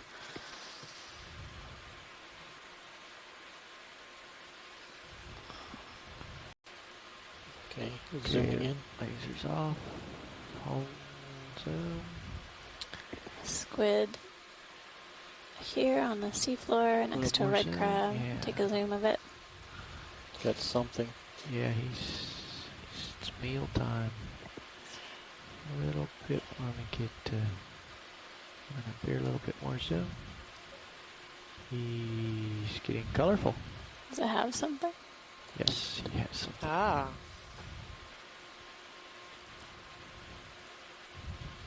And that's something. What that something is. Looks like there's something in its mouth. Okay, it's actively eating day. Yes.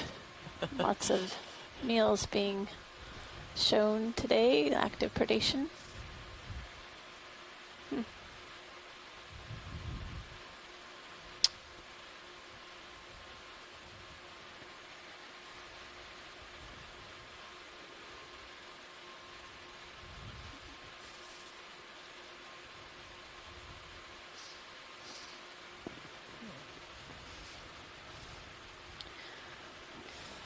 Yeah, it does seem to look like it has something in its mouth. But it's hard. It doesn't want us to get a look at. Doesn't want to reveal it. Well, it keeps changing color in front of us. The squid. Yeah.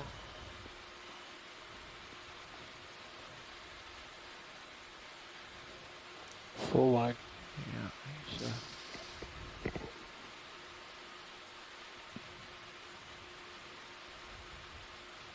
Kathleen.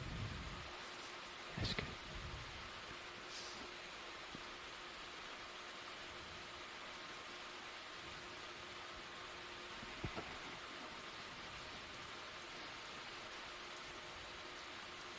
Huh.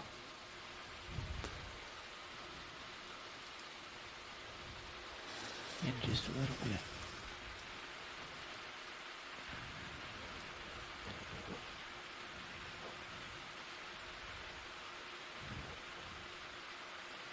Do we know what species this is? In just a little bit, Raleigh, just to get to... It's an ilex. It's a type of squid that we've been observing throughout the dive. Just went white, Dave. They're known to rest on the seafloor. The different stripe. Zoom a little. The seafloor. The different stripe. Zoom a little bit. Just, oh. That's good, that's good. The one we've been looking at. Mm-hmm. Look at I want to get these chromatophores here. Oh, you can see them process of digesting. Or is that its heart? I see some pumping going on in there.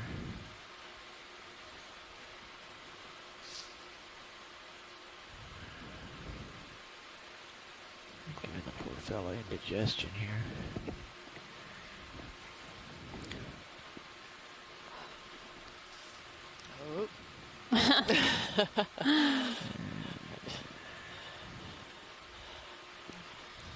That would have been exciting. Yeah. This is a giant squid destabilizing the slope hazard. Oh. There's another one. Quite a few squid today. Yeah.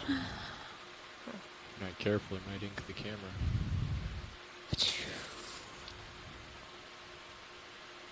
Did we do lasers on this? We did. Yeah, his main body's about 15 centimeters. Okay, thank you.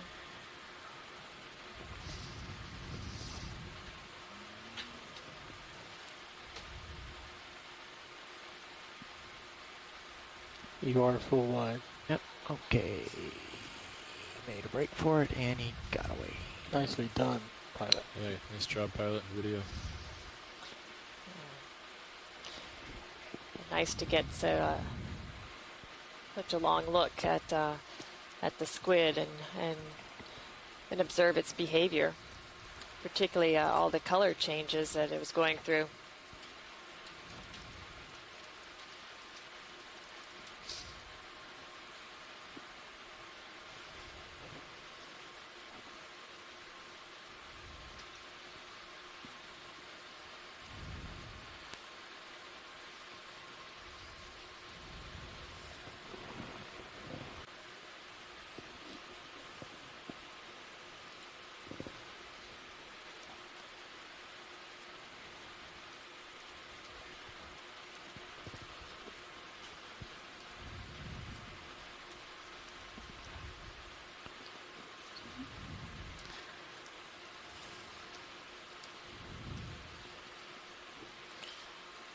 Well, we've passed the 800-meter mark. And continue to... Oh, go ahead. Can we zoom on that flounder? It looks a little bit different. Yes. Come on in, Roland.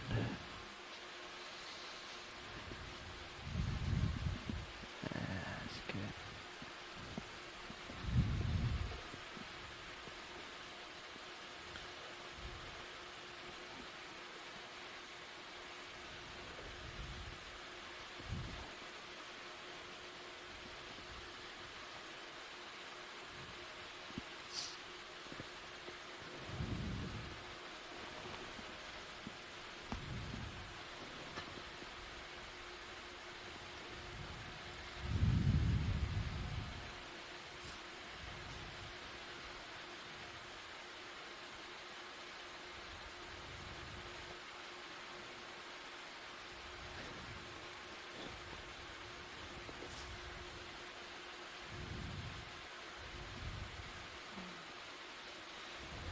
Although it has some of the characteristics that we use to identify a fish as a witch flounder, does look a little bit different. So it's always good to double check some of these fish that we see, even though they may be common. It's always good to get a second look on some of them.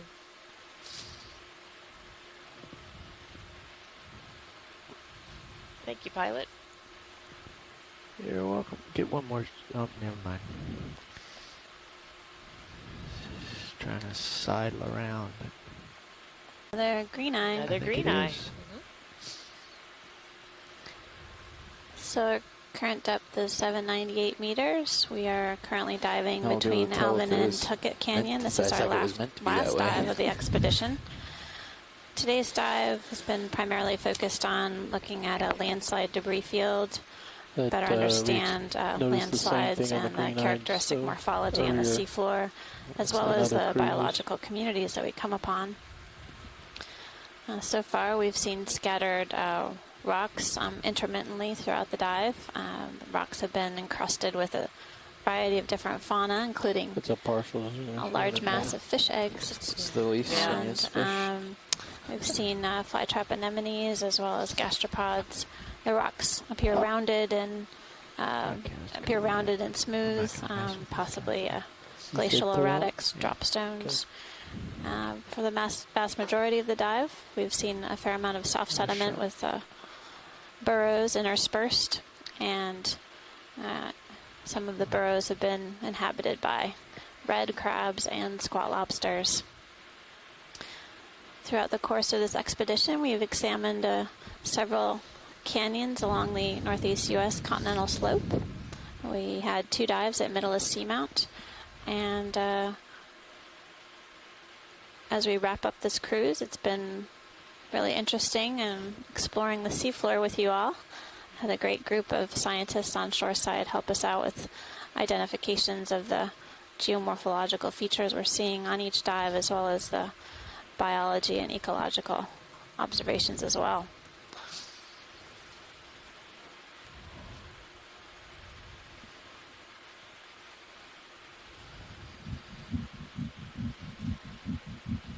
Is that a rat tail?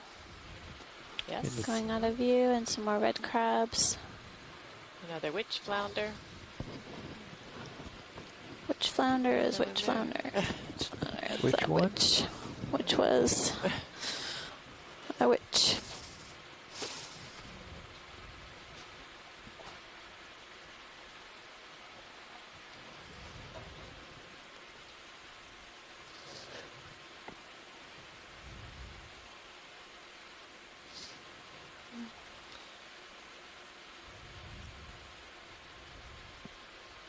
Seems like the animals are becoming a little more Squid abundant as we've moved upslope, and now working at 795 meters. Let's see if we can like another That's good. squid there on the sediments. See if we can induce a little bit of color change here. Go, Bridge. Thank you.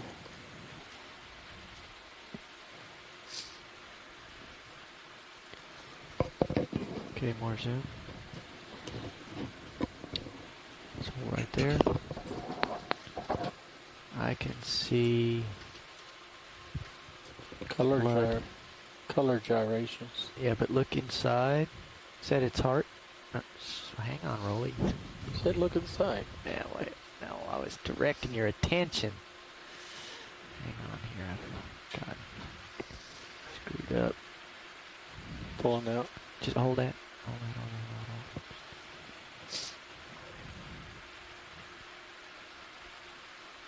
Okay, back in.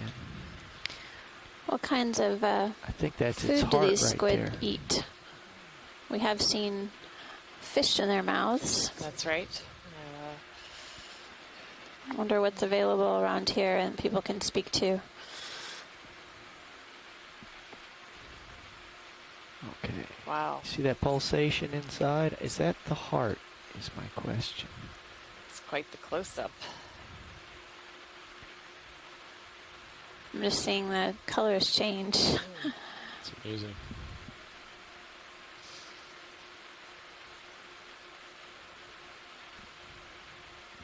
come out a little bit. Are you sure? Fabulous It's images. the best video we've had in time. Of this squid here at 794 meters. Yeah, that's me. I'm just sliding a little bit. Partial.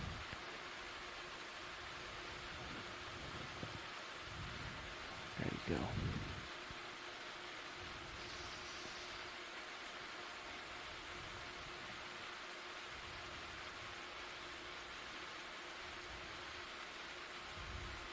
Can you go tight to the eyebrow? Second here. Centered up.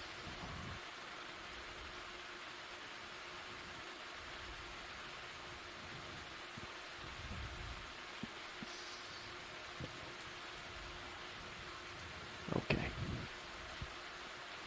So, hang on there. Right about there.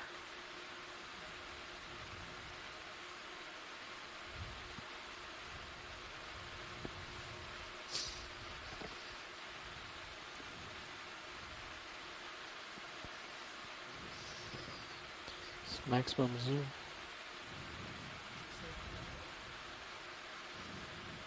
You can see the pulsation of the individual chromatophores there. Can we pan up his body towards the top? I'll give it a try.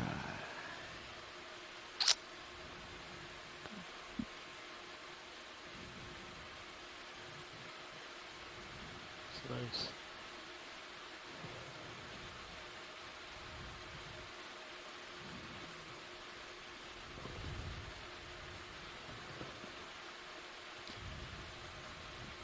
Science, is each spot designated as a certain color, or can they change the color on the same spot? Gonna pull up for full body? Yeah. There's a question that was just raised if the chromatophores are able to fluctuate or vary the color that's displayed, or is each one assigned a particular color? Very good question. Let's throw that out there to the science world at large. So we get a few Our seconds of this where it gets squid tight expert. on that arm that has the red glow. Okay. I think you can. I think they're pores with a sphincter. Let's get the front arm. Okay, coming around.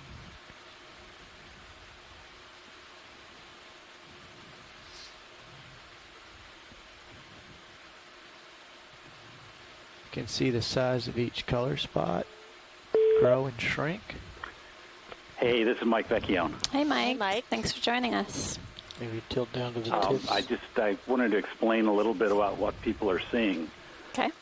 Each of those spots is a little bag of melanin, and it's controlled by radial muscles around it. So when it contracts the muscles, it expands the little bag of pigment, which makes the spots get bigger. So when it's relaxed, the spot gets really small and difficult to see. When it's expanded, the spot gets bigger, and that's how it changes. Maybe go back to because it can control every single spot individually. Interesting. But each individual spot has a certain color. The purple stripe on the back is actually iridophores. That's reflected light. Oh. Is chromatophores, or these spots above it. So, Mike, there's still a question on whether each chromatophore has only one color. It can be, or can it produce different colors? No, each spot is only one color, but the color of the spots varies a little bit because the older ones are darker, so that the ones that are formed more recently are lighter in color. Okay. Pulling for full. Okay. And you mentioned that the color above the eye is an illusion to make it look like its eyes are much bigger? Well, I don't think it's trying to make its eyes look bigger. I suspect what's happening is that you're seeing that light can bend through the transparent tissue underneath the skin. Yeah. So that video. you're getting refraction of the light there. And it may be allowing light to come into the top of the head and be detected by the eyes. Pilot, you're fine. I'm just letting you know I'm. But what you wind up seeing is what looks like doubled eyes on both sides of the head. Okay, well, we go on in. I think we've been hypnotized by the squid. Usually they we swim away pretty quick. Prove to everybody how cool squids are. That's right. That's right. We appreciate you calling in. You might in. also notice that it's leaning on its elbows. Okay. That's so that it continue breathing while it's sitting on the bottom. So it sucks water in around the sides of the mantle, and because it's up off of the bottom, it can suck the water in without sucking mud in. Water in without sucking mud in. 90 degrees, pilot. Well, we certainly appreciate you calling in and It's an amazing video this time. letting us know some more information about squid. Thanks, Mike. Okay, well, I get excited about this stuff. Mike, before you go, the red line in the arm there, is that iridophores or is that? Yeah, the line that you're seeing in the arm is iridophores as well. We don't know in this species, but in the inshore squid, loligo, they can control their position in schools because they can detect polarized light, which probably is coming from the iridophores. Interesting. So the Ilex might be doing the same thing. I was just thinking, wonder what it would look like if you shut off your lights. It would be dark. I think they were indicating those iridophores are light transmitting. Anybody got any other questions? I'm sure there will be more. There's another squid just came into view. A different one, I think. Okay, well, I will hang up again and look for another squid. All right. Thanks, Mike. Thanks, Mike. All right. That was fun. That was awesome. Yeah. Good job. Yeah. Good questions, folks. Yeah. And beautiful video to inspire people to ask those questions. Powerful one there. Is that another green eye in the lower left? Yes, I think so. All right. And some more squid. Squat lobster outside of a burrow, and Interesting. squid kicking up the sediment here. Now I wonder if he's doing that to feed, to expose something. Looks pretty deliberate. Yes, it does. Maybe Mike can come back and fill us in. A little bit of zoom rolling. Right, that's good.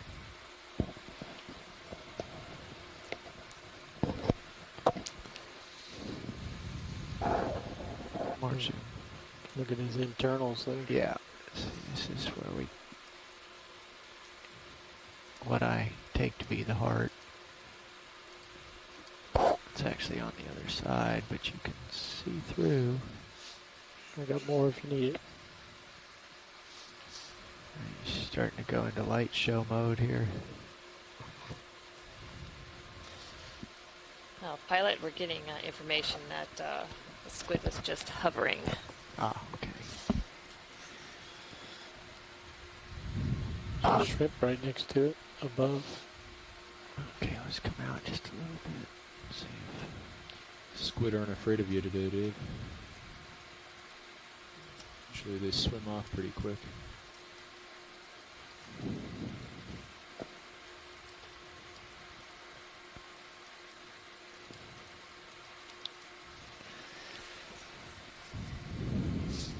Okay, let's come wide rolling. Full wide. Thank you. Oh, there's another one propped up. This is Squid City down here. They're all over the place. But squid are helping us determine how fine the sediments That's are. right. They're good at bioturbating, resuspending. To keep with a geology theme for today. don't have to. You can pull biology. Observation that there does seem to be fewer burrows here, but the crab abundance has really increased as we've moved up this sedimented slope. Hey, co-pilot. Oh, never mind.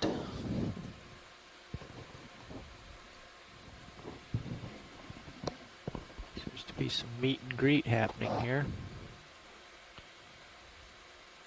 Oh.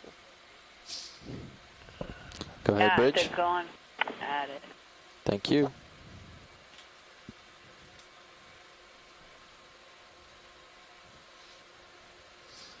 Let's zoom in on these carapace here. I don't know whether that's just a big coating of barnacles or those white spots. Missing a few legs. Okay, that one's got a little bit. This one has a lot of the white. Oh, that's just sediment there. Okay. Yeah, it looks just like it has a I wonder if sediment coating over the carapace.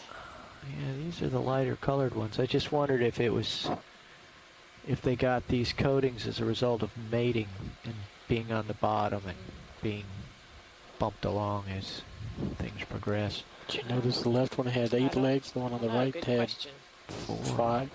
Oh yeah, it's a tough neighborhood. There are quite a few crabs here. For what? Thanks.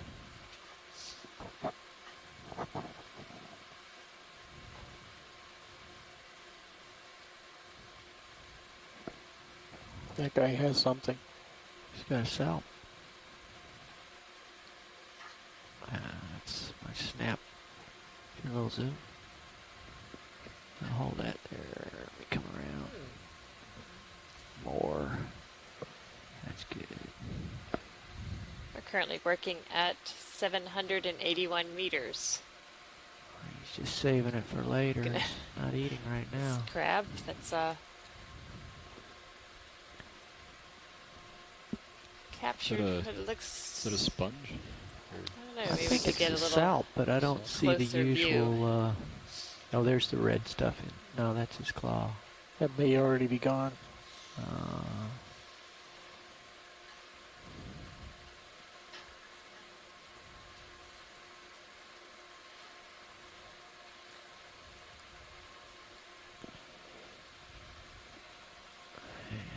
Could be a. Going off to eat in peace. Could be a For salp what? or a siphonophore, something, but definitely was not letting go of it, whatever it was. Or maybe we're getting another option, maybe a jellyfish. It was interesting to see that crab with the jellyfish or whatever sort of medusa that was, because we know there's so many up in the water column, and we're often wondering what these things on the bottom are eating. So they probably don't last long once they settle on the bottom and they're dead and something grabs them up. Exactly.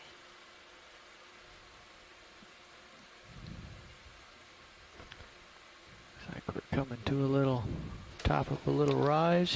Yeah, we've just hit our final waypoint of the dive, but the dive is not over. I can't believe it. Let's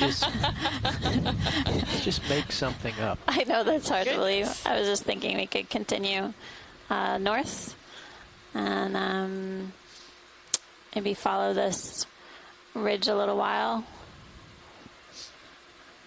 Okay.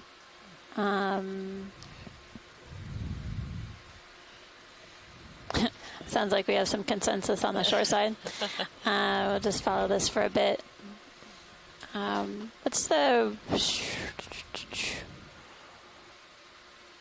What's your range from here to the first bathy line you encounter due north? The first what line? Isobath. Due north. Yeah. Just wait for it to not be white anymore. You're making it difficult that for one, yourself. Yeah. 180 meters. Okay, why don't we head there, and then we may go northeast after that, but we'll just head along here for a ways. Okay. Sounds Thanks, good. Nav. You're welcome. Do you want to finish this move before doing that, or end it here and go on up? Sure, you can finish the move and. Yeah, because you need to catch up to me. I'm at the top, but Serios isn't here It's yet. like a larger dugout area. Hoping to do 3/10, and that'll be on your broadside. Is that okay, or do you want to switch heading? All right, sounds good. Get a Get snap going. zoom on the shrimp, please. Zoom shrimp. Video. Hi, Jared. Thank you, mate. Hold that. We've been seeing red crabs and squat lobsters. And, so now we'll take a look at a shrimp. Martha, I think there was a different fish to the left after you're done. Maybe it was an eel pout. Okay. Just come wide. Bridge nav. Can you zoom back in, please, video? All right, thank you. Let us know if it's a problem. Nav, what direction was that? And a little The more gear. zoom. Due north. Come in. Okay, hold that. Is that okay? Yeah, the move is fine. Yeah. Sorry, Bridge. I was checking in with the science. Oh. Science, sorry. Go ahead. Photo bomb. The Bridge mentioned something about gear. Crab walked right over that fish. Yeah, it definitely has an isopod parasite on the back of this rat tail. All right, Dave, we're gonna probably be moving here pretty quick. No. Okay. Yeah. They said there's a fishing boat about 1.5 miles off from us right now, and just warning us that they might be getting close to us at some point, and they'll let us know if it becomes an issue that we need to deal with. Hang on. You're welcome. Gotta get a little bit tilt up. It's a great image. Again, showing an example of Okay, parasitism in the deep sea. We have noticed several fish that have had parasites, either these isopod parasites or earlier there was one with a rather large parasitic copepod. Video. We're looking at rocks or chunks of Semi-consolidated mud. Yeah, exactly. Yes. Zoom out a little bit. They're pretty large. Hold Just give that. that a light tap. Maybe we could see just how strong it is. Ooh, that's a slippery slope. Okay. What do you say? Maybe a light tap. See how consolidated it is. Yeah. I see. Always thinking. Okay, come Sorry, out. that's the geologist in me. We forgot to pack the hammer today. Okay, let's come full wide. Unfortunately, I cannot see my feet. All right. So I cannot tap it and look at it at the same time. But what I can try is maneuver something like this. Alright, come over the top of it and whomp myself down with some authority and see what the result is. Now we're talking. I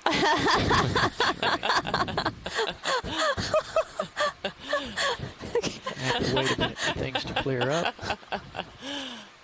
But I think the current Might be a little bit harder than I could hit it with my hammer. So.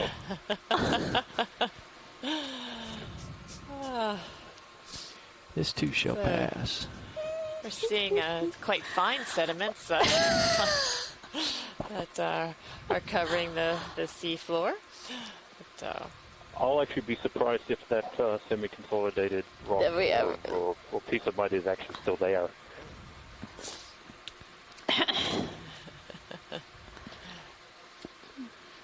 Maybe I shouldn't have Jason, you spoke about this early on the dive, but we've been exploring this site to characterize a landslide debris field, and I was curious if you could go into why this particular area was identified to explore for that, and or how it was done, and then why is that something of interest?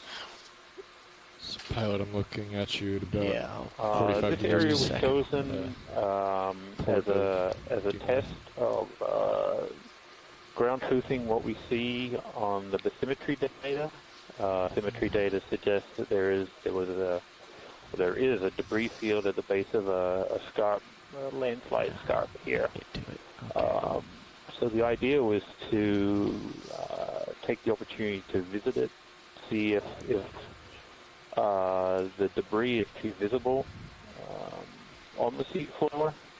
If so, that would suggest that it is a relatively recent feature, relatively being the last few thousand years. All right, I'm leveled up again. So spoke about this early on the dive, but we've been exploring this site to characterize a landslide debris field, and I was curious if you could go into why this particular area was identified to explore for that, and or how it was done, and then why is that something of interest? So pilot, I'm looking at you at about 45 this area meters a was second. chosen as a test of ground truthing what we see on the bathymetry data. Bathymetry data suggests that there is a debris field at the base of a scarp, landslide scarp here. So the idea was to take the opportunity to visit it, see if the debris is too visible on the seafloor. If so, that would suggest that it is a relatively recent feature, relatively being the last few thousand years. All right, I'm leveled up again. So it essentially was just a test of a hypothesis. Really is the doesn't have to be bathymetry clean video. I just need to be able to see where I'm going when I get up in the water bathymetry in column. general gives us a kind of smoothed out okay, well, I'm coming back down. On-age view of the seafloor. So getting a ground truth visual sense of what we actually see is very important to try and better understand what it is we're actually looking at. And we're interested in understanding the age of these landslides. So sort of testing ideas of how we can use different methods to determine an age is important. Just because there are many of them, some are bigger, smaller, and from a time perspective and cost basis, find more efficient ways to things is always so. That's the sort of the basic piece of why we wanted to take a look at this. We've done this on a couple of dives. I was in Lake on and during leg. Different qualities associated with this type of terrain.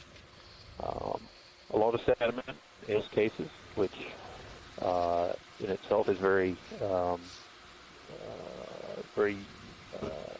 useful to understand and very illuminating in terms of understanding the bathymetry. So there is a lot still in having the opportunity to come and visit some of these places is really important, and I'm glad we got to do it.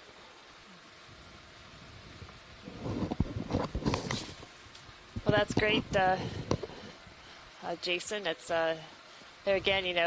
Exploration comes in all kinds of shapes and sizes, and this mission has been set up for geology exploration as well as the biology. So it's good to know that you're getting some useful information from the video that we've been able to bring to you live today. Video, let's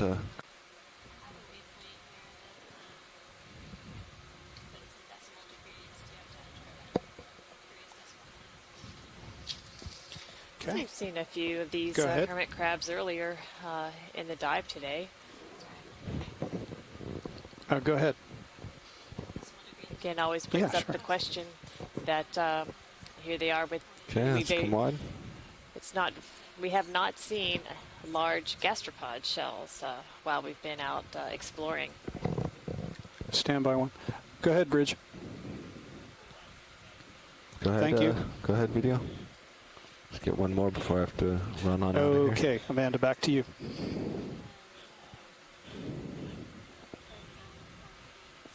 A lot of dust still in the air, but at least ID it.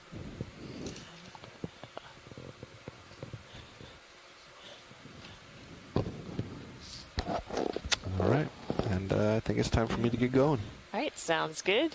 So another view of squat lobster next to a burrow, and I'm noticing as we move across that some of the burrows look to be let me repeat it back to you. rather rounded, it's 70 whereas others are more ragged. I don't know if that has something to do with who or what excavated these burrows, or whether it has something to do with the semi-consolidated mud. Quick. Yeah, okay. That is a range of 834 on a bearing of 045.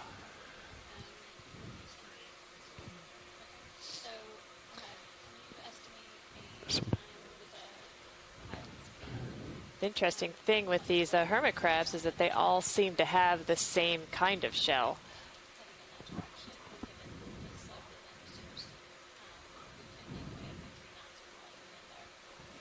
Yeah, if we go at 0.3 knots, it'll take us 97 minutes. So certainly doable. We'll be kind of going a long slope, which will be awkward. Yeah, doable. But you're right. It's going a long slope, but it's just not a big piece of mud that got kicked over.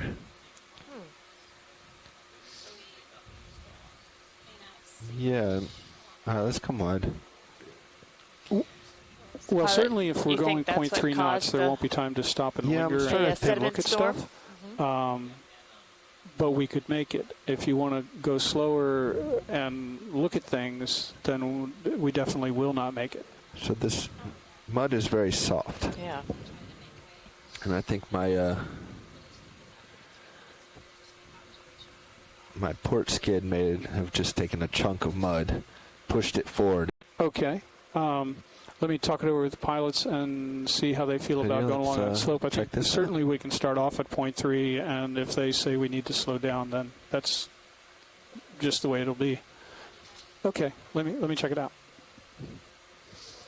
So pilots, if I could have you look at high pack for a moment. The request is to move along slope, basically staying within 20 meters of the current depth to get towards this new waypoint. Okay. And we would start out at 0.3, try to make it at 0.3, but if we needed to slow down, of course we would. I'm really zoomed in right now, so it's making those contours look tight. What is the distance between the contours there? Do you mean the horizontal distance? Yeah, near the waypoint, yeah. Okay, well, here near the ship, it's 45 meters, and down at the waypoint, so for those on a view on shoreside, 30-ish we're meters. discussing another possible move to help during our exploration here of this particular site. The right side of the screen will kind of be blue water, and the left side will be the hill.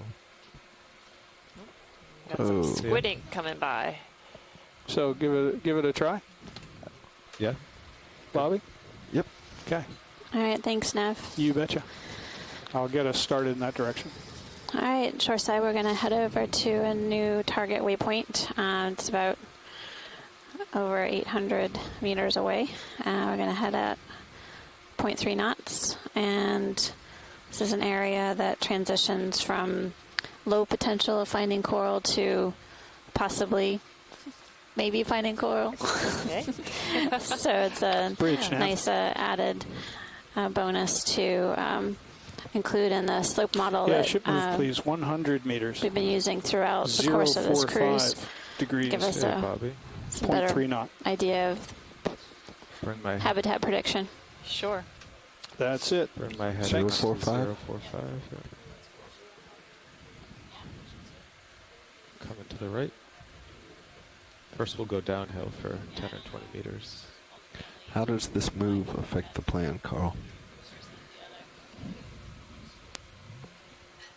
I mean, it's probably better to get them now as opposed to later. Okay, pilots, the ship move has been called in. Thank you, Nav. 045.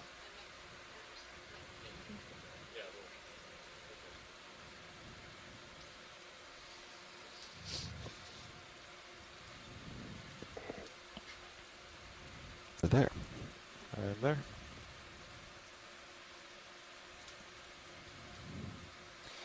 Looks like a large jellyfish in the water. Oh. Wow. I'll try to.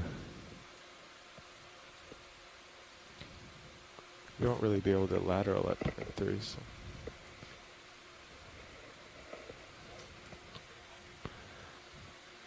Yeah, let me come back down and get them. Yeah, go ahead.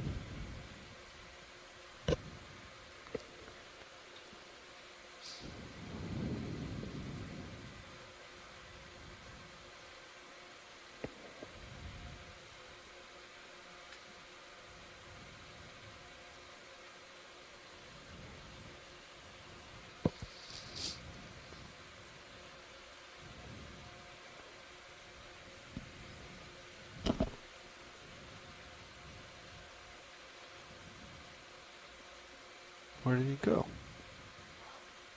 Okay,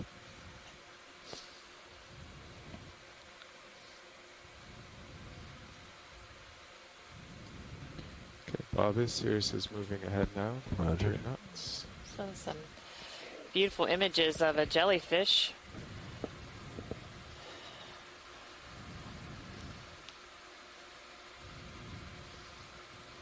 I'm pushing in a little bit towards him. Yeah.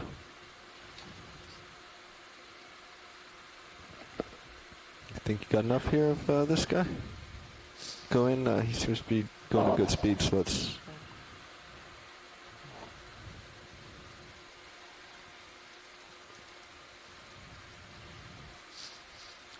Alright, come back wide. I don't think I can chase him too much more. So. Yeah, he was creeping in.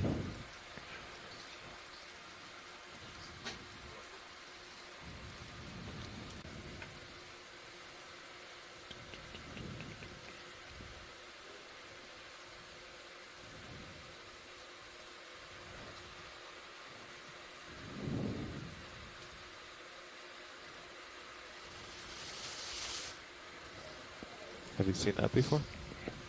What? The bender just going red? Not So on that moving one, along at but a we've depth seen it on of other ones before. 792 meters along our new course. Coming down. It does seem as we've started along with this trek, not as many red crabs, although we still are seeing a few. And still a few of the longfin hake.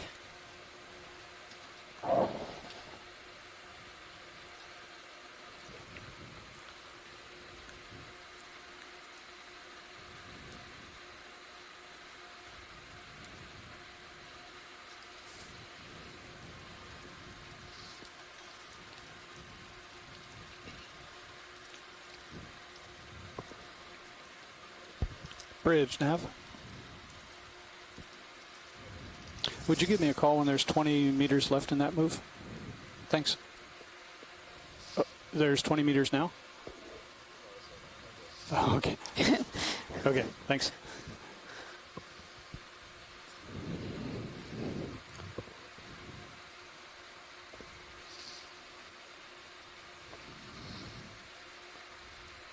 With the red crab.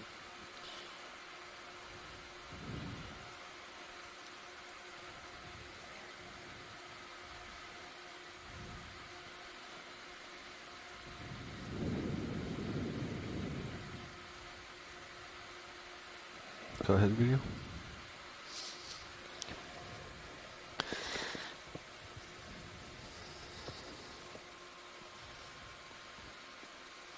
Or gastropod shell.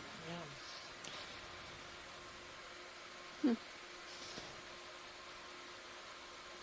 moving on. What is that right there? Is that a salp? A piece of a salp, I think. Yeah, it looks like.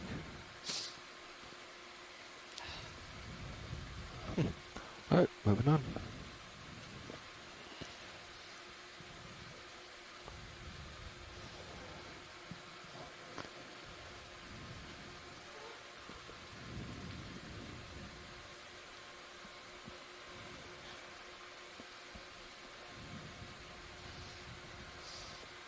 Flatfish. The witch flounder.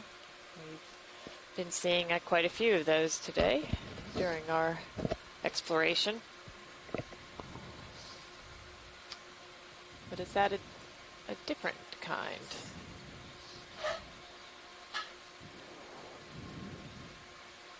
No, I think it's also a witch flounder.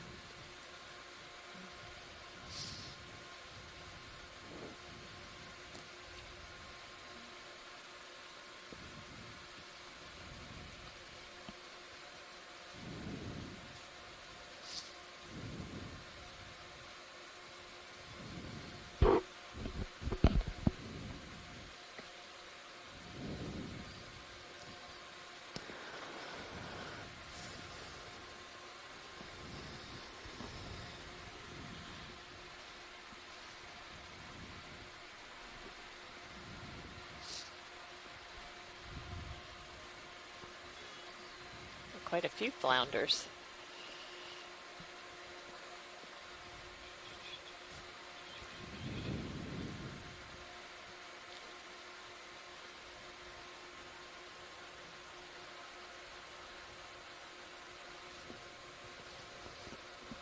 Another green eye? That could be. And squid. Yeah, I think so. Let's snap here and then we'll continue on.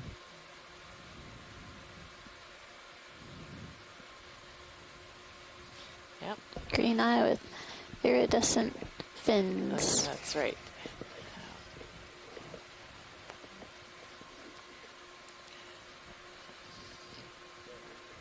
Go ahead, Bridge. Okay, please add, okay, let's come add on, 100. Thank you. Oh, no.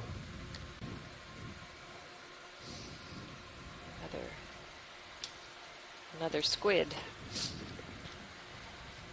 Tilting my camera down. Yeah, let's go in. 70 degrees.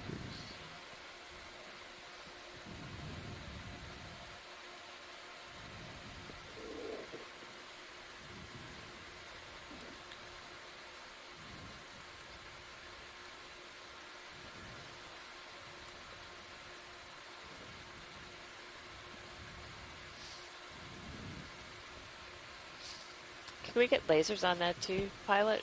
Go ahead, co-pilot. Lasers on. Let's come wide for lasers real quick. And just as a reminder, the lasers off. distance between the lasers is 10 Yeah, centimeters. let's go back in.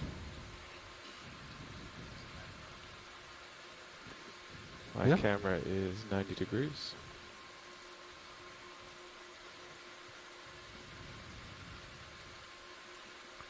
Come out. Come out. No.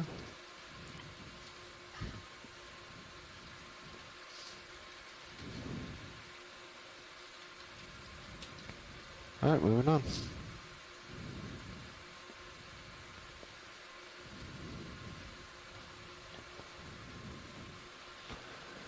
Science, you said you...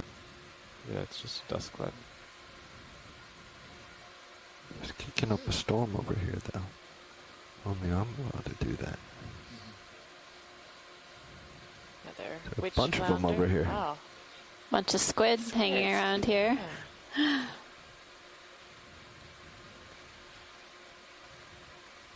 Oh. That's how I came in. So they're doing a lot of the disturbance to the sediment Seafloor, today. yeah.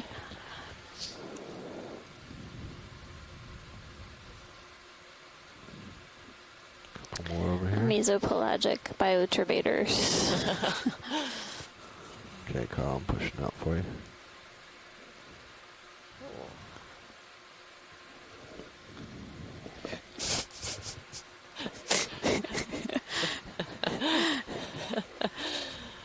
Boulder. Looks significant. Good find there, Carl. Definitely snap. Yeah. I was wrong. I thought it was a hole. Looks like another Catunculus on the left, a fish. The base of this. As much as we can image this on the way. Okay, spend all our time here until I have to push out again. Okay, just holler when you have to leave. So again, we've come across a rather large boulder with several of the flytrap anemones attached to it. Also looks like there might be a few shrimp on this, this go rock ahead, as well. Video. Oh no, that's on my... Is that on my tilt down? Okay, I was going to be very surprised. Fathead? Frogfish? I think, yes. Toadfish, Toadfish, but they are close. called fatheads. Catunculus. Everyone on shoreside is thrilled to see this boulder. Yeah, if we could just zoom, look around the top of it, see whether we see any eggs like we did on the last rock we saw. Yeah, let's frame it. Video. I wish we knew more about the recruitment and succession of flytrap anemones. Yeah. It's definitely ripe research territory. I think so. And, we passed that one lonely one. It must have been on some kind of rock, but there again. Seen anything you want to take a closer look darker at? pink on the right?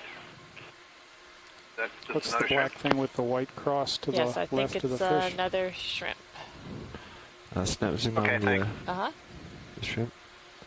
I think that black piece that you were talking about, Jeff, is just a smaller pebble with one of these white worms on it. Okay. But we can go check it out. Camera angle 75 degrees. Roger that. Couple more minutes. Hold this zoom. Definitely some encrusting sponge, the white variety, and some serpulid tube worms. But it's interesting that this rock seems to be populated with the same organisms that we saw earlier, just minus the eggs. All right, let's come on. Or partial to fill And it. it's a rounded boulder. Drop stone. Let's quick snap down here on And this yeah, little like piece. Martha said, Camera's similar 90 degrees. composition. Go in video. Yep. Okay. Just a small little piece. All right, and was I seeing things back here? Yeah, I think I was seeing stuff. All right. Get back in there.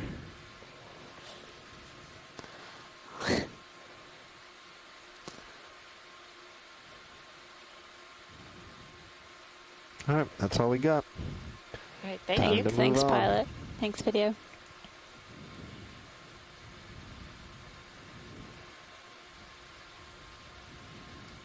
All right, Carl. There's a skate.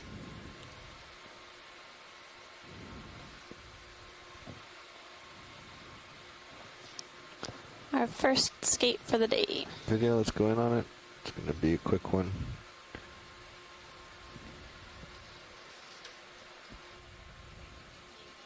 What's your Yes. direction? Right. Go ahead. Carl? My direction is Or your, 0.5. sorry, your negative 10. We are making it. Yep. Yep, come on. Yes, science says we're doing these zooms. We're not stopping Sirius at all. Okay. So we're always in constant motion. That's why I have to run out sometimes. That's why I wasn't able to set up on the skate.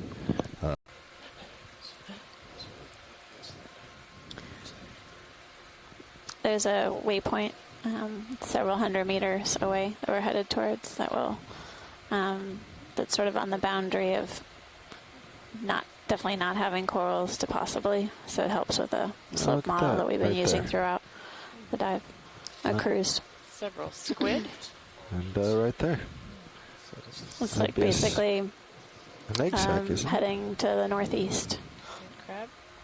Isn't this a egg sac, right? Skate egg, a shark. Can we get lasers on that, yeah, let's please? get lasers.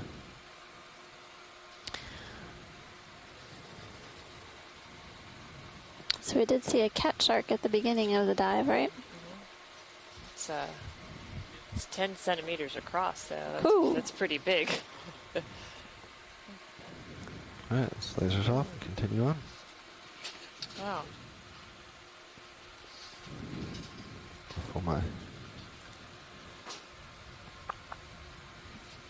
Before my co-pilot tells me.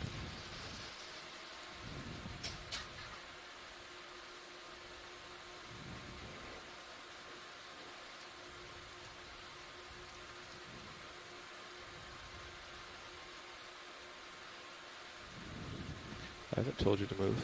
Just been telling you camera angles.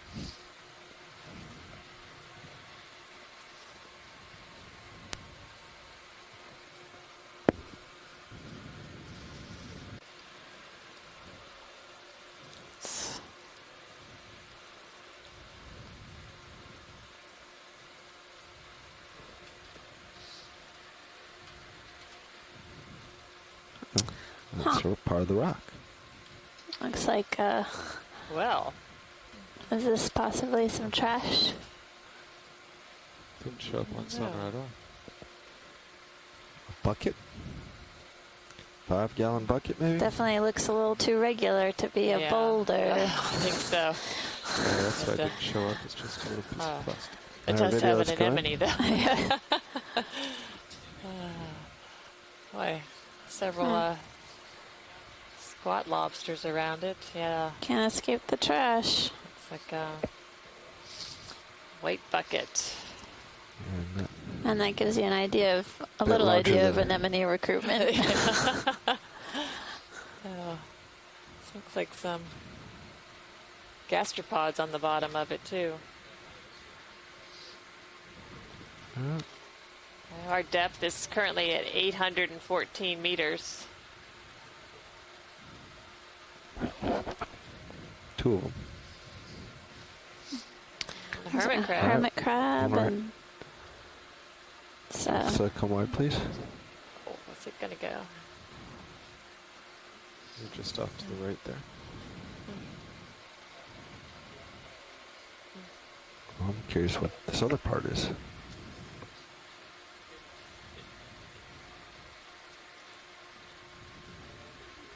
Can you start to go in here, please?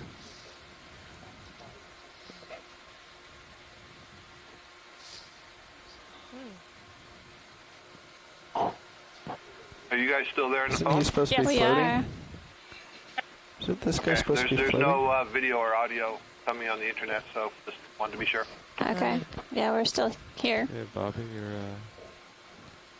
falling behind. Did you see the bucket or trash object? Ooh. What? Come on, you're just kidding now, right? No. We have the red crab attacking the ctenophore that was laying on the bottom. It's huge. Ctenophore. I've got a minute. Oh my goodness. But video, there seems to be all problems with I-1 and I-2 feeds on shoreside.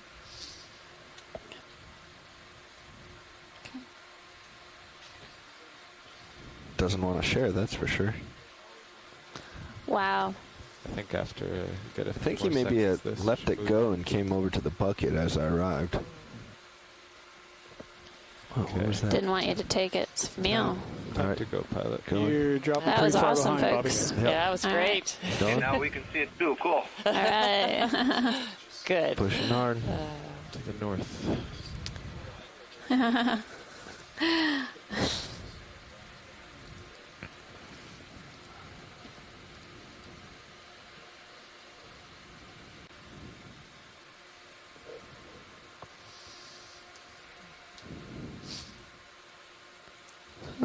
Ooh.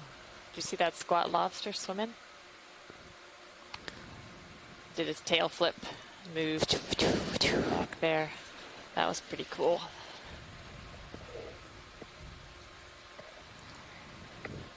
There it goes again.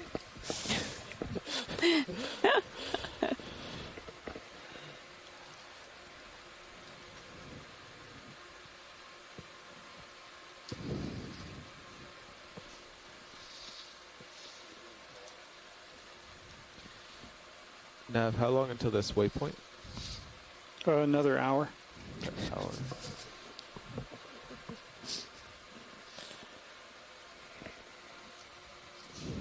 I'm just going until you tell me otherwise. Yep. I'm leaving it up to you and Tom to It's figure it out. yeah. The original move was 900 meters, and we're about 300 into it. We wanted to get Dan and Jeff in to fly a little, but they can't really go at 0.3. Okay. So as I understand it, we're trying to get to this waypoint because it's a transition from it's a transition that matches the model, or would test the model that they have for where to find corals. And if we continue at this speed, we'll get there about 15 minutes before the end of the dive. If we slow down, we won't get there. So that's the situation, Carl. Let's see.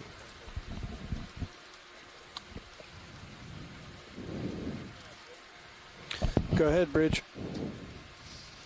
Okay, let's add 100 meters, please.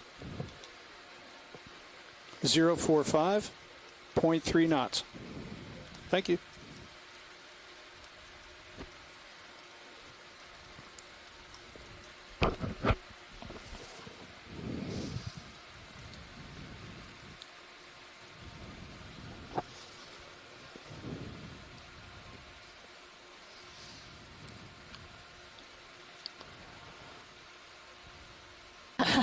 I'll have Tom sit down here. Green eyes and witch flounder. They like USGS hazards. What is this thing? Did you see it doing its somersaults? Yeah. Good. Maybe all the way down. So I'm gonna back up some and hopefully not take the... Yep. Just going out of the screen. So what's the Go ahead. situation, Jeff? Say again? What's the situation? We're moving heading of 045 degrees, and we're moving at 0.3 knots. Copy that. And in order to get to the next waypoint, we need How to much time do continue you at think this we'll be speed able for to the have at next the hour, waypoint? roughly. Is that all you have? Full video? And if we do that, then we'll have about 15 minutes, give or Well, take, let me just see at if I the can hold it waypoint. still for you. Okay. It was actually That does compromise our thoughts about doing a little bit of pilot intro, doesn't it? Say again. I said that does kind of compromise the plan about Move, doing little buddy. some novice pilot intro, doesn't it? Yeah, at that speed, I understand. Yeah. I can't speak to the urgency of the There we go. waypoint. I can just tell you what we're doing.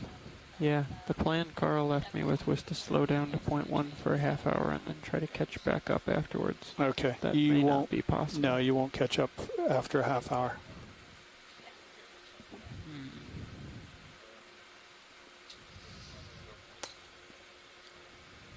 No? Maybe we just won't make the waypoint. You're underneath, Bobby.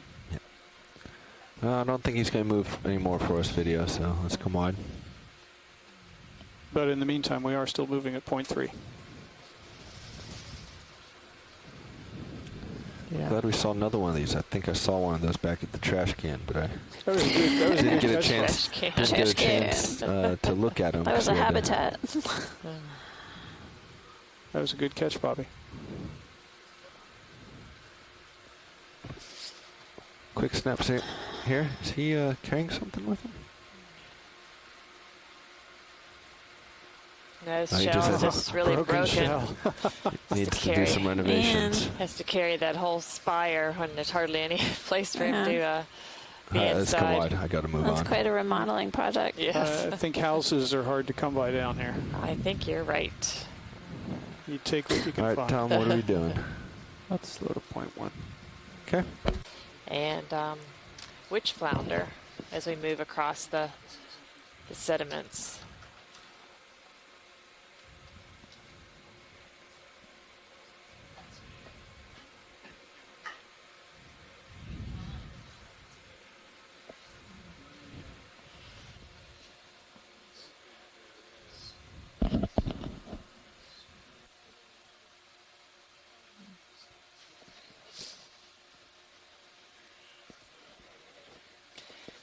We're currently working at a depth of 820 meters.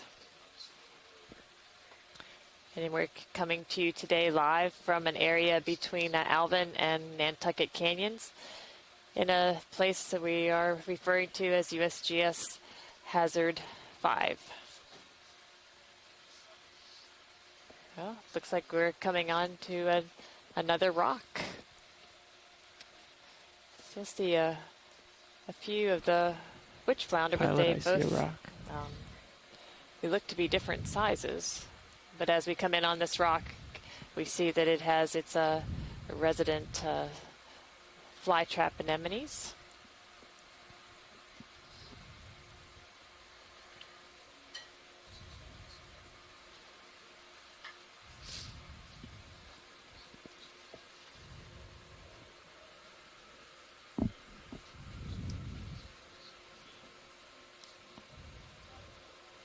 Go ahead, video.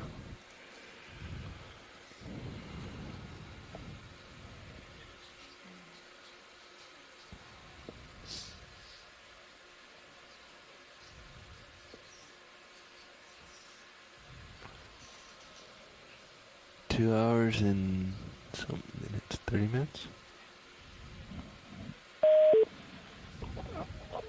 I'm going to go granite again on this one. Okay. So perhaps a granite rock again. Drop stone or clay solid.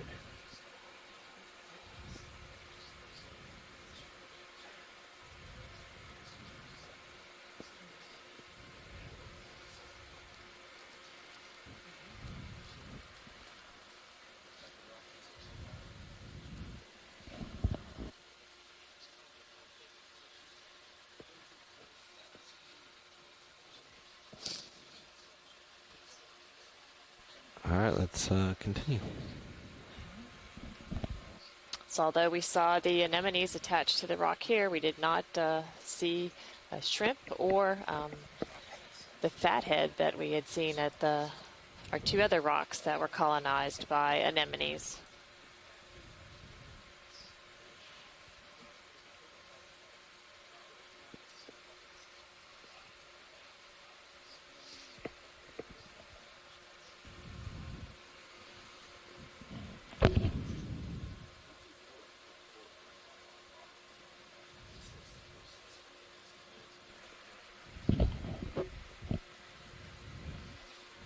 If we don't make a decision soon, there's not going to be a decision to make.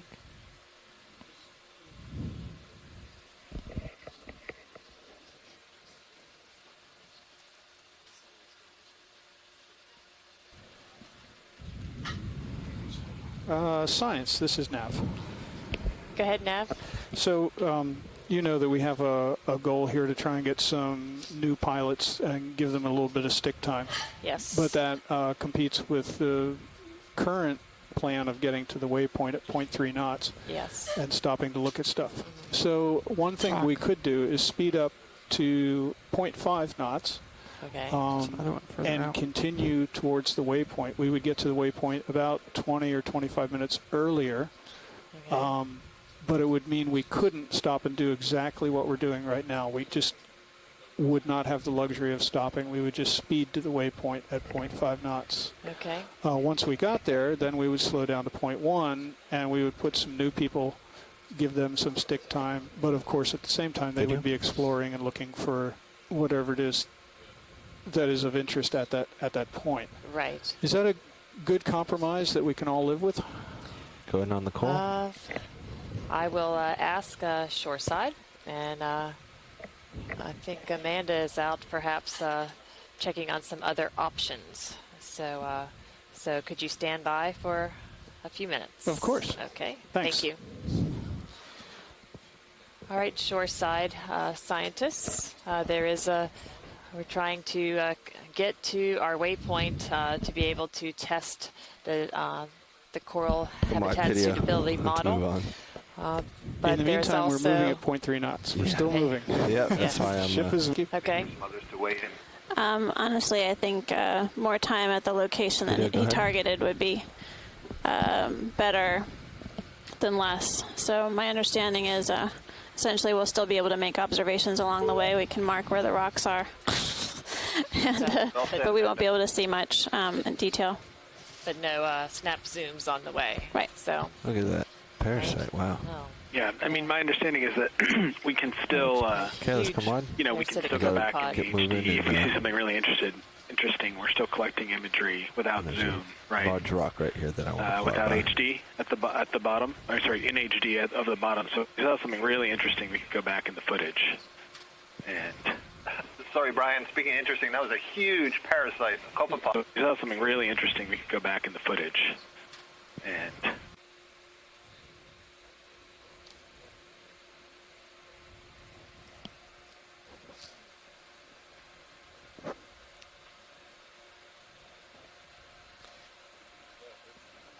Good, Bridge. I am going to tack on another 100. So red crabs, longfin hake, Synaptobranchids, witch flounder. Again, we're seeing pretty much the same assemblage of organisms as we continue our move. Video, quick snap zoom on the fish. Oh, another fish with a parasitic copepod.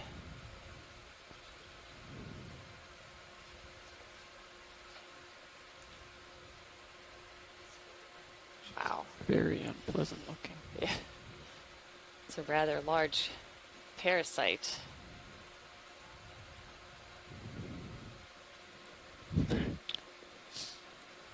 Remember that half ton of dust?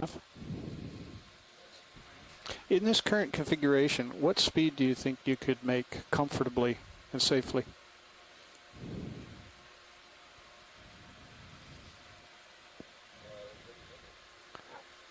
Oh, okay. I'm just curious. We're discussing doing a little experiment here to see how fast we can survey with the ROV. I just wanted to know what you guys would be capable of, and a knot is... it's like another squid. Yeah, good, Matt. Video? We haven't seen this one today, I don't believe. Okay. Okay. Okay. Thanks for that. We'll discuss it some more down here. Thank you. I think we're fine where we are. Okay, pilot. So the answer from upstairs was based on the current conditions. They could go up to a knot in the current configuration. And anything more than a knot would require reconfiguration. Who's on the phone? I couldn't hear you. Copy that. Tom Monroe. Oh, hey, Tom. Fast. Knot is about twice as fast as we go. Got a comment I mean, to take a offer look at the wire cam now. We can't afford to go much. The head of the Yeah, I think we're inside the probably dorsal going about as aorta, fast as we ought to be. Sometimes it goes as far forward as right next to So we the also heart. have the factor that heart of the fish. Oh, Okay, well, thank you for that information. We also have the factor that while we're keeping up just fine, like Bobby said, the some of the flatfishes you see situation changes with great rapidity at this speed. It does indeed. A narrow body form of the witch flounder. I don't know if those are. We can continue keeping up to a certain point, but if yeah, we we've fall noticed off the top of that the difference balancing too, ball, and some of the coloration between the two different 5 seconds, types 10 of forms seconds. was a little different. So, is there another kind of flatfish that we would find at these so depths? we had the We're discussion at, down here. We're going to maintain 817 half a knot. meters. But thanks for the info. I mean, witch flounder is the likely candidate. They all look to have a small mouth, which is consistent with witch flounder. So. And we did have a question about witch flounder on if they would eat things in the sediments. Yeah, I think that they eat a combination of epifaunal invertebrates as well as infaunal things like polychaetes, maybe clam sites, stuff like that. Okay. Well, great. Thanks for calling in and sharing that information. Welcome.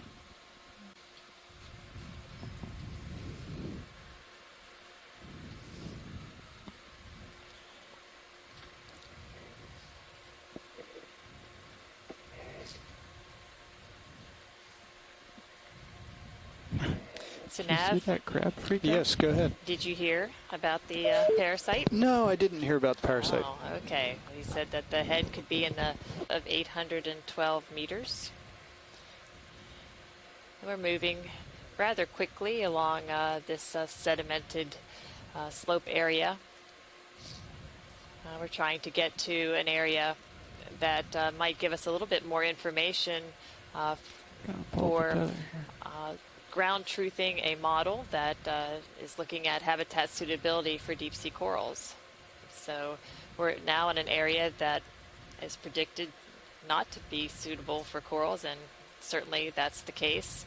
We haven't seen any corals, and corals do not tend to grow in these sedimented areas. So we will move into another area and see if the habitat changes and what animals might be there.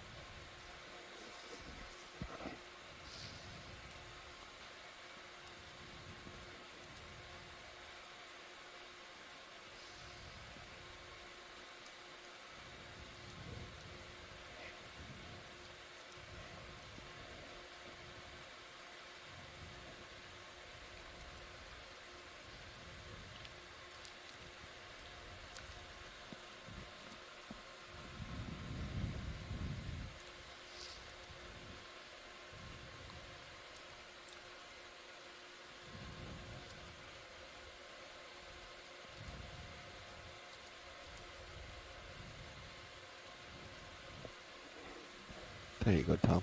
There's my trail. I see it.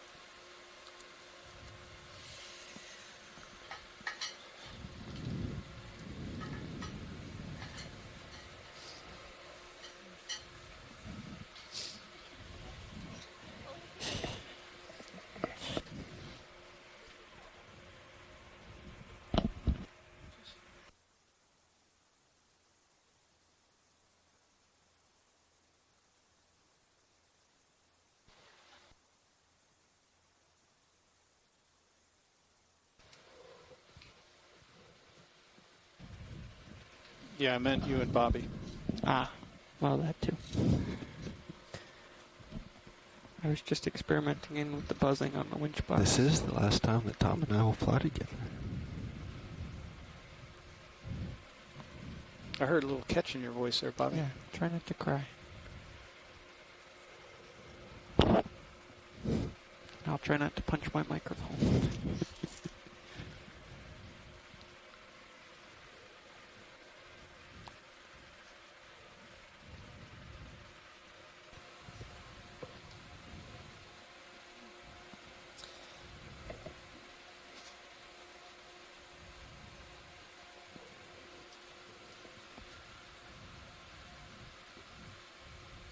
Second Engineer Van Dyke, please dial the engineering workshop at 243. Tim, please call 243.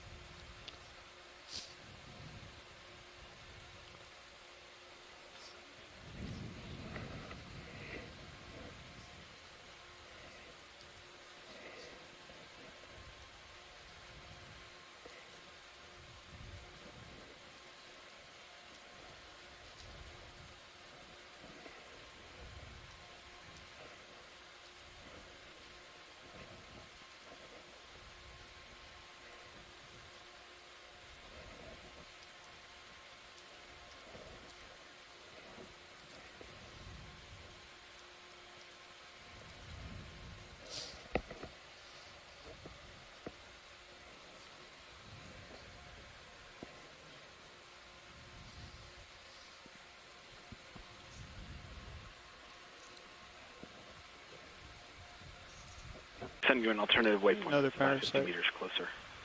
Okay. Thank you, Brian.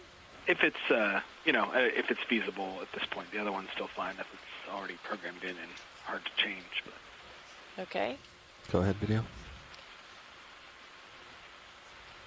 just thought I'd relay that. Right. Yes, I see your message, and we'll check it out. Okay, great.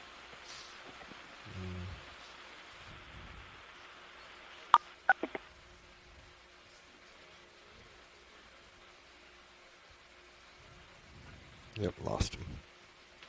Sorry, I couldn't get him earlier.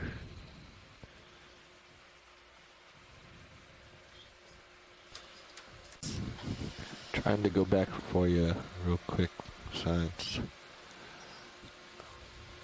This much momentum, hopefully I didn't kick up too much dust.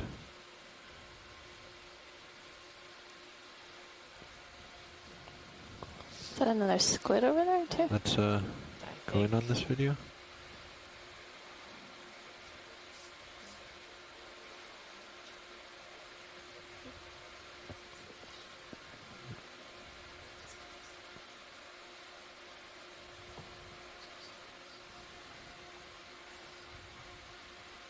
Almost looks like plant material.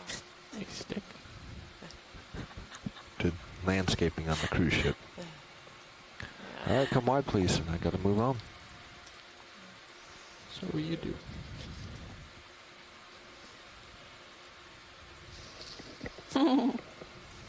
Stop to smell the flowers for 1 minute. That should be, well, according to the... Hey! Who's that little guy? And the shark. There's shark. Oh, no, Yep. don't go under us.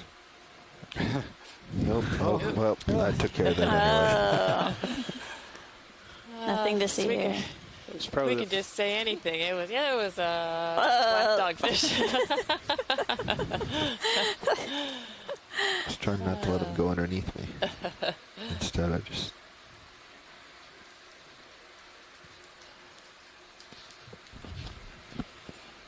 Alright, a little bit further to 3. And this doesn't have the lateral. I wish it did at full over. It has a lot of lateral, it just also has a lot of windage. Alright, video, let's quick snap before he gets too far away. Got it. Grab ID. Is that a crab carapace? Yep. Yep, he's gone.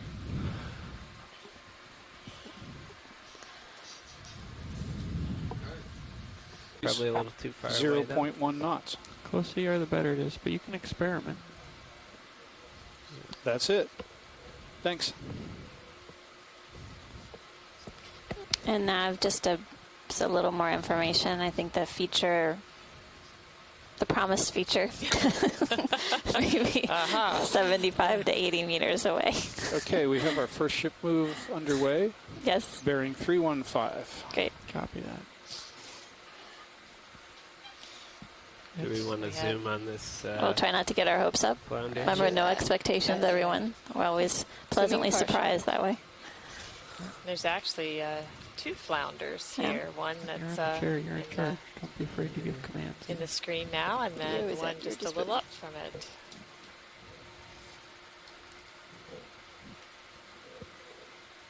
Nice. The control stick can be touchy.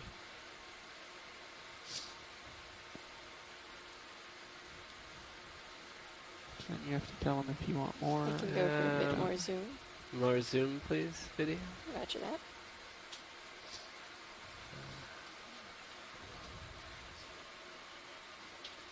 This is about the best focus we're going to get. Yeah, with all the dust I kicked up, that's... He's perfectly centered. You're very stable. Yeah, I think you feel how you kind of got your front toes dug in. Full wide again. That's full wide. Okay. Yeah, pretty sure you do. Move over to the other one. Remember, the altitude shown is the altitude at the back of the vehicle. Yes. So if you're headed up slope. That's a good point.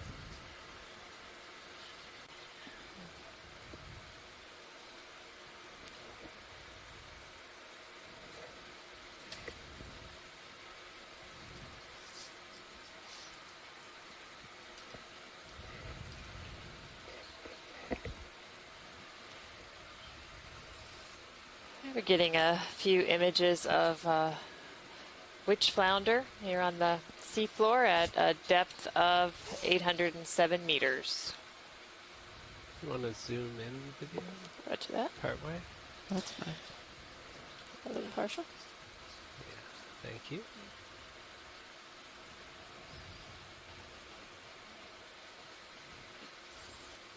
Nice, Jeff.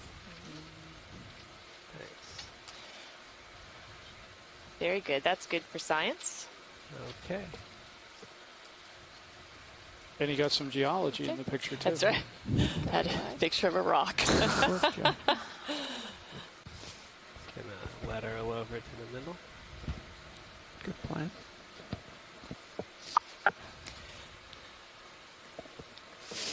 I'll pick one more creature to do some practice on, and then we'll... So we continue to see some of the Synapha eels. That should give way to Dan. Again, that sounds good.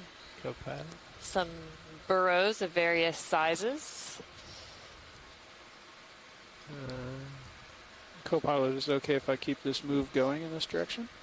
Yeah, I think so. All righty. Bridge, nav.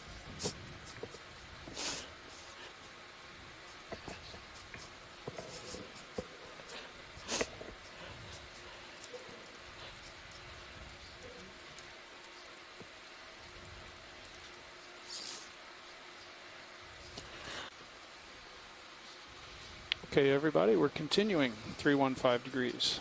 Thanks, Nav. Excellent. Thank you, That's Nav. great. Can't Great wait job, to Jeff. see what's up ahead. We're currently at 801 meters. Diving at a site between Alvin and Nantucket Canyons. This is our last dive of the expedition. We currently have another eel with a copepod parasite attached. Wow. It's another humongous copepod. We've seen, how many have we seen today? Third or fourth today. Third with copepods and then one with an isopod. You know, and just for sort of random observations, that seems like quite a high rate of parasitism on these Synapha eels. I think there's another one. Something strange and yellow. There's something for you to check out, Jeff. The yellow there. Yep. Good spot video. What's that? Wait a minute. Could it be? Let's check it out. Remember, no expectations, but Appears to be hard and branching. getting excited. Don't hold your breath just yet. Video, do you want to do a partial zoom there? Oh, yeah. It sort of resembles the plant material. It was even the red color. Well, so we did see some plant material yesterday and a little bit earlier today. Oh. So thank you very much for documenting that. So I think we'll continue up. We can come back on Slow. video. Good job, Jeff. Coming wide. While you're down and stable there, I think it's time to give way to your partner. All right. I Full will way. make sure I'm back down. All right. Nice work. Thanks, Tom. Thanks for guiding me through front row. Oh, excellent work. Just a taste.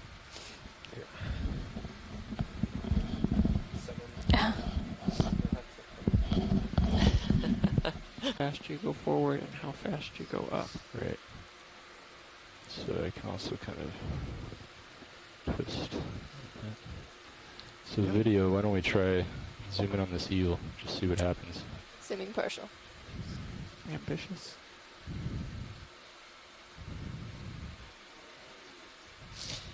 All right. You picked a good one, Pilot. This is one that we've had some questions about. I saw this early on in the dive today. You're going to have to either go up or tilt with him, too. All right, let's try.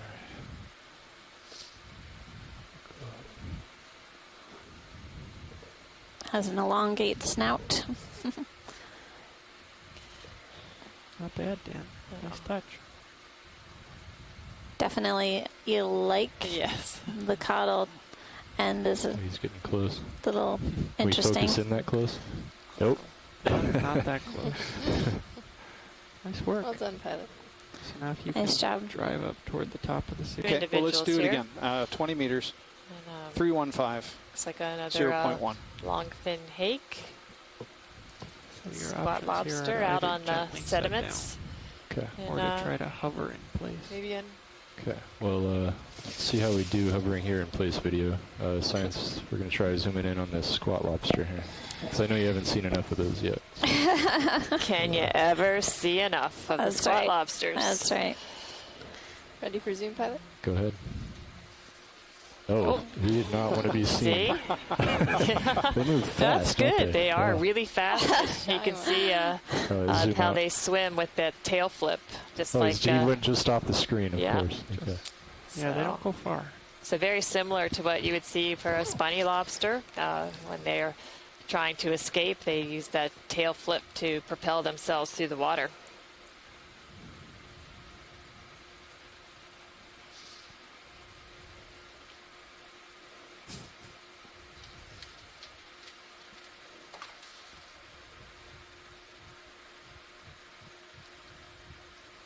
Just get out of my light. But, all right, try to zoom it. Video. Snapping. Let's see if I can. Stable shot.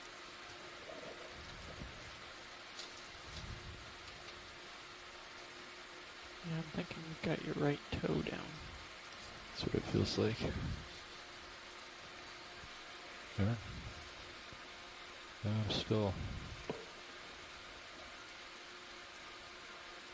Sliding down through the mud. Oh, is that slowly. what's going on? All right. The mud's soft enough, yeah, a little bit of downward force can kind of dig it out and slide down the hill. It's a nice shot. You have a knack, Dan. Very good. I haven't finished yet.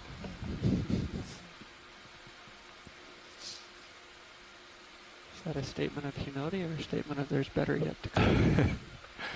I'm not sure yet. Okay. Now let's see if you can get aligned with Sirius and drive out a little bit here in Okay. the direction of movement. Should be heading 315. You got it. I'm actually surprised how quickly it reacts to those rotational Heading inputs. is very snappy. Very. So I'm getting a little close to the bottom. That's part of the learning process, is calibrating to how fast it responds in each dimension. It's fastest in yaw, fairly fast in forward back, slower in vertical, and slowest in lateral. A challenge. See if you can kind of slide part way around him and keep him in center frame. If you're looking for a challenge. Yeah, so let's try to zoom on that video.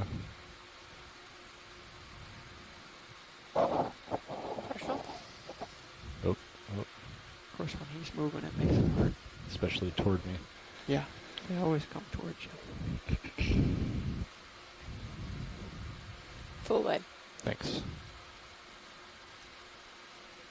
All right, let's try it again. Let's snap zoom on the hake. Roger that. And I'm gonna try a lateral twist. Oh. There you go. Yeah, lateral and heading change. Nice. I gotta go up a little bit so I don't hit the bottom. Yeah, it's harder to do on an inclined plane. You run out of space. All right. You got the idea, though. Okay, let's head up toward the top of the screen. Yeah, see if you kind of go lower right corner to up. So is your coral model what you expected, Science? We're not quite there yet. Oh, okay. We have about 30 meters, I think.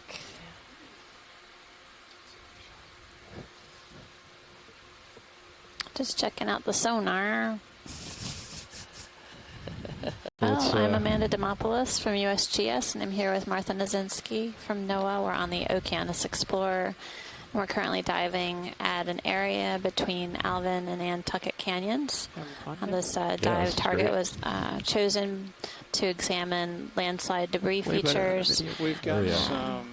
Essentially focuses on submarine landslides along the continental slope. It's a major area of interest for USGS Marine Hazards Group. 35 meters out. As always, we characterize the biology along with the geology as every dive, and we've been seeing quite a bit of biology on this trip, which I'm sure has been of interest to the geologists who have been helping us along. I think they look forward to the biology. This is our last dive of the expedition. It's been a fantastic trip. We've seen quite a bit every day. It seems like we've seen something new. Absolutely. And it's all added to our understanding of deep sea environments, including areas that contain deep sea corals, as well as soft bottom environments. Looks like we found a hard substrate up ahead. And that's bigger than a pebble. It's bigger than bread box. Who said I told you so? Didn't you say it was going to be... Hey, Martha, I guess we're 10 minutes from off bottom? No, it's actually less, so you missed it by 7 minutes. Oh. Well. Generous. Your left a little bit, and we'll see what those other rocks over there look like. Sure. Well, did we get frame grabs for this? Oh, look on Sirius. What is Wow. that? You Should I want turn frame around? grabs? Wow. Wow. Should I turn around? Oh! No, I think you should probably just stay right where you are. Okay. Turn around! Can I turn around? Yeah. We need the ROV! Tom, if you need to take over, feel free to do so. You keep coming to the left. You're doing great. Okay. Keep coming to the left. Sirius 2.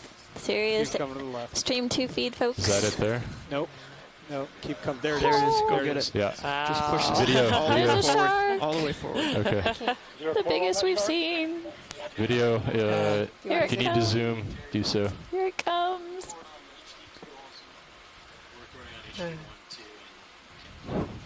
Wow. Let's pull out a little bit. Let's pull out a little bit. Holding pressure. We never know what we're going to find. What is that? You can get there, see yourself here?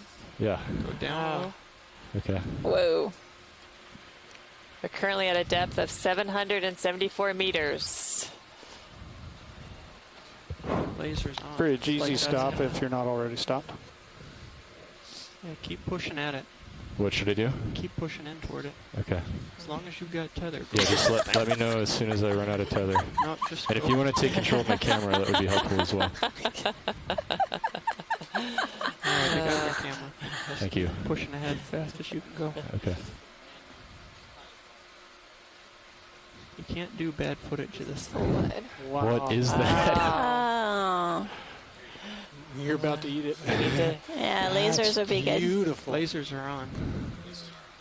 Not that I I just can't see them anywhere on that thing. Like some battle scars on that thing. Oh, definitely. Turn around. Turning around. Oh, here it Hold comes. What is that? I can Ooh. Yeah, just keep working with it. As long as he stays anywhere you can get to. Wow. 3, 4. There's a 1, shot. 2, 3, Oh, 4, look, 5. I'm I see serious. 5. Oh, that's amazing. Keep chasing him, Dan. Nice work. Okay. He's coming back in. You're great.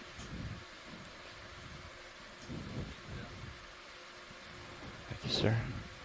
Looks like there are Faster, he's 5 getting gill away slits from you. based on what I Nav, can if you want to count. keep an eye on my altimeter, Yep. let me know. Your altimeter's good. You're 3 meters off, and you got 5 meter separation with Sirius. Starting again. I'm zooming Tom, you out. might want to pull up Got a it. little I got bit next if video. it's close to you.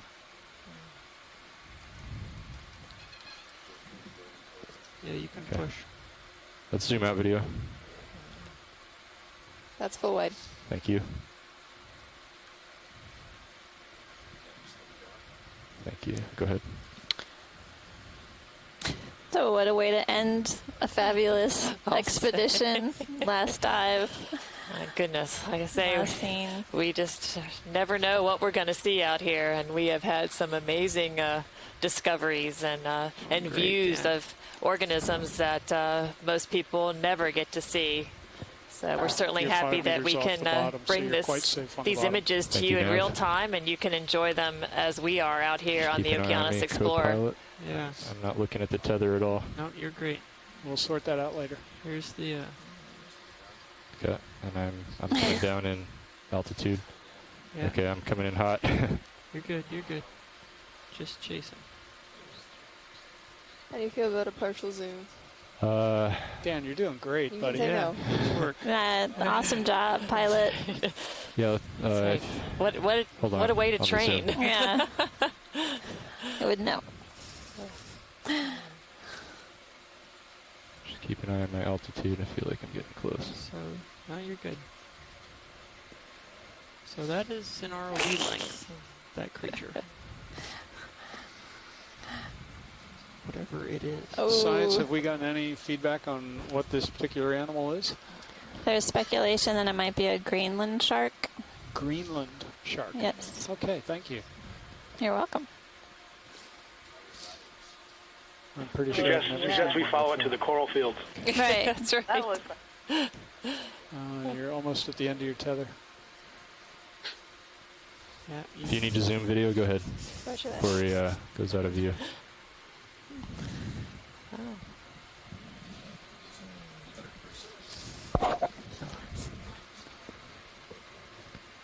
And as he fades to black, our expedition comes to a close. Oh. Oh. Say it Zoom isn't out so. Is that all? That's it? We always want more. That's right. Okay. We're gonna let you fly more often. Please. Nice work. Thank you. Yeah, definitely looks like a Greenland shark. That's pretty Thanks cool. so much. Okay. I'm good with that. Thank you. Woohoo! Wow. That certainly was a You made it, guys. Well done. certainly was a fabulous way to end our expedition. Wow. But is the case with all good things. Unfortunately, this leg of the Okeanos Explorer expedition to the Northeast Canyons is coming to a close. And this will be our last episode of Deep Sea so TV. We need to get Always want to keep you wanting more, That's for right. sure. Must have had a half turn in We've the had other way. had a great time Yeah, we don't bringing seem to you be that these bad. fabulous We went under a images tether and for sure. sharing with you what we're But we, learning aren't about so bad right now. these canyon habitats, and as well as a visit to Middle East Seamount. right, we certainly have learned a lot. And we've made some great discoveries while we were out here. But as we've said before, we still have a lot more questions to be answered, and hope that we'll be able to come back here again. Yes, definitely. Thanks, everyone, for participating on the shore side. We've been thrilled that there have been so many people touched by the deep sea. We've been excited as you all have been, to explore and investigate the seafloor environments that we've been seeing over the last few weeks, and look forward to future missions as we learn more about our oceans. So thanks so much for staying tuned in. Shoreside scientists, thanks again for participating actively, giving us assistance throughout the dives, providing us with your insights, expertise and questions. We wouldn't have had as much fun as we did without you all participating along with us. So it's been a great ride. Exactly. We've had a good time, and we've learned a great deal, and look forward to what comes next as we synthesize and condense the information that we've gathered and spread the word about these exciting environments. That's right. They were on, but for those of you, we still have one more conference call. I agree with you. So did we decide 5 o'clock? Yeah, 5 o'clock today, so we can have the most participants be on the line with us as we discuss today's dive, and we'll recap the leg to the best of our abilities, some of the highlights, and initiate some discussions about next steps and future work. So appreciate you all participating on that call at 5, and look forward to our discussions as they come along. This is only just the beginning. That's right. Usually those things show up and they're about 4 feet away. Martha Nazinski, along with Amanda Demopoulos, and we will be signing off our Deep Sea TV, but we hope we will cross paths again somewhere to bring you some beautiful images from the ocean floor. Thanks again. Thank you. Thanks, front row. Thanks. Well done, Amanda and Martha, in the morning. See you at 5. Okay. All right. Thanks. Thanks, Scott. Thank you, Great front job. row. Thank you, crew. Everybody out here certainly owes you a great debt of thanks for doing a tremendous job. Really, really enjoyed it. You made it really enjoyable, and please thank all the crew out there for doing everything they did to make this possible. Jeff? I'm ready. Make it so thrilling. There was so much education great that everyone got out here from what you were doing, and so great job. Thanks so much. Look forward to talking to you at 5 o'clock. Dan's camera. Okay. Thank you, Tim. Thanks so much, Tim Shank. Appreciate everyone's support and help from Shoreside. Couldn't have done it without the fabulous crew out here. They made it happen. They made our lives easy. Our job was easier because of their expertise and ability to bring you the seafloor. So That's right. All right. Okeanos, this is Catalina from the Interspace Center. hi, Catalina. Bring the telelight on. What a way to go out. Yeah. Very exciting. I've got some forward ones. Yeah, what a Very thrill. exciting. What a So, thrill. great job, everyone. We're exhausted here and thrilled that the season went so well. Thanks so much. It's been an incredible season. Wow. That certainly was You made it, guys. Well done. certainly was a fabulous way to end our expedition. Wow. That is the case with all good things. Unfortunately, this leg of the Okeanos Explorer expedition to the Northeast Canyons is coming to a close. And this will be our last episode of Deep Sea TV. We need to get always want to keep you wanting more, for right. sure. Must have had a half turn in we've the had other way. a great time seem bringing to you be these that bad. fabulous We went under images untethered for and sure. sharing with you what we're But we, learning aren't about so bad right now. these canyon habitats, and as well as a visit to Middleist Seamount. All right, We certainly have learned a lot. And we've made some great discoveries while we were out here. But as we've said before, we still have a lot more questions to be answered, and hope that we'll be able to come back here again. Yes, definitely. Thanks, everyone, for participating on the shore side. We've been thrilled that there have been so many people touched by the deep sea. We've been excited as you all have been to explore and investigate the seafloor environments that we've been seeing over the last few weeks, and look forward to future missions as we learn more about our oceans. So thanks so much for staying tuned in. Shoreside Scientists, thanks again for participating actively, giving us assistance throughout the dives, providing us with your insights, expertise and questions.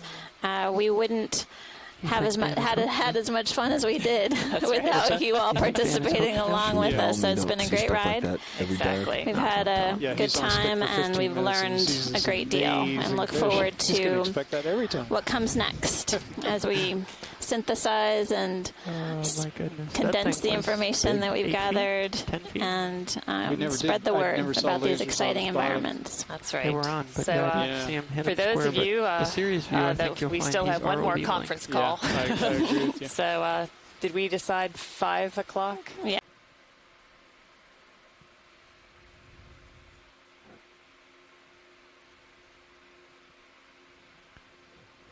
Video main ROV HD ready for power down.